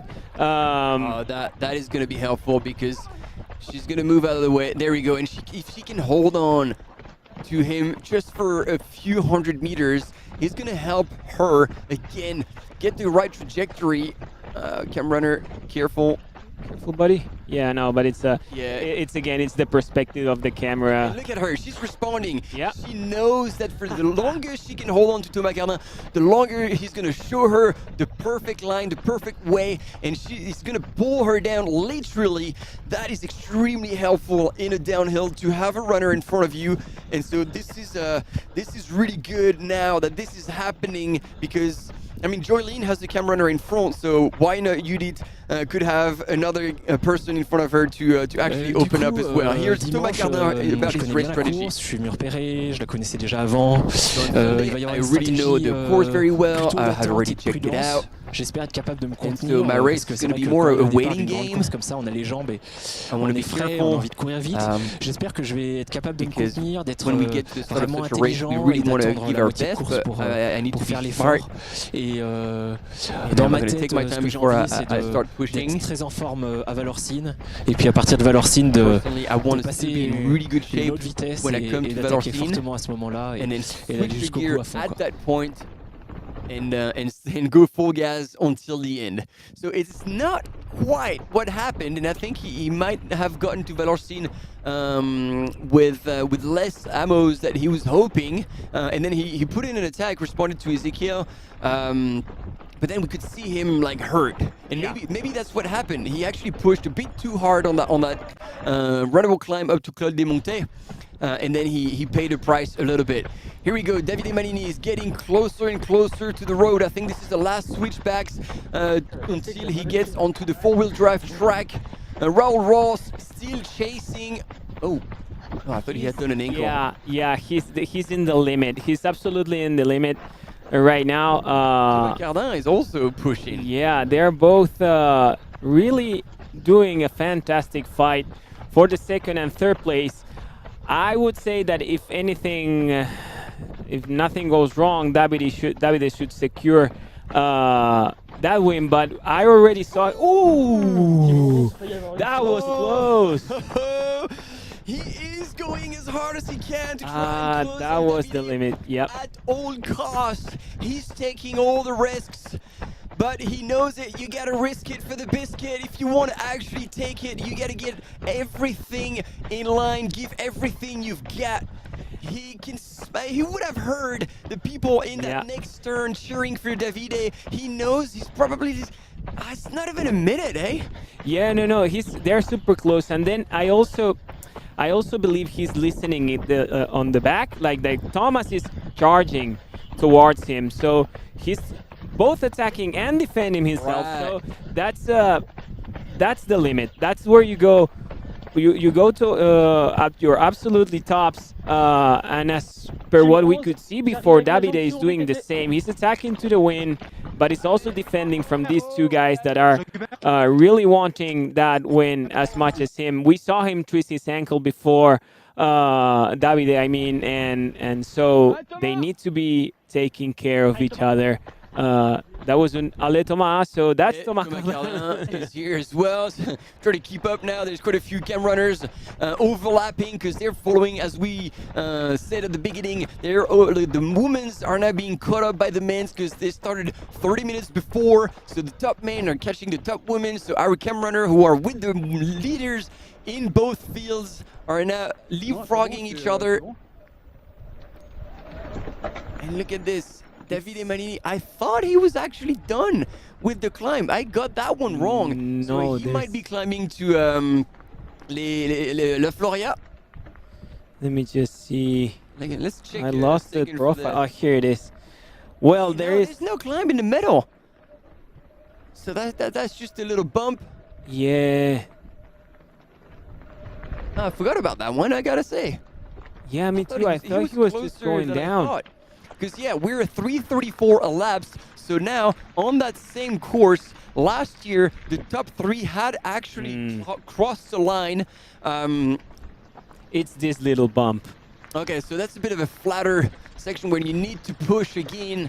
And then it's a test. Oh, it's a test for the body and the mind. After running fast downhill, you change the muscular chains, and you have to fire on all cylinders again.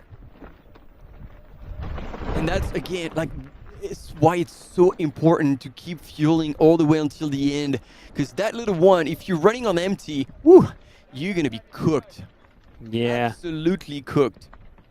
It's incredible. And he seems to be a bit more in control now than what he was before.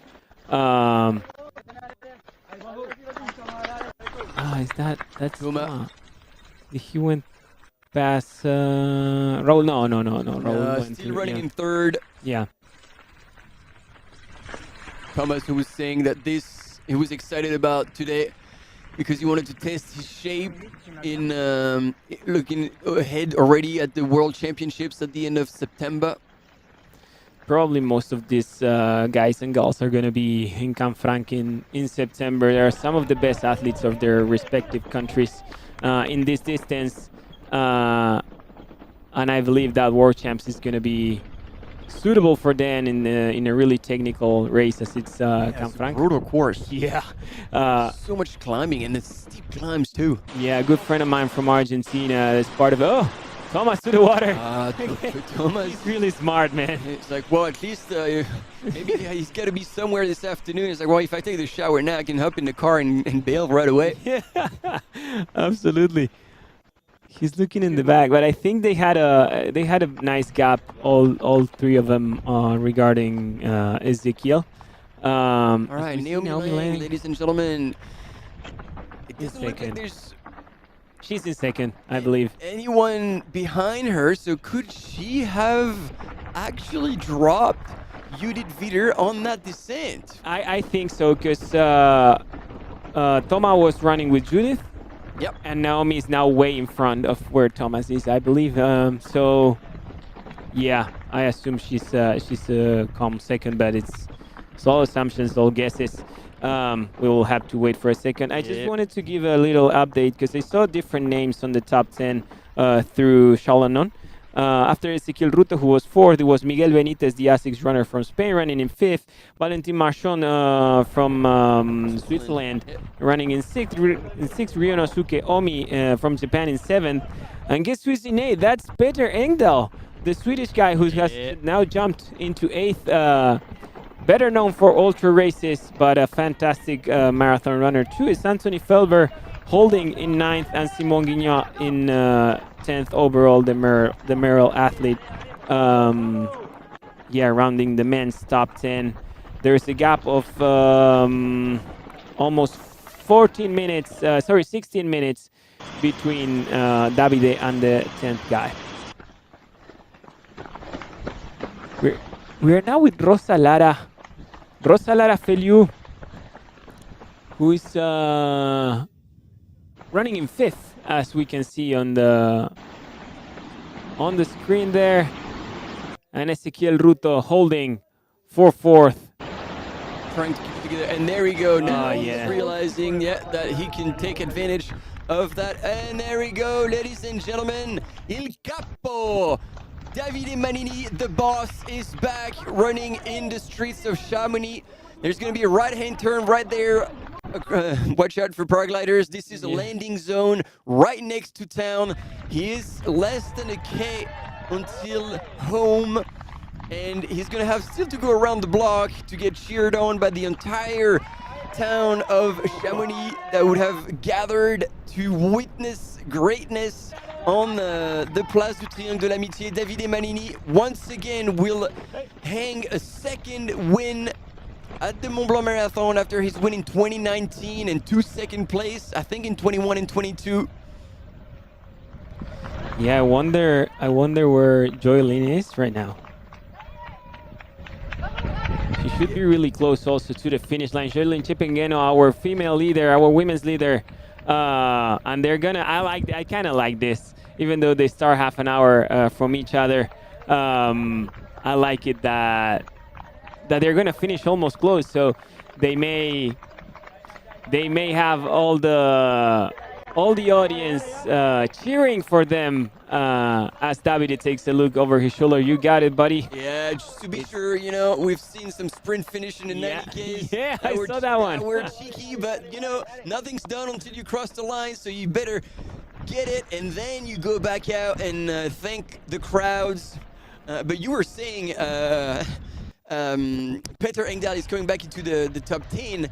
But yeah, as much as we're familiar with his longer distance achievements, like in 2023, he was third here at Mont Blanc Marathon, and he still makes a very like a big statement every year to still race in shorter distances, to maintain his speed, a speed that he carried across the whole CCC when he took the win and set the course record a few years back. But see now, there is quite a bit of a gap between Davide Manini and Raul Boss. Raul hasn't made it Raul Ross to the. That was awful. I think the head has hit the ground. His head. Oh my lord. Wow, that was an awful fall for Ezequiel Ruto. Hopefully he's fine. Our camera runner is with him, helping him. Those were scary few seconds when he was laying on the ground. Yeah. But I think he was just tired. Davide Magnini, the Italian guy from New Balance, he's back, making a statement, of course. And look at, I mean, he's hurting obviously, but the smile on his face means the world. This is going to be the comeback of the great Davide Magnini that we have been waiting for so long. Look at him move with ease and smooth as through the streets of Chamonix. He's going to go 2 right-hand turns and then is going to be in the finishing shoot. And Ludo and Monica will be probably right now setting the crowds on fire already. He's asking if somebody's behind him. No, Davide, you got this, buddy.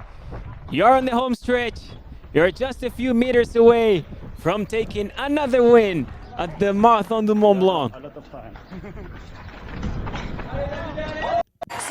Yeah, he's told him you're in the safe, and there we go. We transition into the last few turns. Look at the crowds who came to celebrate the win here with Davide Magnini. Ladies and gentlemen, let's hear it from the finish line coming into Chamonix.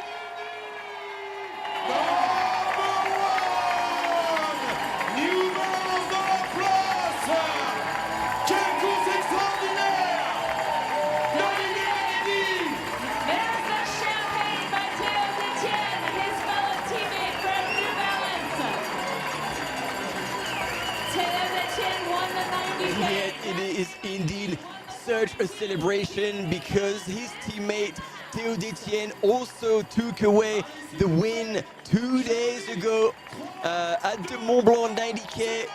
New Balance is racking it up in style, and this is also, if you've been following the circuit, if you've been following Davide Magnini, it's been the last 2 years have been difficult. He admitted that during the press conference, but today he made it across the line in first place in a time of 3:42.55. And that is going to be a day to remember. In the meantime, we're switching to the women's race because Joeline Chemgeno from Team Minimali Runners, Solomon, is on her way also to a stellar win. She had told the world when she stormed into the trail running scene in Sierra Sinal last year that she was the best over the 30K distance. She showed up this morning at the start of the Mont Blanc Marathon, and we all wondered whether or not she was going to be able to pull it off. The answer is about to be brought to all of you live from the Place du Triangle de l'Amitié. In the meantime, still holding on to second place, Raul Ross from Belgium, also representing Team New Balance, for a few minutes was even leading the race until Davide Magnini come and took it away from him. I don't know if his headband was completely white at the top, but it looks like there's red now. Yeah. I don't know if he's been bleeding or if that just... He took a fall. It's probably... I cannot tell if it's the... blood on his hand and his probably. on his headband. I don't know. But that was not enough to stop the Belgian runner from representing Team New Balance, Raul Ross. Even though this is not the win, this is the biggest race result of his career by a long shot. And Joeline, wow, dropping Thomas Cardin in the last. Imagine that. Imagine the speed that she's carrying in her legs. So there's not a whole lot of distance again between second and third in the men's category. Raul Ross better keep pushing the pace. That's gonna be enough. That is 200 meters. Yeah. He's got it. He's got it. Look at that fantastic image from Raul Ross, the New Balance kid from Belgium, that he's gonna take, as Martin says, the biggest win of his career. Sorry, not the win, the biggest result of his career on this second place at the 2025 Marathon du Mont Blanc. The Raul Ross, second to Davide Magnini on this Marathon du Mont Blanc. And he bled for it. Wow. And look at this. Next to cross the line is going to be Jolene Chepngeno for the win in the women's race. And last year's winning time by Judith Vider was 4:11:12. We are not under Judy's record, 4:15:21 for Jolene Chepngeno. But look at her, ecstatic. She's running away with the line, going back to cheer on the crowds. It's also super cool to see that. In the meantime, Thomas Cardin finished. He had a tough day out there. Yep, please, I need water. Yeah, you can see he's been pushing the limits today. But that's good. But see Thomas, see how he is. He checked that the water bottle was sealed because there's doping control, and he wanted to be sure that this could not be challenged during doping control. There are very strict protocols. Ladies and gentlemen, last year's winner scoring second place, Judith Vider, coming from Switzerland, representing Team Hoka. What a comeback! She had fallen back down to 5th place, but Judith never gives up, and like the great woman that she is, comes into Chamonix, one of the fans' favorite. Oh, that makes me so happy. A great second place for Judith Vider. Her second fantastic second place this year after her Segama podium. Now another podium behind a relentless Jolene Chepngeno, who had a fantastic attack after 12K to finish winning and securing that win. But Judith, after a little rough patch, finished in second place today. Again, took advantage. So, you know, we thought that actually Naomi Lang was in second place. No, she wasn't. Judith is still the downhill queen on the circuit. But again, for her marathon debut, seeing the UK runner Naomi Lang from Team Salomon International come in 3rd place is certainly a massive achievement that I believe, and I'm sure even, that she will be delighted about. And Judith, again, perfect sportswomanship. She's hugging Jolene, and look at this. Look at the joy. Smile. She is ecstatic. She knows how well she did today. She has a bright future in this sport, ladies and gentlemen. Naomi Lang giving a high five to Jolene, 2 team partners, 1 and 3 for Salomon, and Hoka scoring the 2nd place. Oh, and she's ready to hit the ground. What a fantastic debut. We're going to have now the interview. Oh yeah, she needs to rest, with our top man. Alors on est là avec le premier, Davide Magnini. Davide, it's so great to see you here in 1st place. It's been a couple hard years. I can tell the victory smells like champagne, but how does it feel? It feels much, much better, because this morning I had sore legs at the start. I had a really, really bad first part until Valorsine. I was like 7th or 8th with a big back gap from the leader, so I said I'm dead. But then don't think about the other, just focus about me, fooling right, and go with my pace. And at the end, I was able to catch up all the other, push the last downhill because I had sore legs in the first downhills, and it's so nice to win here again. What a comeback here in my special place, Chamonix, where I start trail running in 2019. It's so nice to come back and win here again. Oh, well, it's wonderful to see you back on top of the podium. Effectively, we weren't sure of how you were going to do since you were a ways back. But when we saw you coming up at the top there, we know you know how to descend. No, today I didn't know. I was struggling on the descent to Valorsine. Sore legs, like splitting the muscle.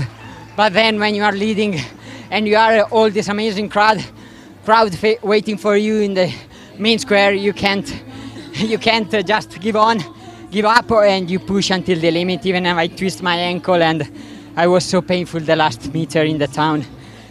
Oh, well, wonderful. Really big congratulations. You deserve to sit down. Wonderful. Thank you, all of you. Merci beaucoup. Et voilà. What a race. What a race. That is, we are seeing Valentin Marchand finishing. He's going to end around the men's top 5 as Thomas Cardin and Ezequiel Ruto also finished, which is great to see after that hard fall we saw.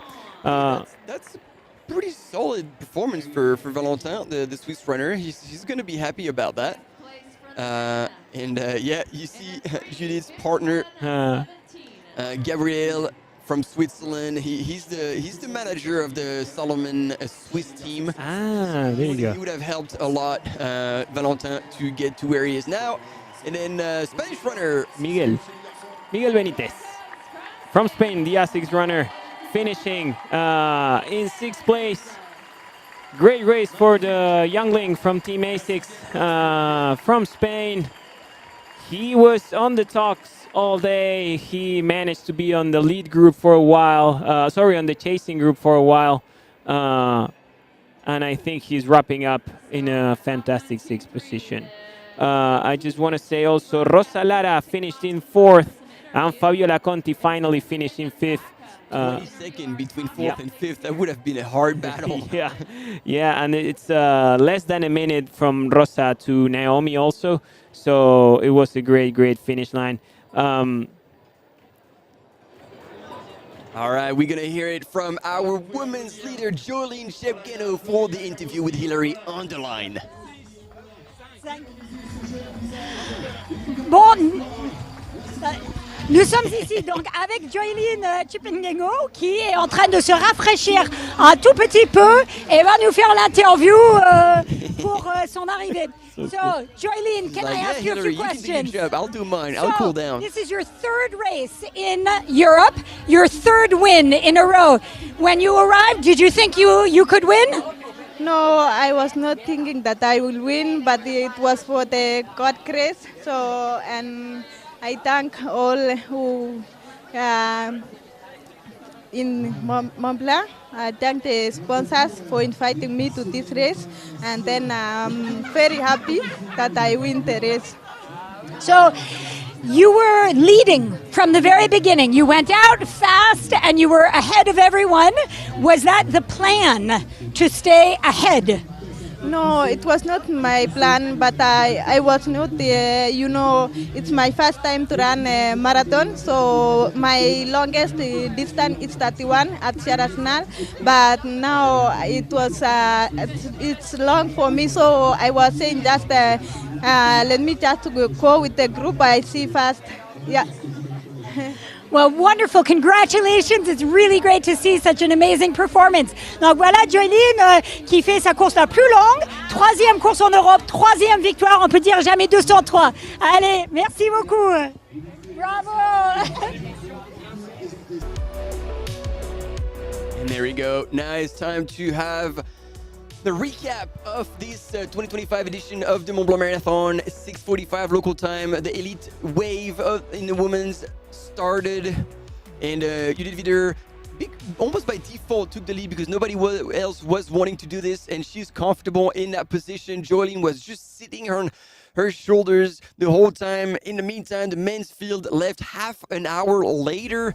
At 7:15 local time, we had a bit of a show from a runner early on, but that was short-lived, and he was eventually caught up by the rest of the field. The strong runners had a plan, and that plan lasted until the finish line and not just through some of the race. So there we go, 8th station. Good conversation here between Gabrielle and Judith Wider, her partner.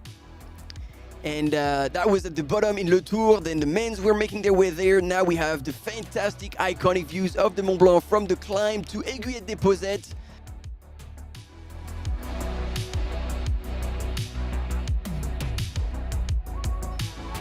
And then straight to the downhill towards the Ballercine aid station, where we saw a lot of action there from the runners. And the different strategies of refueling and refueling for both food and water, both on the men's and women's side. Some wrong now with the Monday newspaper. We can say some tolls were paid after the different strategies there, especially for Fabiola Conti, who did not 8 there. And here was the big move for Naomi Lang, I believe, where she started believing that she could hold on her marathon debut on the podium, as we saw Thomas Cardin going up the hill and fighting with Ezequiel Ruto. And this is probably the shower. Thomas Cardin showering on one of the two. Yeah. But where we expected unfolded in that terrible climb up to La Flégère so hard. This is where things started to shake out in Italy, because then all of a sudden Ezequiel Ruto blew out and Raoul Ross passed him from Belgium, the team from New Balance, and then all of a sudden, coming out of nowhere onto our cameras, Davide Manini, another New Balance runner, started passing Thomas Cardin and chasing down Raoul Ross, and then passing him as well. And all of a sudden, boom, new game. The downhill is the section that's going to define the winner of today, and they were relentless. And also in the women's races, as Judith Wider was coming back, this is the move we're telling you about of Davide Manini. Cold move on his partner, but then they went all out in the descent. Davide managed to not fall, but Raoul, boom, hit the deck pretty hard right there. And this is probably where the blood on his headband came from. And yeah, it was a tough downhill. Some injuries there, but then the man, the myth, the legend, Davide Manini, repeating his win from 2019 and back on the top of the world of trail running, winning the 2025 Marathon du Mont Blanc, wearing the New Balance kit, the New Balance colors on the first year that the brand is sponsoring the race. An explosive finish by Jolene Chepgueno, who allows herself to pass Thomas Cardin in the last few meters, while Raoul Ross, the new talent, the young gun from Team New Balance, take an outstanding second place by a long shot, his best result so far, because we'll see him again, no doubt about it. Jolene Chepgueno, and look at her, nothing can stop her. She crosses the line, takes the line with her, goes back out. Celebration and happiness is at his best here in the streets of Chamonix at this Place du Triangle de l'Amitié. While Thomas Cardin had given everything he had, and despite the 2 cold showers that he took in the creeks, was asking for water. And they're taking advantage of the last 7K downhill. The queen, Judith Wider, holds on to second place. Fantastic race by Judith. By the way, she was controlling at the beginning, controlling the pace. And then with the mastership, the experience that she's got, she was able to jump back after a little bad moment during the race, was good enough to come back and finish in second. Here we have our top women of the day, Jolene Chepgueno in 4:15, Judith Wider in with +1:08 from Jolene, Naomi Lang in third, Rosa Lara in fourth, Fabiola Conti in fifth, Clementine Geoffrey in 6th, and Therese Leboeuf in 7th. Therese, that was also part of the lead group at the beginning. Correct. Yes, she given 10 minutes. So in general, in men and women, the times is slower than last year. Last year, Judith had 1 in 4, 11, 12, and now the winning time today in the women's was 4:15, 20, and same Davide Manini from New Balance takes the win.